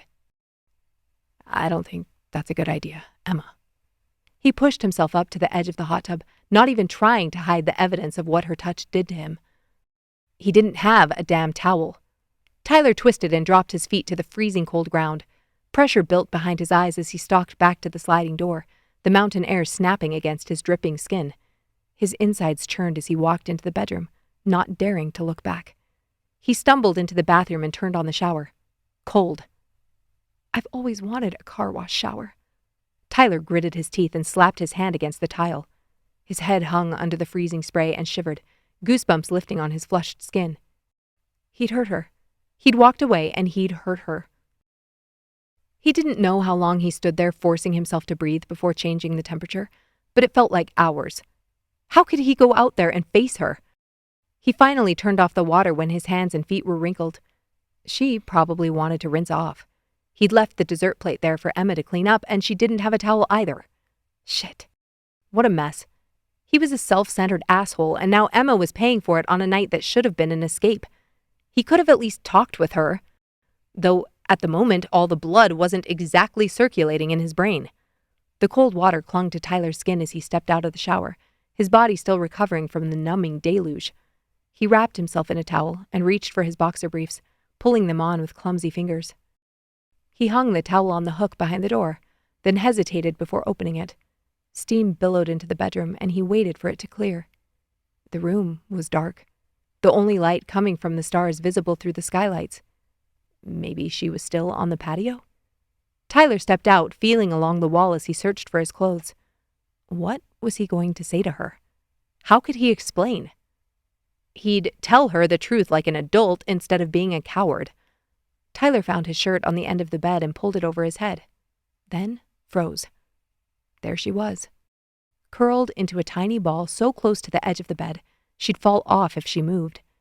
He patted across the plush rug and knelt down in front of her.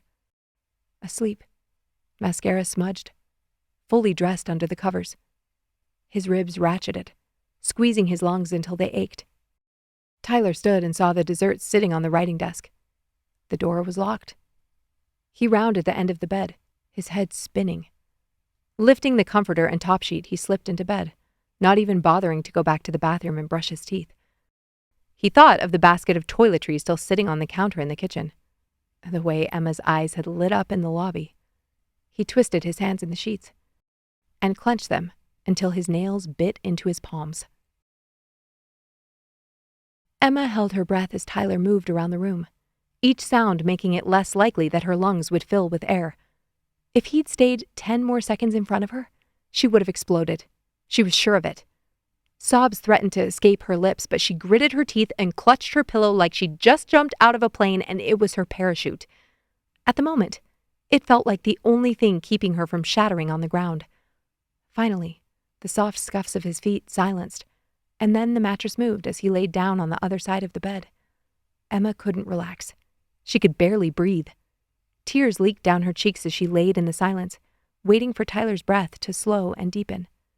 Sleep must have claimed her at some point because when her eyes flew open, the moon was directly over the skylights. Her eyes felt like they were lined with sandpaper and her head throbbed. She grappled for her phone on the nightstand and checked the clock. 5:30. The night before downloaded into her brain and her stomach heaved. She rushed as quietly as possible to the bathroom in case she threw up and splashed water on her face when the initial wave of nausea passed. She had to get out of here. The idea of seeing Tyler's face when he woke made her want to burrow in a hole and starve to death. Emma tiptoed out of the bathroom and began gathering her things.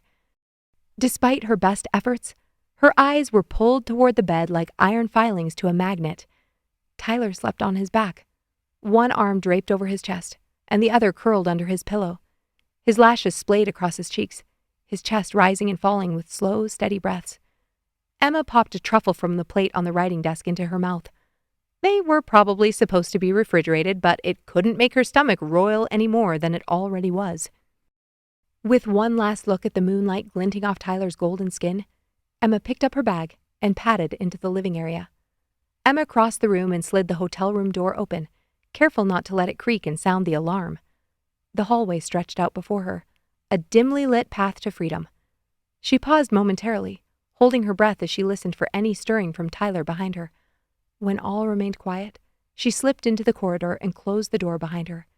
She leaned against the wall and sucked in a breath, then marched toward the stairs, pulling out her phone to search for a rideshare.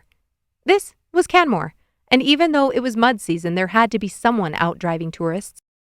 Her fingers trembled as she tapped at the screen, summoning a car that would take her back into the city. The wheel spun, but finally, confirmation came, and Emma sighed with relief. "Morning, love." Quinn greeted her with surprise. "You're up early." Emma smiled. "I have some things I have to take care of at home." Quinn cocked his head to the side. "We'll be sad to see you go." "I at least have something for the road then, since you won't be joining us for breakfast." He left the desk and walked through a door to the left of the entrance, then returned with a chocolate croissant wrapped in a napkin. "Thank you." Emma took it from him. "The buffet. Couples massages." Ugh, she'd been so stupid. It all made her want to kick something. "Take care now." Quinn flashed her a sympathetic smile. Emma nodded, not trusting herself to speak, then walked through the heavy wooden door. Outside, the morning was cool and crisp, slapping her awake. A jeep pulled up into the circular drive, and a ski bum with a mop of unruly curls and a friendly grin greeted her cheerfully. "Hey there, heading somewhere fun?" he asked, his enthusiasm grating against her nerves. Emma hated morning people under normal circumstances. "Home," was all Emma could muster as she climbed into the back seat. "Ah, gotcha. Long night?" Did she miss a setting? Wasn't there some box you could click to let your driver know you weren't interested in conversation? Yep. Emma stared out the window, her short responses a brick wall she hoped would deter further questioning. He got the hint and turned on some Nickelback. That was apropos. Emma pulled out her phone and texted Lindsay. Heading home. I'm an idiot. And Tyler's a dick. She felt a little guilty as she pressed send. Tyler wasn't a terrible person, but he had led her on. All of his flirtations and signals after she'd been crystal clear about her boundaries and the type of relationship she sought. Anger and hurt welled up in her. No, it was justified. Never mind that she felt the same disdain for her own actions. As they sped along the Trans-Canada Highway, then eventually entered the city limits, Emma stared out the dark window as her fingers traced the screen of her phone. When the sun rose, the sky was bleak and gray. And in a place with over 300 sunny days a year, that felt like a message. When they pulled up to her apartment complex, Emma thanked the driver and hurried into the lobby. The place was dead, as it should be so early on a Saturday morning. Her body finally relaxed as she slipped into her apartment. Home. Emma kicked off her shoes and strode to the bedroom. She peeled off her clothes, the fabric sticking to her damp skin that still smelled lightly of chlorine from the hot tub. A shower would eventually be necessary, but her eyes were already drooping. She left her bag on the floor and stumbled into bed, her blotchy face sinking into the pillow. She slept like the dead until a loud banging jolted her awake. Confused and disoriented, Emma tried to hide under her pillow as if she could smother the sounds of the world outside. Was there construction planned for today? More banging. Emma, open up! Lindsay's voice filtered through the door. Groaning, Emma forced herself out of her bed, her body leaden and sluggish. She opened the door a crack. Lindsay took one look at her and winced. You look terrible. She pushed the door open and walked inside holding a folded paper bag. Thanks, Emma muttered. I was sleeping. Lindsay flopped down on the love seat. Emma yawned and rubbed her eyes. She had no idea what time it was. Why are you here? Lindsay shot her an exasperated look, then tapped on her phone and held it out so Emma could see the screen. Emma groaned, reading the text message she'd sent that morning. You didn't need to come all this way. Ems, if you don't start talking right this damn minute, I'm going to eat this honey cruller myself. Lindsay held up the bag, and that released the floodgates. Tears filled Emma's eyes. You're going to think I'm an idiot. Oh, honey, I thought you were an idiot the second you told me you were pretending to date that hockey god. Lindsay patted the cushion next to her. You're a sweet idiot, if that helps. Emma laughed and flopped beside her, snatching the bag from her hands. Between bites of donut, her words tumbled out.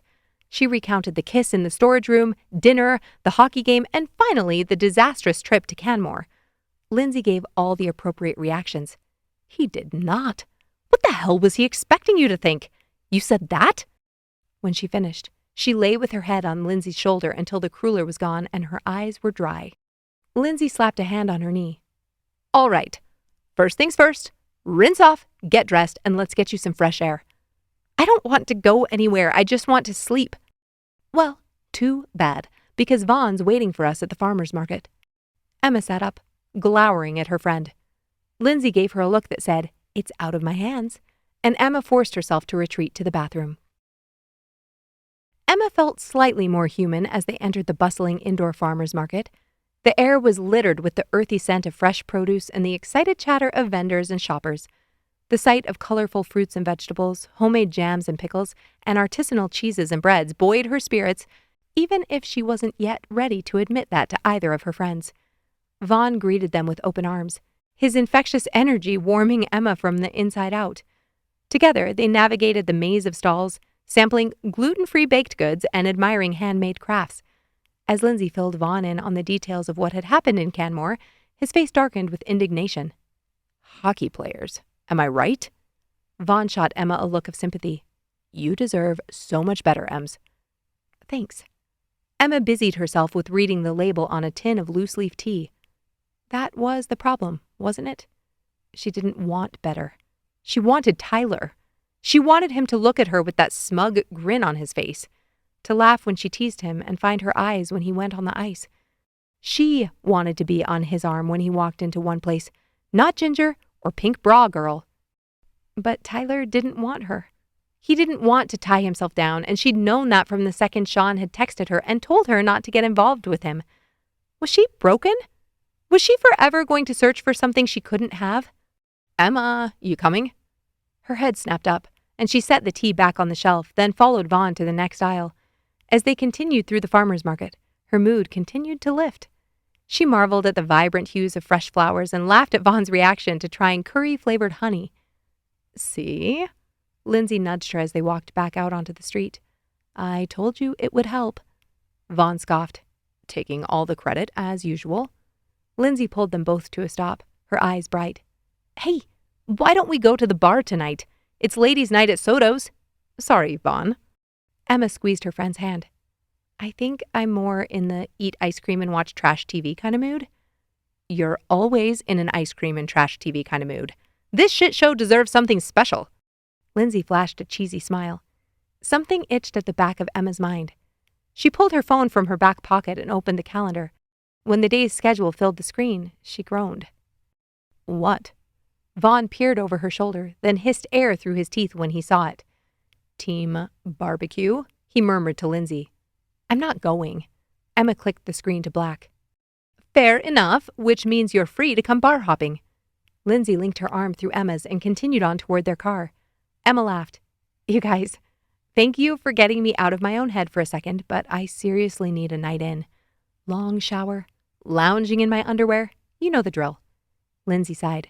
No, you need to get drilled. You're thinking about this all backwards. Emma snorted. Pretty sure that won't solve my problem. If I wanted that, Tyler and I would have gotten along perfectly. They said their goodbyes to Vaughn, then drove through the still, sleepy city. The streets were dotted with people strolling leisurely in the warm sun, while others sat on patios with coffee and a book. Calgary always put on a show like this in April, but Emma wasn't fooled. In another week, they'd be up to their knees in spring snow. Emma rested her head against the window, watching the world drift by in a blur of colors and shapes. The car slowed, and she lifted her head. Thank you for forcing me out of my comfortable bed. Lindsay pulled her into a hug over the console. If you change your mind. I know, I'll phone you, I promise. Love you, Linz. Emma grabbed the bouquet of flowers she'd purchased from the back seat, then stepped out of the car. She waved and turned toward the doors. The morning sun glinted in her eyes as she walked up the path, and it wasn't until she passed into the shadow of the building that she saw a familiar figure past the glass of the lobby doors. Tyler. His hands were shoved in his pockets, his hair more tousled than usual. Emma froze on the walkway as Tyler turned and stared directly at her. Chapter 21. Emma's heart fluttered against her ribs like a caged bird. She couldn't run, could she? He'd already seen her, and he was probably faster anyway. She squared her shoulders, drew a shaky breath, and then forced herself to march forward and enter the building. Tyler's hazel eyes locked onto hers as she pushed open the heavy glass doors. He was still in the clothes he'd worn the night before. Had he come straight here? Did he even have a vehicle? A muscle in his jaw jumped as she approached. Emma. He whispered her name like a prayer, and something inside of her cracked. She couldn't do this. She dropped her eyes and tried to walk past him to the elevator, but he caught her elbow. I woke up, and you were gone. His voice caught, and Emma couldn't turn, couldn't look up. She tried to swallow the lump in her throat, but it still threatened to choke her. I can pay for your ride if... Emma tugged her arm out of his grip. I don't need you to pay for my ride, Tyler. Her insides twisted. I need to get up to my apartment. She reached out and pushed the elevator call button. Are you going to the team barbecue later? Tyler asked. Team barbecue? Was he serious? Emma whirled, her eyes flashing. Doubtful. Tyler flinched. His tongue flicked over his lips. I thought that might be the case, so I wanted you to know I'm not going. She shook her head and turned back to the elevator. You couldn't have texted that? It felt like someone was pressing their thumbs against the backs of her eyes. I wanted... He sighed heavily behind her. You should go. The snowballs were yours before they were mine. The light above the elevator blinked, and the bell dinged, echoing through the empty lobby. The doors couldn't open fast enough. Emma stepped in and clutched her flowers as she hit the button for the third floor. By 4 o'clock, Emma's kitchen was spotless. She furiously scrubbed out the last refrigerator drawer, rinsed the plastic, then slid it back into place. The barbecue started at 5. Her parents had blown up their family text chain, talking about last-minute items they were picking up at the store and asking what else they should grab. Salt and vinegar or all dressed, Molson or Stella, clearly Canadian or the mineral water that smelled like a flavor but tasted like salt? That last one had been from her dad. They wanted her to be there, but despite her rage cleaning, she was still barely functional. Would she really have to do much? Nobody would think anything of it if she sat in the corner and nursed whatever drink her parents decided on. She entered her bedroom and stripped off her clothes. Finally, time for a shower. She pulled up her hair and stared at herself in the mirror. Her eyes were still red-rimmed, the skin surrounding them a bit puffy. Why would she let Tyler Bowen determine whether she went to the team barbecue? This was her family, and the Snowballs were in the playoffs. In the semifinals. She should be celebrating with them. Emma slapped her hands against the counter and straightened. She would shower, dab some vitamin C and concealer under her eyes, and drive to the damn barbecue. The acrid smell of disinfectant filled Tyler's nostrils as he stepped off the elevator. He walked to the nurse's station and got directions to Troy's room, then continued on down the hall. He hesitated before the door to room 314, the beige paint peeling slightly at the edges, the small frosted window allowing only a ghostly glow to seep out. He took a deep breath and gently pushed it open.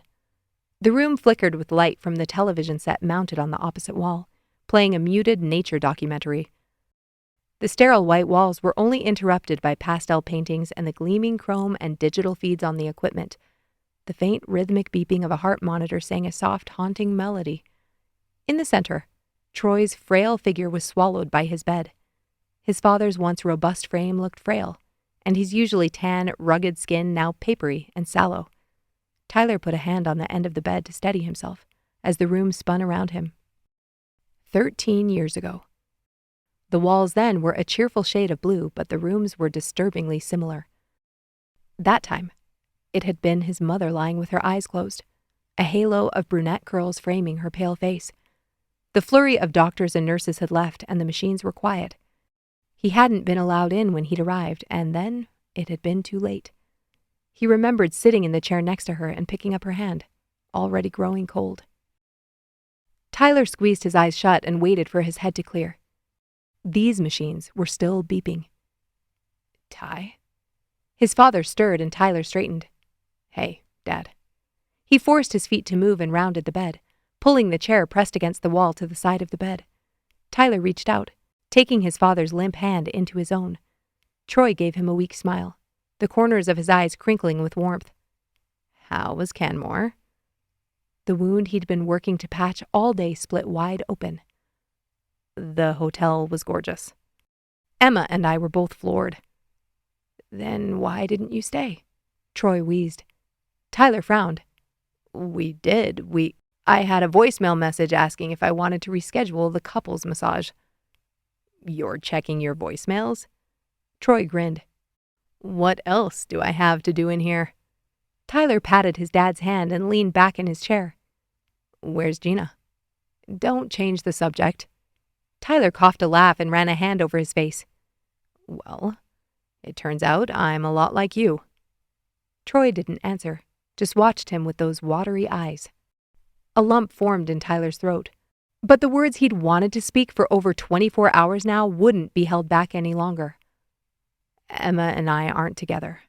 We met the way I told you and then found out we had a connection through my hockey team. I won't go into details, but for various reasons we pretended to be. That's bullshit. Tyler stiffened. Yeah, I realize. Bullshit that you two aren't together. You're telling me you came to work on property for weeks? For a ruse? Troy shook his head. I see the way you look at her. Something pinched under Tyler's ribs, and he shifted in his chair. It was stupid. She got attached, and I can't give her what she wants. What does she want? Tyler leaned forward and rested his elbows on the side of the bed, dropping his head into his hands.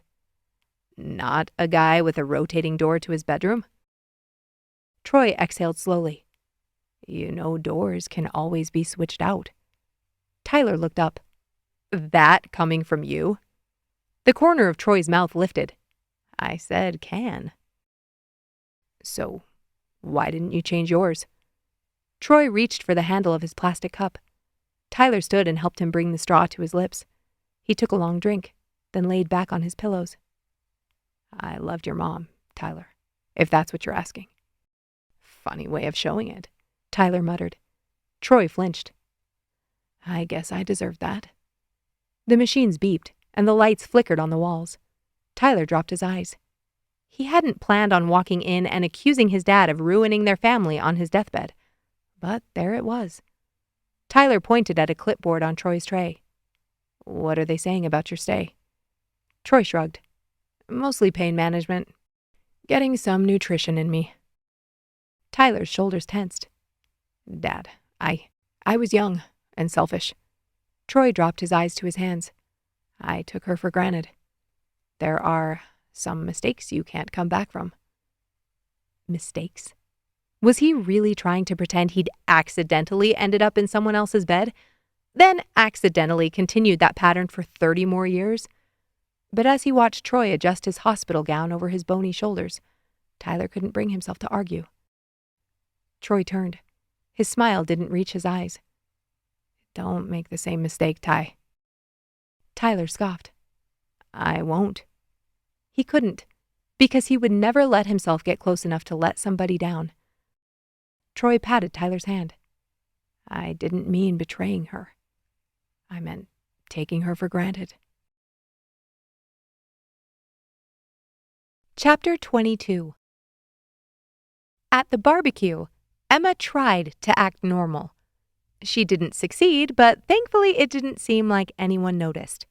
Curtis was showing Brett how to play chords on her dad's ukulele, while Fly, Mike, Ryan, and Siraj were deep in an intense game of cornhole. It was warm enough to eat outside with jackets on, and her parents had pulled out the patio furniture from the garage just for the occasion. Emma took a bite of her bison burger just as Kelty dropped into the seat beside her, balancing a plate piled high with potato salad and chips. From the looks of it, her parents had decided on all dressed. I've missed you, you know. Kelty popped a chip into her mouth. Emma sighed. I know. We have our final shoot on Monday. As long as everything goes well, things should calm down from there. At least until we start on the next property. You're going to keep working there, then? Emma twisted her napkin, and she forced a smile. Not sure yet. I have some other irons in the fire. Kelty nodded and took a swig of her water that smelled like a flavor but actually tasted like salt. She turned and scanned the backyard. It's a bummer Tyler couldn't make it, eh? I feel so bad for him. Emma frowned. She felt bad for him? What excuse could Tyler have given that would evoke pity? Mm-hmm.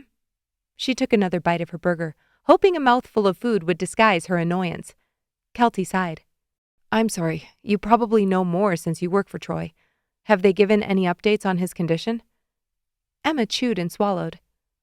I think he's doing relatively well. When I saw him yesterday... Oh, Emma, had you not heard? Kelty put a hand on her shoulder and her stomach dropped. Troy had a medical emergency during the night. He's in the hospital.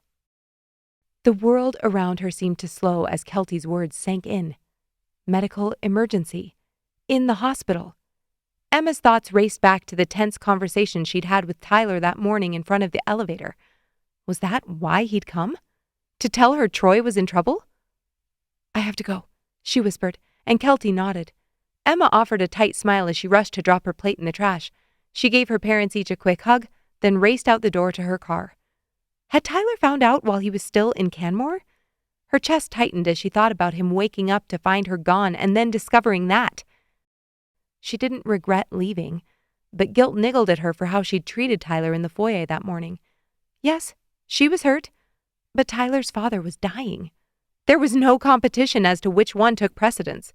And since he'd stayed away from the barbecue, away from the only family he had in this city besides Troy, Tyler was doing this alone. The drive to Tyler's house felt both too long and too short, the streetlights blurring together as she navigated the familiar route.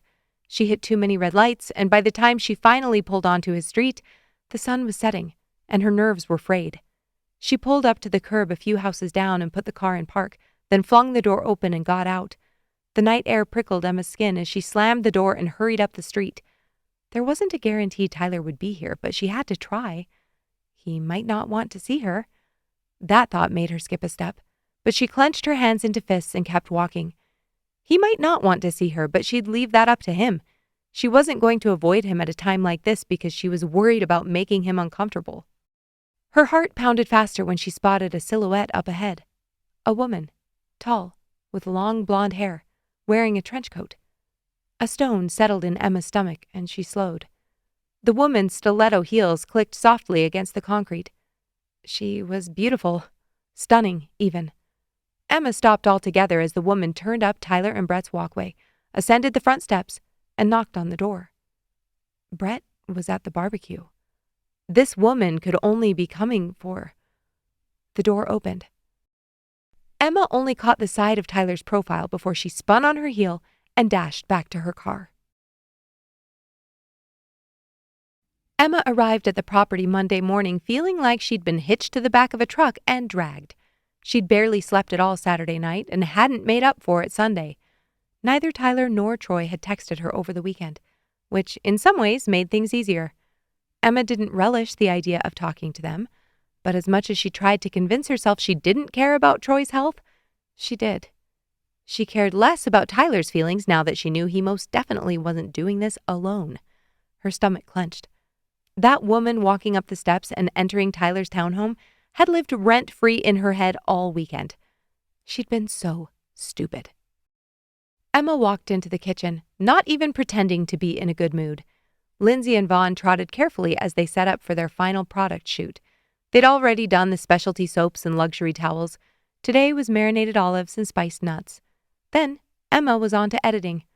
Lindsay would continue to shoot the property as the contractors finished up and the rooms were furnished and decorated. But Emma wouldn't have to be there for that. She should have a couple of weeks off to work from home before they decided on their next project. Time away couldn't come soon enough. Everywhere she looked, she was reminded of Tyler. The way he'd grasped her waist and kissed her next to the sink. The way his head moved on the other side of the stained glass. How he filled the entire doorway when he heard them having fun, and couldn't help wanting to be a part of it. She meticulously arranged the glossy olives while Lindsay's auburn curls danced around her face as she fiddled with the camera settings. Vaughn shifted the light, then decided against the new position and moved it back. "Ugh, my baby is acting up again," Lindsay grumbled, her brow furrowed in frustration as she fiddled with the settings on her camera. "Adorable to pretend it's not user error," Vaughn teased, and Lindsay shot him a look. Emma turned to find her mister and froze. Someone was standing in the doorway. "So sorry to interrupt, but I'm having trouble with the Wi-Fi." The woman nodded toward the other room, and Emma's heart flipped in her chest. It was the woman from the street.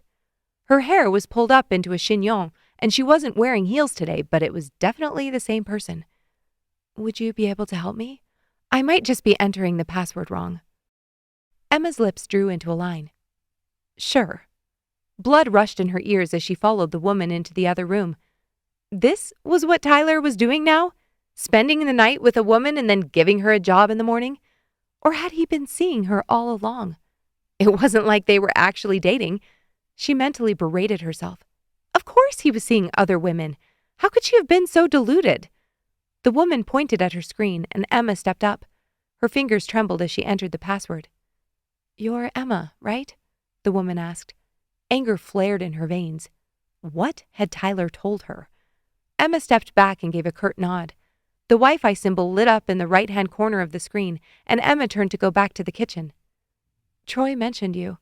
He said he was so grateful you took the job here, mostly so he could see his son more often. But he did say he was thrilled with your quality of work." She put her hands on the keys and typed something into the search bar. Emma's brow furrowed. There was so much to unpack in those few sentences. She started with, "How do you know Troy?" The woman laughed lightly. "I claim the title of ex-wife number 6. She straightened and turned toward her. "I flew out from Toronto 2 days ago. Tyler was nice enough to put me up. Troy told me he didn't know how long he had left and there were some business decisions he needed help with." She shrugged. "I'm a lawyer and was happy to help." She put out a hand. "Grace, Emma took it. All the pieces of Tyler's life she thought she'd put together over the past few days, suddenly jumping and shifting, then snapping into place to form a brand new picture. I'm glad Troy is happy with my work, but I don't understand how me working here would allow him to see Tyler more. He was here anyway. Grace dropped her arm and observed her curiously. For the past 8 months, Tyler has worked solely from home. The best Troy could get out of him was a dinner every few weeks. He sometimes wondered what the point of Tyler relocating was in the first place. Emma's world tilted on its axis. She shook her head and took a step back. Tyler hadn't worked here? Hadn't stepped foot on the property until she'd started working? She glanced at the table where he'd set his laptop. The empty space made her throat constrict. Thank you for the Wi-Fi help. Grace smiled, then got back to work. Emma spun and walked back to the kitchen. I think I'm going to have to get a new battery, Lindsay was saying as Emma rushed in and snatched her purse from the counter. I'll be back, taking my lunch break. Emma dashed out of the kitchen, her heart pounding wildly in her chest. It's only 9:30. Vaughn's voice floated after her as she sprinted to her car. Every second felt like an eternity as Emma pulled away from the curb and sped north.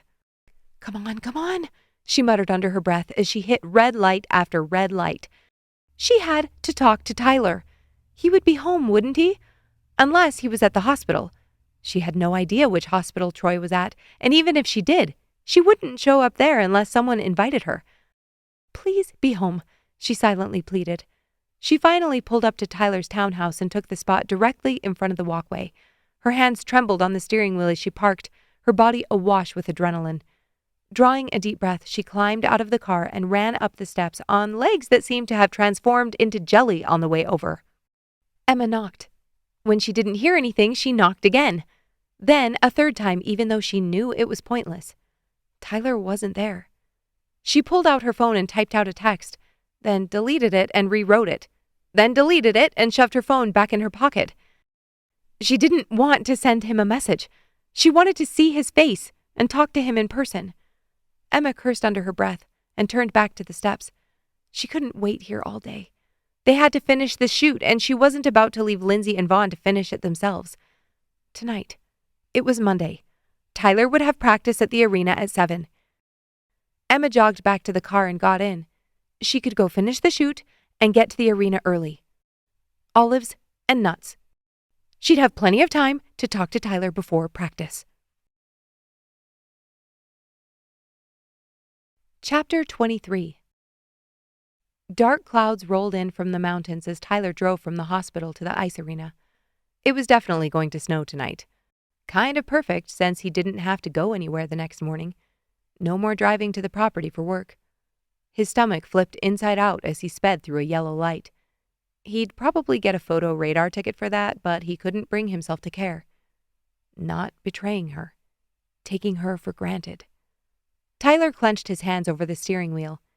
He didn't take Emma for granted. That was the problem. Walking away from her had made it disturbingly clear how much he wanted her, needed her, like he'd been living his whole life not knowing he had a hole punched through his chest until her smiles, her sarcastic comments, her soft skin, her sunny laughs had filled it. The sight of her curled up with tear stains on her cheeks corroded him like acid, and he had no way to neutralize it. Any possible solutions terrified the shit out of him. He parked the truck and yanked his bag from the back, then pulled his hood over his head against the bitter wind. At least it seemed like Troy would still have a little time. Based on what the nurse said, he'd be able to go home the next afternoon as long as his pain was still manageable. They upped his dose of meds and gave him shakes to up his nutrition. Tyler's throat tightened as he stepped into the airlock, the wind whistling through the doors. He needed to pull it together, and that's why he was here.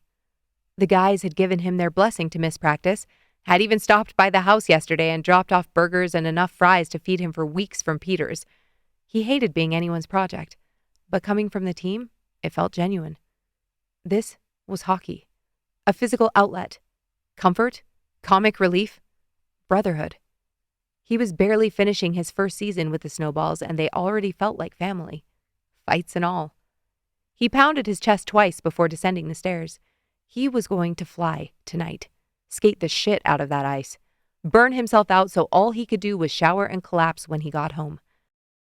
Sean, Andre, Country, and Fly were already in the locker room. He was early, but since they had first slot tonight, the high school kids weren't dinking around on the ice.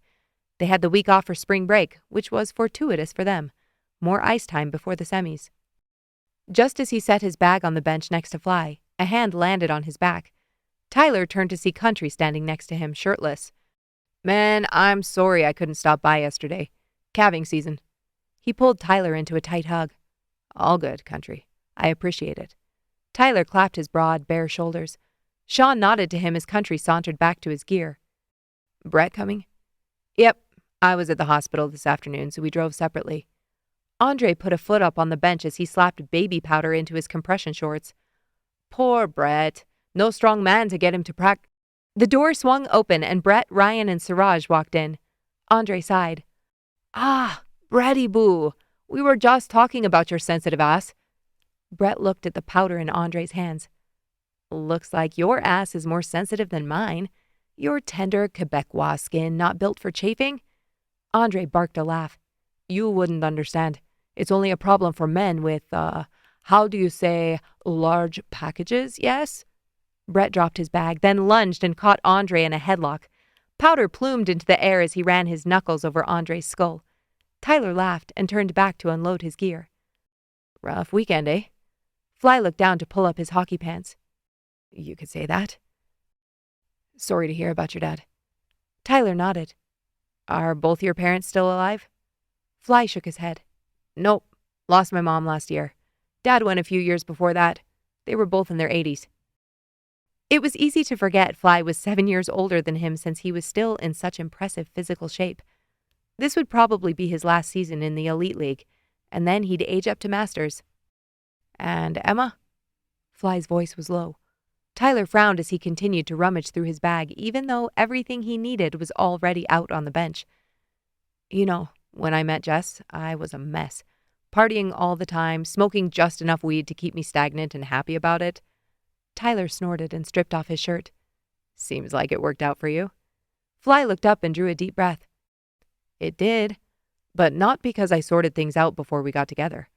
If we had to be perfect before we met the right person, all of us would be alone, eh?" Fly sat on the bench and reached for his skates.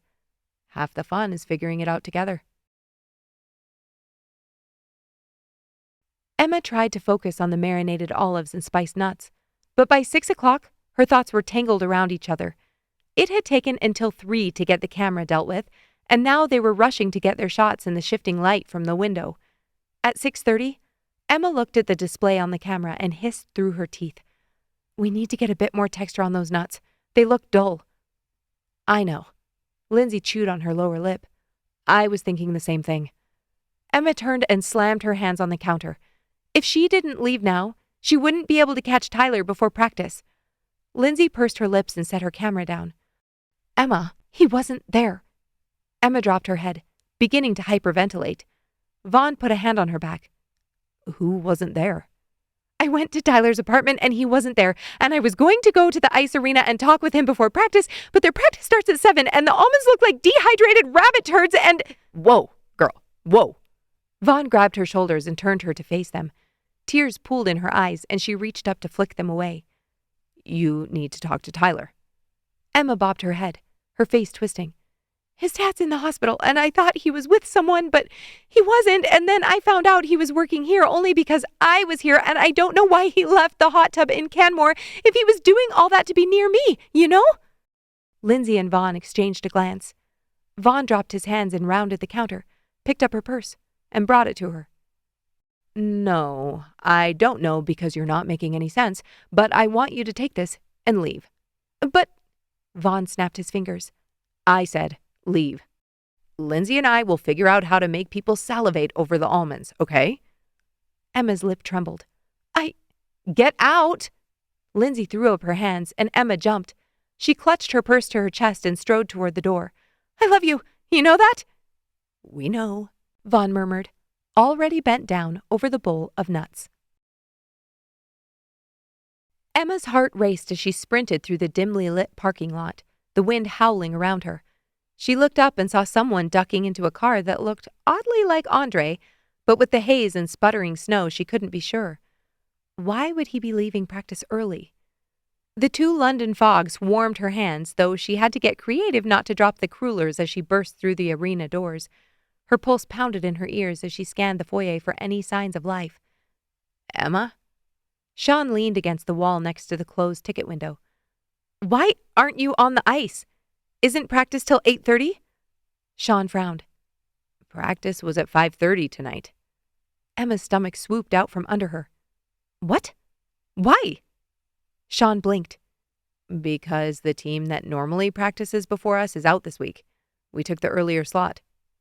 Emma pressed her fingers to her temples. Don't people have work? Day jobs?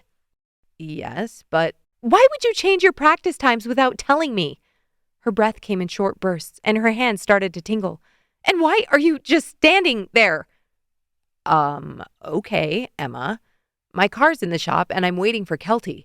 She hates driving in the snow, and since when have you wanted to know what time we— Is Tyler still here? Emma ran to the railing to look down the stairs. Tyler? Did you bring him food? Emma turned, her eyes flashing. Yes, Sean. Is he still here?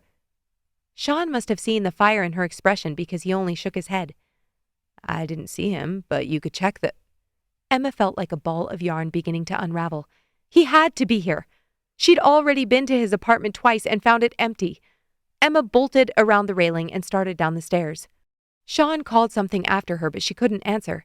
It felt like an eternity before she reached the bottom of the stairs and ran down the hall to the locker room. She didn't even think to knock before she set the cups and bag on the concrete floor, flung the door open, and dashed inside. Steam billowed around her. Was the water running? Whoa! Fly yelped and grabbed a towel to wrap around his waist with impressive speed. I thought everyone was gone. Sorry, Emma squeaked, heat flooding her cheeks. I didn't mean to. She spun and rushed back out into the hall. Fly was the only player in there, wasn't he? She hadn't seen any other backsides glistening in the steam. Emma groaned and leaned against the cool wall. He was gone. Tyler had already left for the night, and even though she'd rushed over, she'd missed him. Adrenaline made her shaky as she picked up the cups and bag, then trudged back to the stairs. Maybe it was a sign. She should have just texted him in the first place and set up a time to meet and talk. But if he didn't text back? She didn't want to give him the chance of ignoring her, of shutting her out like he had in Canmore. Tyler had kissed her. He'd started showing up in person the same time she'd started working there. She wasn't misinterpreting this, which meant there had to be some other reason why he'd bolted from the hot tub the other night, and she needed to know what it was. Emma turned and started up the stairs when something caught her eye. A card. Kicked up against the edge of the stairs. A driver's license. Chapter 24. Emma set the cups on the stairs and bent down to pick up the rectangular piece of plastic. She flipped it over. Tyler's face stared back at her. She squeezed her eyes shut. That man needed a better wallet. Her eyes popped open and she stared at his black and white GQ photo. She wanted to buy it for him. She wanted to know the things he needed. She wanted to bring him London fogs and crullers. With tears blurring her vision, Emma turned and sat on the stairs, hugging her knees to her chest. She should go home. The snow was probably already coming down, and Tyler was most likely headed to the hospital again. She had just reached out for the railing and pulled herself up when a low crack pierced the quiet. Emma knew that sound. A puck, slamming against the boards. Someone was on the ice. Her heart fluttered. Sean had said they took the first slot because the other team was out for the week, but that didn't mean there couldn't be other players or teams booking ice time. Emma followed the faint echo down the hall until she saw him. A player in baby blue, no helmet, slapping puck after puck toward the net. She felt like she was treading water in a rising pool as she opened the door and started down the rink, walking next to the boards. Tyler's body twisted, swinging his stick and sending each puck whistling toward the net. Just like in a game, his movements were fluid and graceful as he lined up shot after shot. Emma stopped before the plexiglass rose up from the boards and set the drinks and donuts on the bleachers behind her. When she turned back, Tyler was standing still on his skates, watching her. Neither of them moved for a long moment, and then Emma held up his license. Tyler dropped his stick and skated over to her. It feels like this is becoming a habit. Emma set his license on the boards. Tyler glanced at the Tim Hortons cups on the seat, but didn't comment. Her heart jumped into her throat. Isn't practice over? Tyler nodded once. Sweat beaded his brow, and his dark hair was damp, curling at the ends. Emma couldn't bear the silence. I heard about Troy. I tried to stop by after the barbecue. I was at home. Tyler's voice sent a feeling of fingertips tapping down her spine. She nodded, wetting her lips. How is he? As good as can be expected. And you? He exhaled. Fine. Emma pursed her lips. Fine? Tyler rested his hands on the boards. Well, that's good to know. She clasped her hands in front of her and rocked on her heels, then spun and started back the way she came. Emma, wait. She whirled. Don't tell me to wait unless you're planning to make it worth my time. Emma. Wait. She stomped back to stand in front of him. Why did you leave the hot tub, Tyler? And before you answer, don't you dare tell me it was because you didn't think doing this was a good idea. She motioned between the two of them. That's such bullshit. I know you didn't used to work on property, which means there was no reason for us to have to pretend at work. We wouldn't have had to do anything to prove to Troy that we were dating if you continued to work at home, and then you kissed me. Tyler muttered a string of curses and bent over the boards. When he rose, his eyes were wild. I don't know what the hell I'm doing, okay? His voice boomed across the empty rink. Emma's mouth snapped closed as he slammed his gloves on the boards. I left the hot tub because I don't know what the hell I'm doing. That much is obvious, Emma muttered, beginning to pace. But you know what, Tyler? Neither do I. Nobody knows what they're doing. But at least I had the balls to be honest about it, to tell you how I felt, and then— No, you didn't. Tyler shook his head. What? Emma hissed. You told me you wondered if this could be real. That wasn't telling me how you felt. He scoffed. But I didn't need you to, did I? I'd seen it written all over your face. When you saw me at the bar, or when I walked into one place with Ginger. Even there in that hot tub when we were alone. That look was still plastered there. What? Look! Emma ran her hands through her hair in exasperation. The look that says, I want you if. I want you, Tyler, if you can stop acting like a slut at the bar. If you can be in a committed relationship, if you can change who you've been for the past 13 years. Of course I want you to change. We all have to change, Tyler. Don't you think I need to change? I'm terrified of getting into another relationship because I don't trust myself not to get sucked into someone else's shadow and lose my way again, or to see the signs soon enough to get out if it's terrible. Her cheeks warmed and her eyes filled with tears. Tyler's expression softened. When he spoke, his voice was rough. I don't know if I can be those things. I don't want to keep doing this, but I don't know any other way. And if I try to figure this out, I'll hurt you, Emma. I know I'm already hurting, Tyler. Emma flicked a tear off her cheek, her breath coming in short bursts. She forced her lungs to expand, then exhaled. Is this what you do? Tyler threw up his hands. Yes, that's what I'm trying to tell you. It's exactly— No, Tyler, is this what you do? Give up? Refuse to try?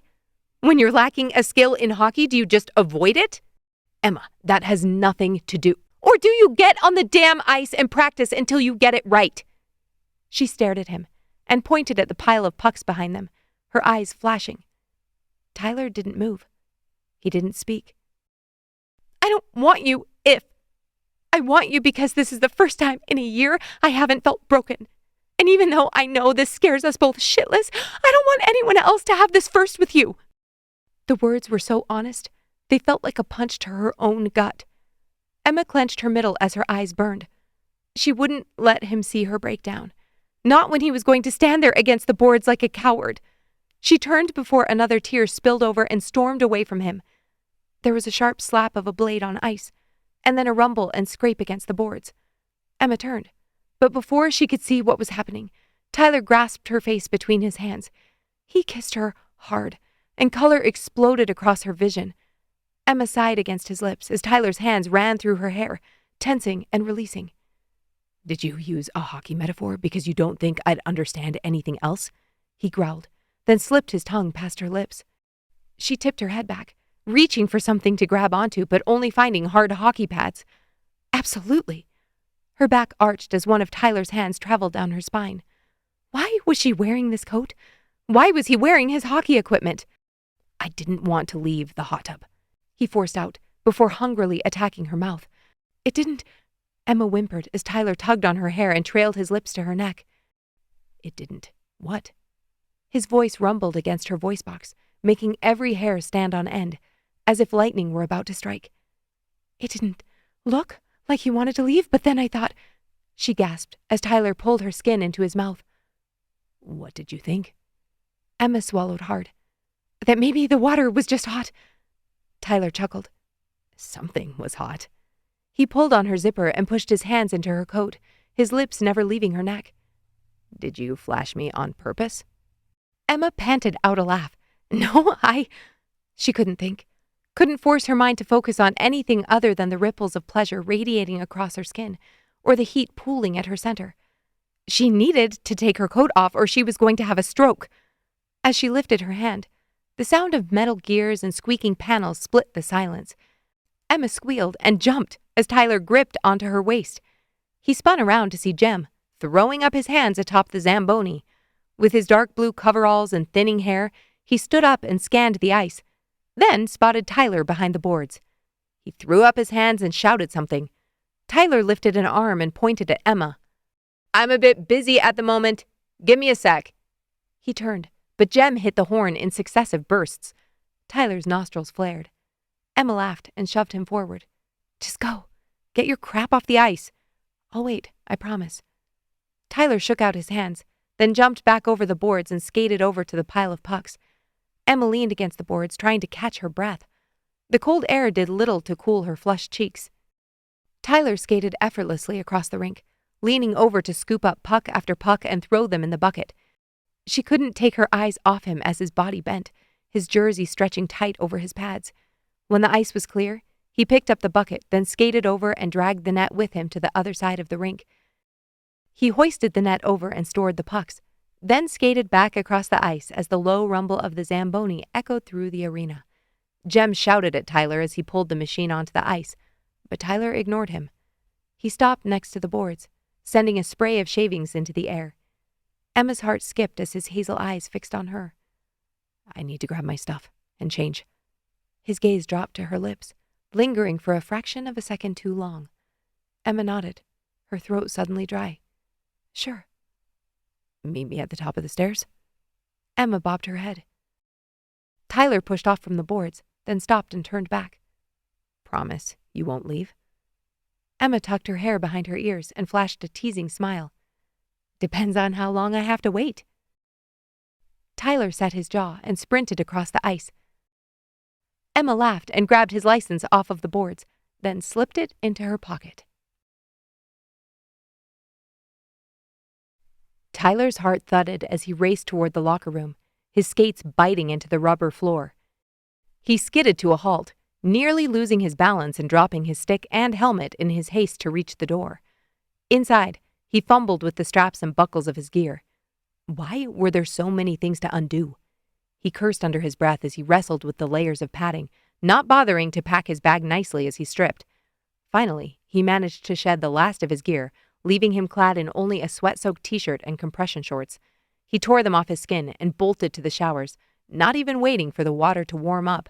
He scrubbed his hair and skin, then rinsed off as fast as humanly possible and toweled off. His hair was still dripping when he emerged from the locker room, panting and disheveled, but no longer smelling like sweat and iron. He slung his bag over his shoulder and gripped his stick as he jogged to the stairs. When he reached the top, he was out of breath. Emma took a sip of her drink and handed the other cup to Tyler. That was impressive. Tyler dropped his bag, then set the London Fog on the thin strip of the ticket counter behind her. He grabbed the drink in her hand and the paper bag she was holding and set it next to his cup. "Tyler, what?" Emma's breath hitched as he grabbed her hips and pushed her back against the wall, her hair covering the paper tape there, announcing the upcoming summer free skate schedule. He couldn't wait another second to pick up where they left off. Tyler pressed his body against hers. The wet tips of his hair brushed her forehead as she looked up at him. Her coat was still undone, and he moved his hands up the sides of her body. Emma's eyes flicked to the offices with lights on down the hall. Tyler brushed his nose against her cheek and watched her eyelids flutter closed as she inhaled. "Who told you I didn't work on property?" he whispered. Emma's throat worked, and seeing the effect he had on her was intoxicating. "Troy's ex. She came by today, and—" She sucked in a breath as Tyler pulled her earlobe into his mouth. "I went to your house on Saturday night, and I saw her. I thought—" Tyler pulled back and looked at her. "You came to our house Saturday?" Emma nodded. "When I heard about Troy. I figured you'd found out that morning, and then the way we left things. I wanted to make sure you were okay." "And you thought I was sleeping with her?" he asked. Emma smiled weakly. Tyler smoothed her hair out of her eyes. "I haven't been with anyone since we met." Emma raised an eyebrow. "Since we met? At Tim Hortons?" Tyler nodded. "Couldn't do it." Something flickered in Emma's expression. "Why not?" She knew the answer, or she wouldn't be asking, but he could see in her expression that she needed to hear him say it. "Because all I can think about is you." He kissed the tip of her nose. "It's been annoying as hell." Emma laughed and slipped her hands under the edge of his shirt, brushing his lower back. "Bowen, why the hell are you still here?" Tyler spun to find Nora, the assistant manager of the ice arena, stalking toward the front doors. Her eyes widened and she stopped. "Oh, Emma, I didn't—" Nora cleared her throat. "We're closing for the storm, so I suggest you get home before the roads freeze over." Emma's cheeks were stained pink as Tyler pulled back. His pulse quickened. He didn't want to go home, at least not alone, but he had no idea what Emma was thinking. Tyler picked up his gear, then snatched the paper bag from the counter and opened it. "You're eating that now?" Emma laughed. "I would have eaten it sooner, but I've been a bit distracted." He pulled out his honey cruller and bit into it.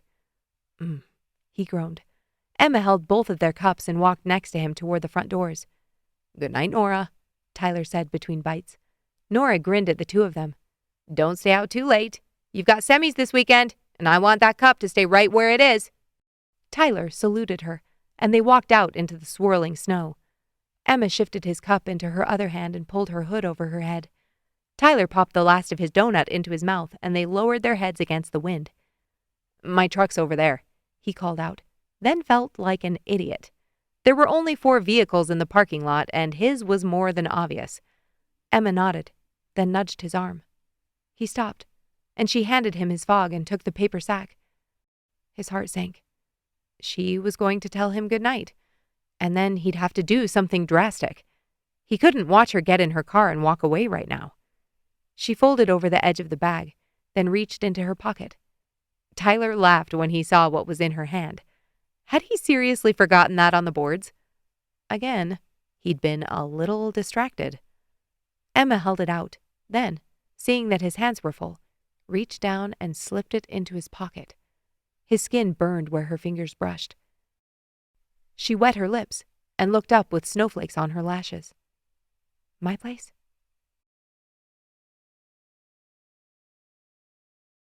Chapter 25.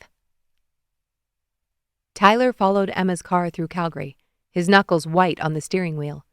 The slick roads forced them to drive slowly, and it felt like a personal affront. "My place?" Her words and the coy smile on her face played through his mind, making it impossible to sit comfortably in his seat. He should probably turn the heat warmers off. Come on, he muttered under his breath as yet another red light forced them to stop. His leg jittered impatiently, toes tapping against the car floor as if that could force the light to change. Finally, after what felt like an eternity of traffic-induced torture, Tyler pulled up to the curb outside Emma's apartment building. The engine rumbled beneath him as he put the truck in park and watched her car continue on, turning into the parking garage. He should meet her inside the lobby, right? Tyler reached into his center console and pulled out his floss, toothbrush, and a sleeve of condoms. He didn't want to be presumptive, but he was sure as hell going to be presumptive. Everything in his life up to this point had taught him to be prepared. At least he could be grateful for that. Would Emma find it unattractive, knowing that he was always ready for a sleepover? He sighed and reached for the door handle, then paused and narrowed his eyes. Condensation had built up on the glass on the drive over, and he spotted a tiny heart streaked amidst the haze. Emma had done that. The night he'd driven her here after the bar when she'd told him the console between them was necessary. He laughed out loud, remembering her nearly scaling the door to stay as far from him as possible. And here this was, sitting there all this time, just waiting to reveal itself. His hands shook as he stepped out of the truck and made his way into the apartment lobby. Inside the airlock, he stomped off his shoes and drew a deep breath to steady himself as he waited, trying not to look like a creep with his toothbrush sticking out of his jeans pocket. Each second stretched like an elastic band until, finally, time snapped back into focus as Emma walked through the door from the parking garage. Her cheeks were flushed, her eyes bright. Tyler had to remind himself to breathe. "Hey." Emma dropped her eyes and fiddled with the strap of her purse before hitting the elevator call button. 3 times. Tyler smirked. They stood there next to each other, the air so thick it felt like he was breathing in maple syrup. The elevator doors slid open with a soft whoosh, and Tyler followed Emma into the metal box. She hit the button for her floor, and as soon as the doors slid closed, Tyler moved. His body trembled as he pushed her up against the wall and kissed her, so pumped full of adrenaline he could barely stand straight. The elevator dinged, and Emma looked up. "Second floor. Someone else." The doors opened, and Tyler called out, "Wait for the next one," to the group of girls gaping at them from the hall. He hit the button to close the doors, then scooped his hands under Emma's butt and thighs to lift her up to his level. She wrapped her legs around his waist, and he dropped his head back as her hair fell against his cheeks. He could live here, right where they were standing, with her weight on his hips, her chest lifting and falling against his, her tongue on his lips. When the doors opened again, Tyler didn't let go. He carried her giggling out of the elevator, barely able to see where he was going. Though he'd only been to her door once, he didn't need directions. He'd thought about retracing his steps enough times to have the route memorized. Tyler reluctantly dropped Emma to the ground when they reached the door. She fumbled with her keys, her lips flushed and swollen. Her hands shook, but she finally got the key in the lock. She pushed the door open, and as soon as they stepped inside, he pinned her against it, pushing it closed. Emma laughed. "Tyler, I really have to pee." "Great, I'll come with you." She slapped his chest, then dropped her gaze and smirked as he stepped back. "Is that a toothbrush in your pocket, or are you just happy to see me?" Tyler rubbed his neck. "I always brush my teeth after practice, but you were cracking the whip at the arena and I didn't have time." Emma shot him a look that said, "Nice excuse," then kicked off her boots and hung her coat on the hooks.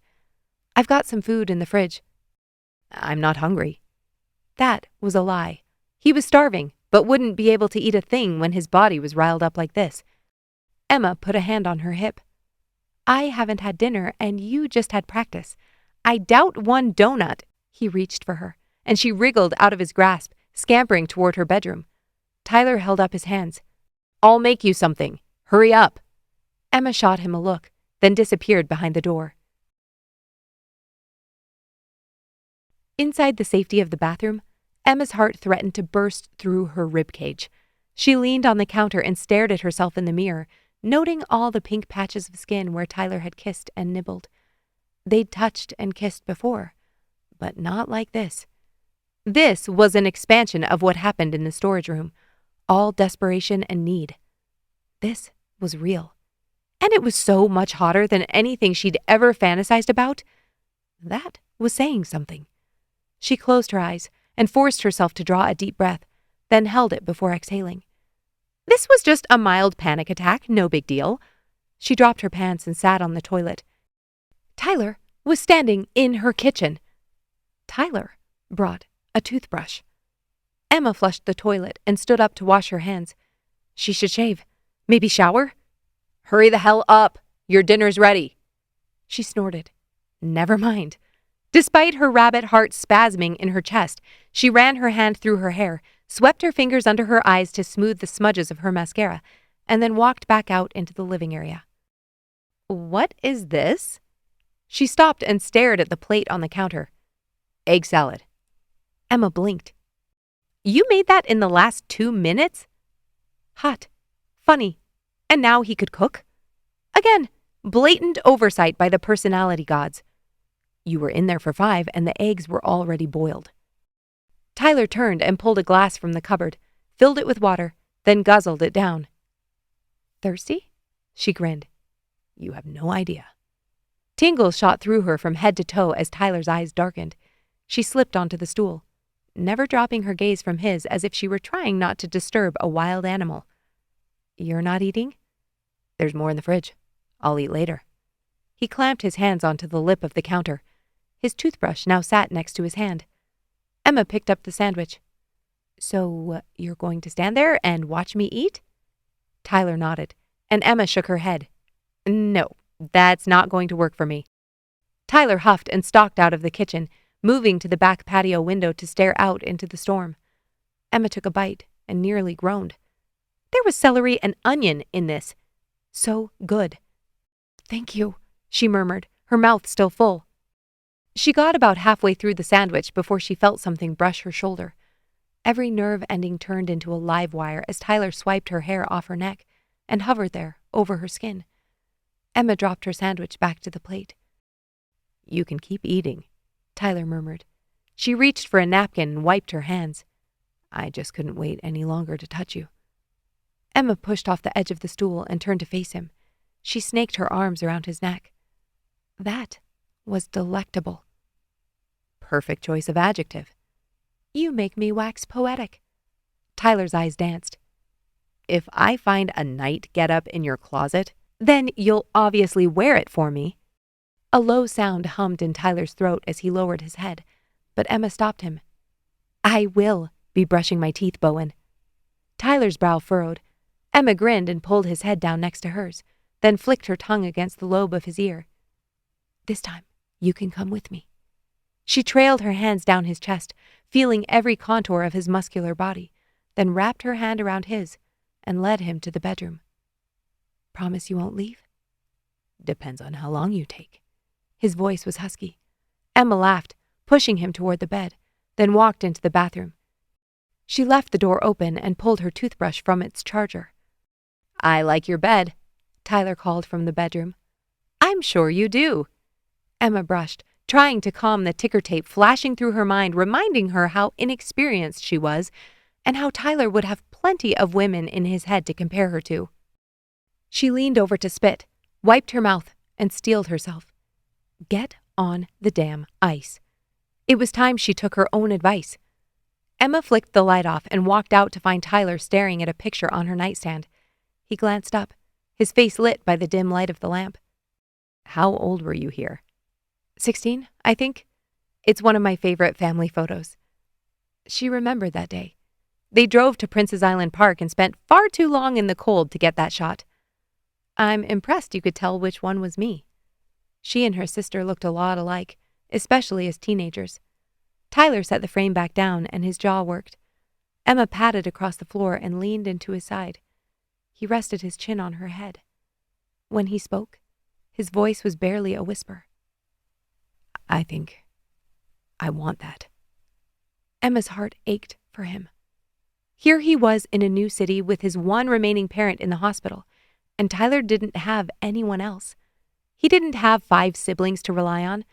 When Troy was gone, he would be the only one left who knew every piece of his story. "You won't be alone. You know that, right?" Emma put a hand on his chest. "You're a snowball now." "And when Sean finds out about this?" "He'll get over it, because that's what family does for each other."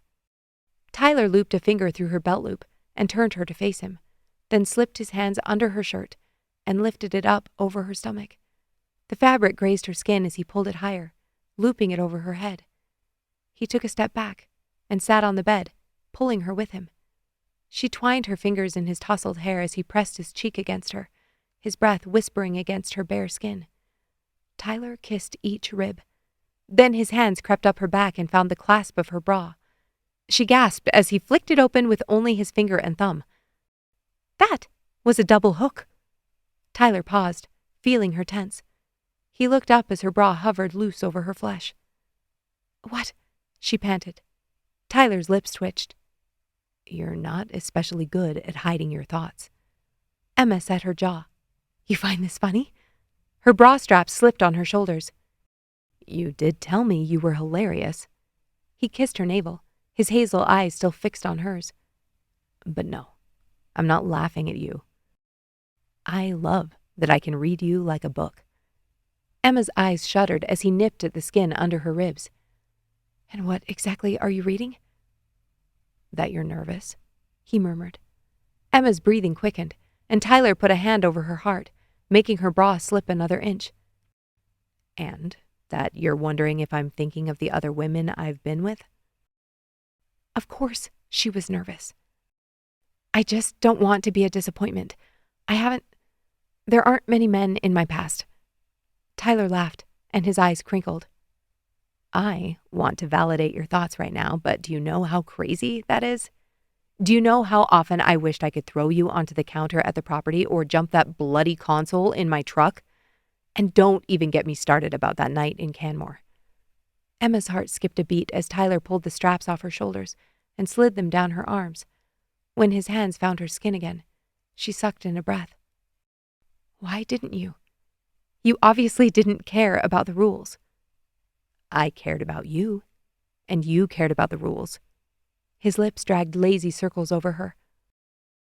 From the start, you were never like the others. So, I'm going to take my time until you're convinced that you're the only woman in my head. Emma opened her eyes and waited for him to look up. She nodded once, not realizing until he'd spoken the words how much she needed to hear them. She pushed his shoulders away from her, then climbed on top of him, nestling her thighs around his hips. Emma tugged at his shirt until he got the hint and pulled it off, tossing it on the floor next to hers. She ran her fingernails over his chest, reveling in the way his skin prickled and his breathing sped up.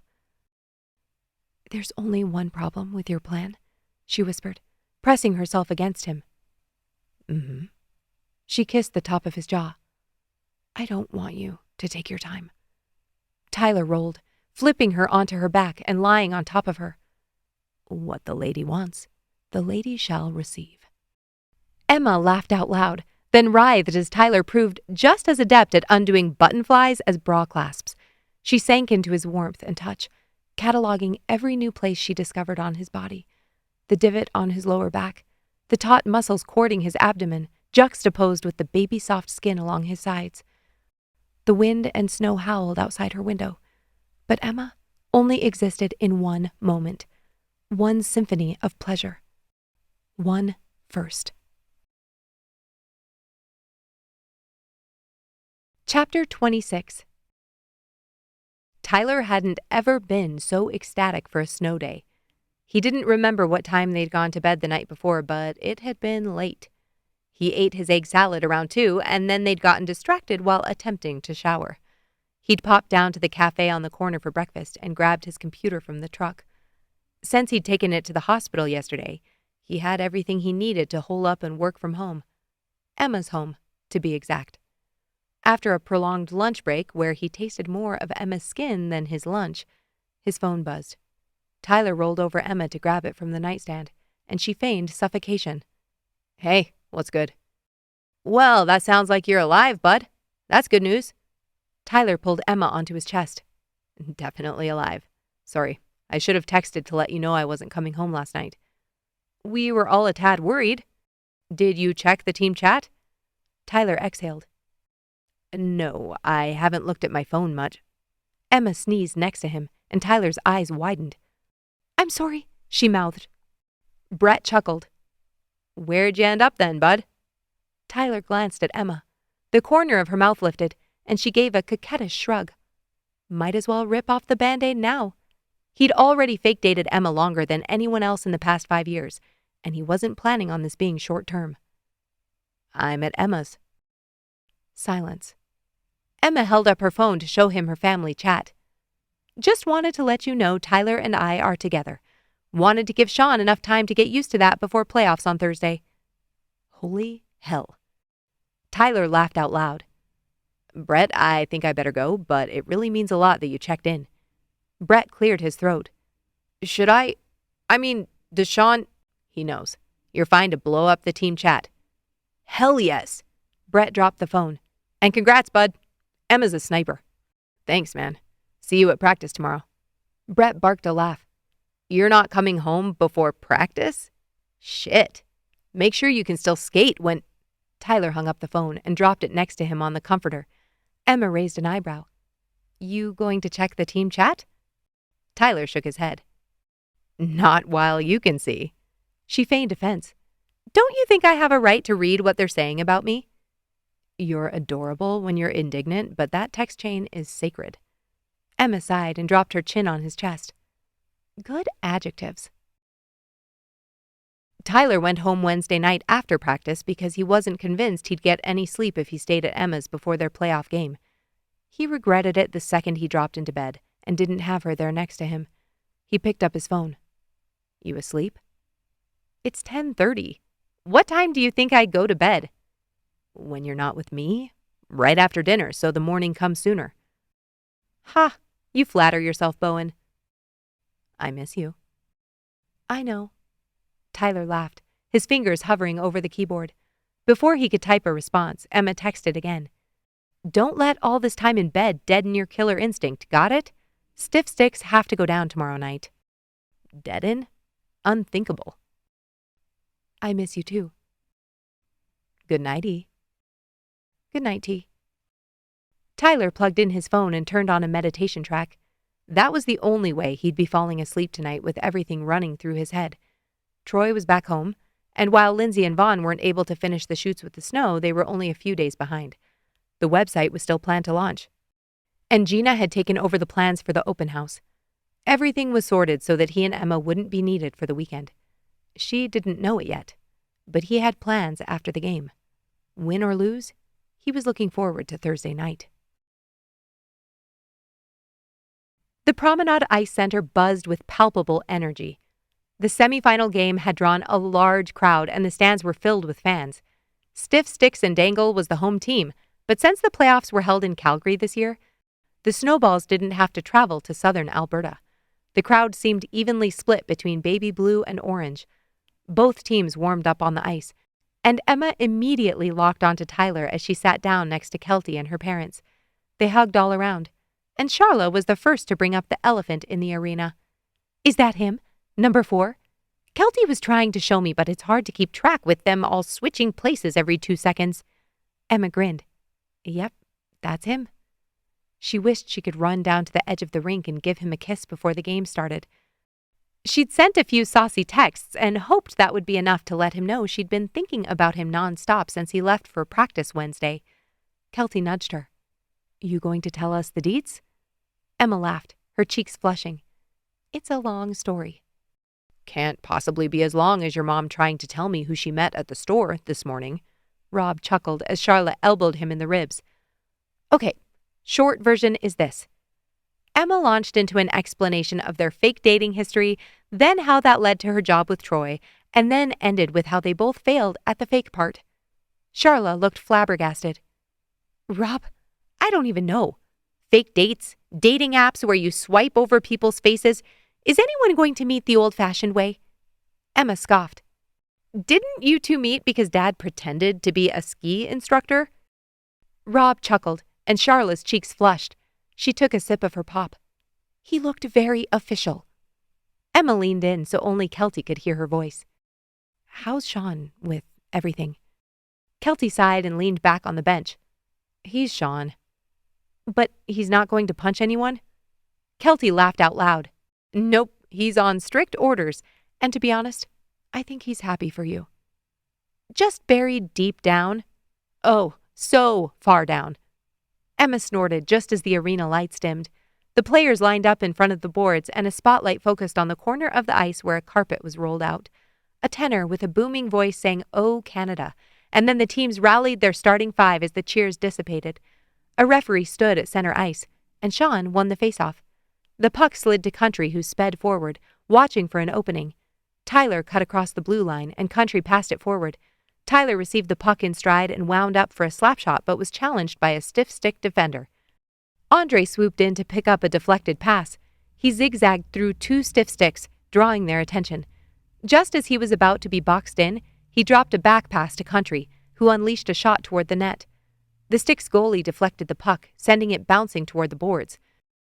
Their group cheered every time the Snowballs had the puck, and Emma knew she wouldn't have much of a voice after this game. Ryan subbed for Country, and the Snowballs maintained possession for a good minute, rotating the puck. Tyler took another shot, only to be blocked. The Stiff Sticks tried to clear their zone, but Sean intercepted, sending the puck back deep. With only seconds left in the period, Tyler and Curtis executed a beautiful give-and-go play, leaving Tyler with a breakaway. The arena held its collective breath as Tyler deked left and shot right, sending the puck short side. The crowd erupted as the buzzer sounded, signaling the end of the period and Tyler's goal. Emma jumped up and down with Kelty, her heart ready to burst. She turned to pick up her jacket from the bench and froze. As the crowd cheered around her, she stared at the top corner of the stands. Troy pulled a hand out of his blankets and waved. Gina was next to him, making sure his oxygen stayed in place. "I'll be right back." Emma slid out of their row and walked up to stand above Troy. "Is it smart for you to be here?" she asked, unable to keep the smile from her face. "I think it's the smartest thing I've done in a long time." He patted the bench next to him, and she sat. He stared down at the bench, watching his son squirt water through the gaps in his helmet. "He's something else." Emma nodded. "Why didn't you ever come before?" Troy exhaled, and Gina put a hand over his shoulders. "I don't have a good answer for that." "Well, I'm glad you're here now." Emma wished Tyler had his phone on him so she could text him and force him to look up. This will mean so much to him. "We might not be able to stay for the whole game. Troy has an early bedtime these days." Gina smiled warmly. Emma watched the two of them and wondered what would propel a 50-year-old woman to care for a man she'd only met a few months ago. She didn't have to think about it for long. When someone like Tyler gave his attention, it was difficult not to crave it again. "Emma, Gina has plans for the next 2 properties, and I'd love it if you and Tyler met with her in the next few weeks to give your input. Would that be possible?" Troy asked. Emma nodded, her chest tightening. The next few weeks. Troy might not be around by then. "Of course. You're planning to continue with them then?" Troy looked at her, a twinkle in his eye. "Meet with Gina, and you'll get all the details." Emma smiled, amused by how tickled he was at being cryptic. "Now, go be with your family. I didn't mean to pull you away." The second period was about to start. Emma put a hand on his arm. "I was happy to visit with you." She started to stand, and Troy grabbed onto her jacket. "Make sure you don't let him make excuses. And if he ever starts to pull away, pin him against the wall and force him to talk to you." Emma nodded. "I don't know if I can force Tyler to do anything, but I'll try." "He needs it. We all do. Someone who won't let us get away with just doing what we know." Emma swallowed hard. "He's a good man, Troy. He loves you." Troy blinked and dropped his hand. He nodded once, and Emma stepped over the bench and walked back to her seat. On the bench at the start of the third, Tyler wiped sweat from his brow and guzzled electrolytes. They were still up 1-0, but the Sticks' attacks were relentless. They were cornered now, clawing for a goal. "Have to shut down that pass through the center." Brett pounded his fist against the boards. Tyler nodded in agreement. Boyd was covering their asses in the goal, but if they didn't tighten up their D, their lead wouldn't last long.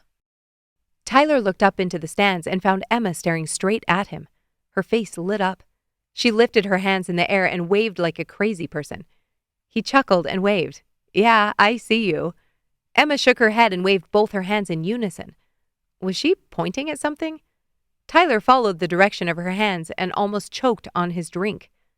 There, at the back of the stands, sat Troy, bundled in blankets with Gina by his side.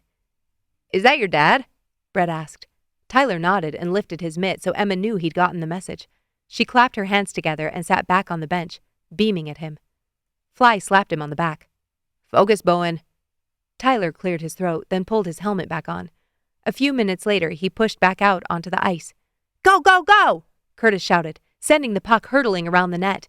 With swift, powerful strokes, Tyler intercepted the puck and charged down the rink. He weaved through the opposing players with ease, his eyes never leaving the goalie guarding the net. A check came out of nowhere, and he slammed into the boards. He growled and righted himself, searching for the puck. 3 minutes left, the announcer boomed over the loudspeaker. Can the Sticks tie it up, or will the Snowballs be facing pucks deep in the finals? Tyler saw it happening in slow motion. Everything seemed to blur except for the puck, which was clearly in the possession of a Stiff Sticks forward. Boyd sank low, eyes locked onto the puck, his gloves up, anticipating a shot. But the forward executed a no-look pass to his teammate far side. Tyler cursed under his breath and tried to close the gap, his skates scraping the ice as he pushed up. The stiff stick player wound up and, with a flick of his wrist, sent the puck sailing.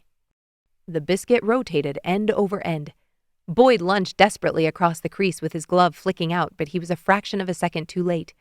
The puck found its mark, nestling in the top corner of the net. The sharp sound of the goal horn echoed. Sean slammed his stick on the ice.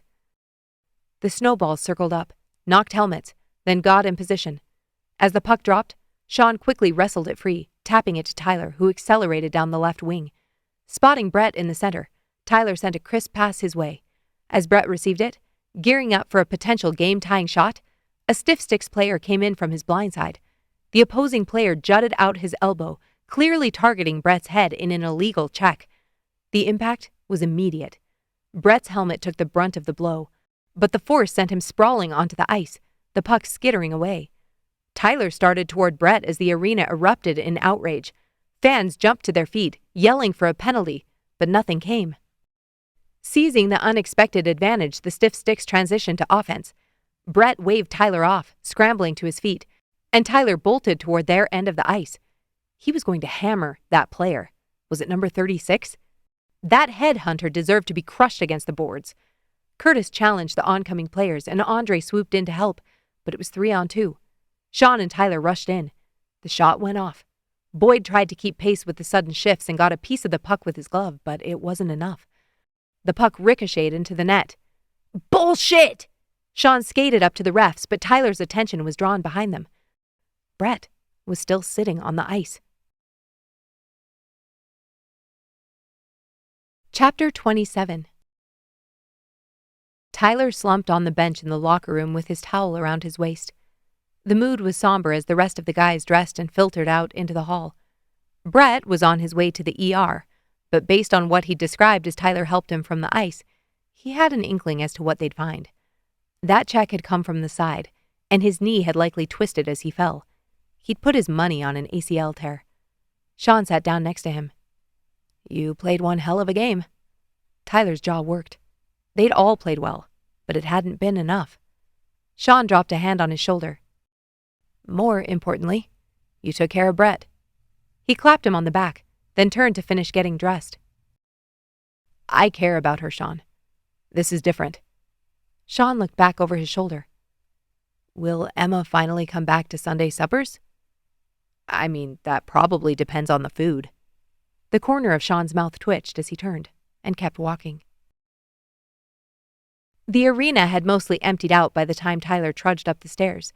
Emma ran to him and launched into his arms as he dropped his bag and stick. I'm so sorry, she mumbled into his chest. You saw Troy in the stands, right? Tyler nodded and ran his hand over her hair. How could I have missed the air traffic control arms? Emma laughed, clutching his shirt. She pulled back. One place? We could drown our sorrows in terrible karaoke since you don't drink? Tyler laughed and picked up his gear as Emma pulled him toward the doors. He was upset about the loss and worried about Brett, but it was something else entirely that made his pulse quicken as they stepped outside and started walking toward the parking lot. He waited for Emma to notice the car idling against the curb. She glanced over, but it took her 4 more steps to slow. Her eyes narrowed, but she kept walking until Tyler pulled her to a stop. How about a do-over? Emma watched him, a slow smile starting at the corner of her lips. What do you mean? Tyler ran a hand through his hair. Well, our last trip to Canmore kind of sucked, especially for you. Now my season's over and we don't have to meet with Gina until... You know about that? Tyler laughed. I do occasionally check my text messages. So, you want me to get in this car? I was hoping you'd want to. She took a step closer to the curb. I don't have any of my toiletries or a change of clothes. You didn't last time either. She laughed. What about a swimsuit? Tyler balked. Absolutely not. I've been dreaming about a do-over of that moment every night since we got back. You will not ruin this for me. Emma raised an eyebrow, then slowly sidestepped to the door. Is there a console? I already requested it be stowed away. What about my car and your truck? They can't be here over... Brett's taking my truck home. And I'm taking your car. Kelty sauntered up next to them and held out her hand. Emma clapped a hand over her mouth, then dug in her purse and handed over her keyring. Kelty hugged her, then jogged off toward the pub. Emma's smile widened. You didn't know your season was going to be over when you planned this. Tyler pointed with his stick. Can you please just get in the damn car? As much as Tyler wanted to, he wasn't going to strip Emma's clothes off in the back of a car where the driver could lower the partition at any moment. Instead, they'd both gotten handsy until they couldn't take it anymore, and now Emma was lying on his chest, drawing slow circles over his shirt. 10 more minutes. If you could have one superpower, what would it be? Emma asked. Tyler sighed and squeezed her upper thigh. Right now, I'd say teleportation. Emma laughed. Funny, I was going to say X-ray vision. This time when they arrived in Canmore, the ground was covered in snow. Emma squealed as they stopped next to the curb. She grabbed onto his arm as they waved the driver off without a second glance. The same staff member, Quinn, walked out and looked between the two of them. He quirked an eyebrow. Should I tell our staff to prepare an early breakfast? Emma sighed. You never know with this one. Tyler feigned offense, and Emma winked at Quinn as they walked into the lobby. Anticipation bubbled beneath his skin, fizzing faster than champagne on New Year's Eve. He took their key and thanked Quinn, then took the stairs 2 at a time with Emma jogging to keep up. I assumed you'd be tired after the game, she laughed, slapping his butt as they reached the top. You assumed wrong. They strode down the hall to the rooftop suite, and as soon as the door closed behind them, Tyler started stripping. Emma's eyes widened as she saw the dessert plate. Tyler Bowen! She popped a truffle in her mouth. If you're not naked in 30 seconds, I'm taking those away from you. Emma brought a truffle over to him, holding it in her teeth and making him take it from her. She kissed him, then stepped back and tugged at her shirt.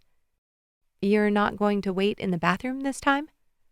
Tyler shook his head, blood pulsing through him as she pulled off her clothes, dropping everything in a puddle on the floor. Tyler watched as she slipped an elastic off her wrist and tied her hair up, then picked up the dessert plate and padded toward the patio doors, all curves and silky skin. Tyler grabbed 2 towels and followed her to the tub. Emma set the plate on the side and dropped into the steaming water. She tried to settle into the same seat she'd occupied the first time, but Tyler hit the button for the jets and pulled her onto his lap. He stared at her, the stars still poking through the cloudy night sky above her head. I'm sorry about last time. Tyler's throat worked, and Emma brushed a hand over his cheek. I don't ever want to make you feel that way again, but... She leaned down and brushed her lips over his. We're going to hurt each other, Tyler. That part's inevitable. But then we'll strategize, change our training routine. Tyler laughed and pulled her into him. No more hockey talk, he whispered. There's too much I want to do to you. What? That doesn't put you in the mood? He chuckled. I don't think there's a topic that could put me out of the mood right now. Is that a challenge? Because... Tyler's hands found her under the water, and Emma sucked in a breath. You were saying? Tyler's hands moved over her skin, both of their bodies glistening in the starlight like freshly groomed ice. In that moment, Emma wasn't scared anymore. Sitting there with Tyler was so good it ached in all the best ways. She wasn't naive enough to believe they wouldn't have their ups and downs, but there was no one she'd rather have on her team than him.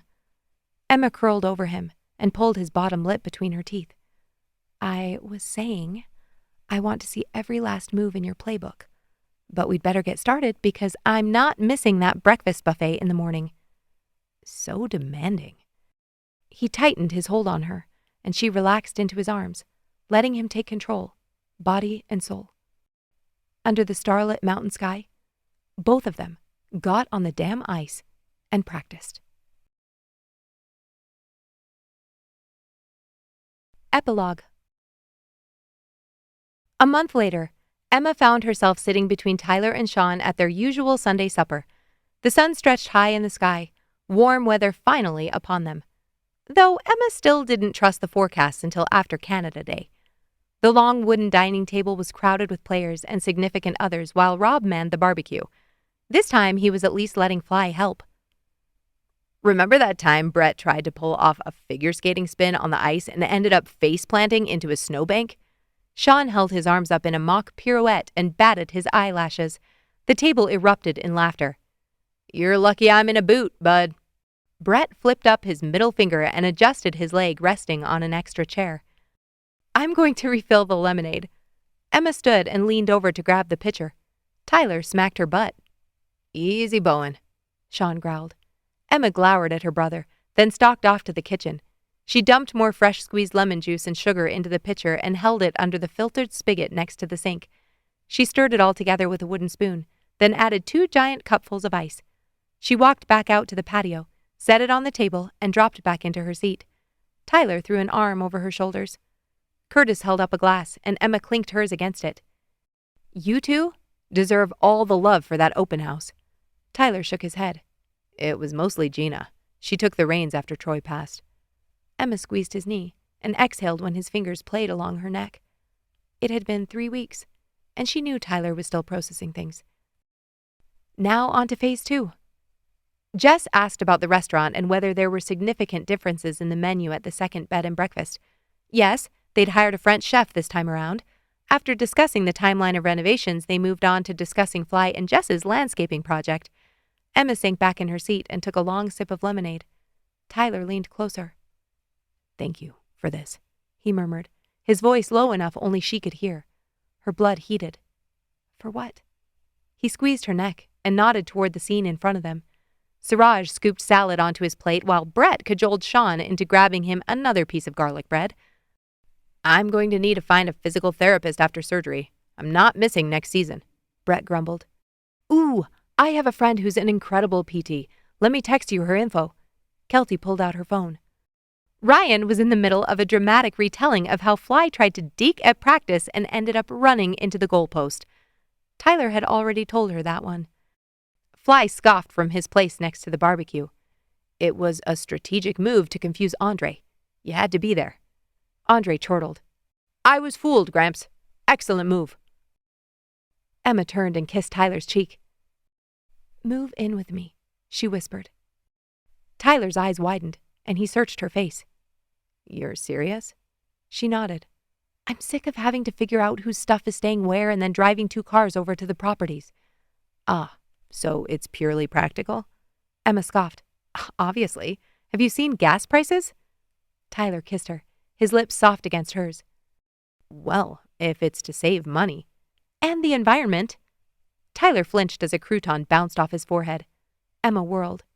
"Sean Thompson, I swear—" Sean had already jumped out of his seat, running away from the table so she couldn't hit him with anything bigger than a salad topping.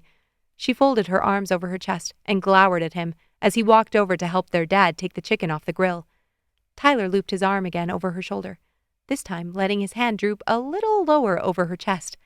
Emma burst out laughing as Sean's face reddened. "Does Wednesday work?" Tyler asked. Emma turned to him, her face lighting up. She grabbed his face and kissed him hard, not caring who on the team was watching. "Wednesday is perfect."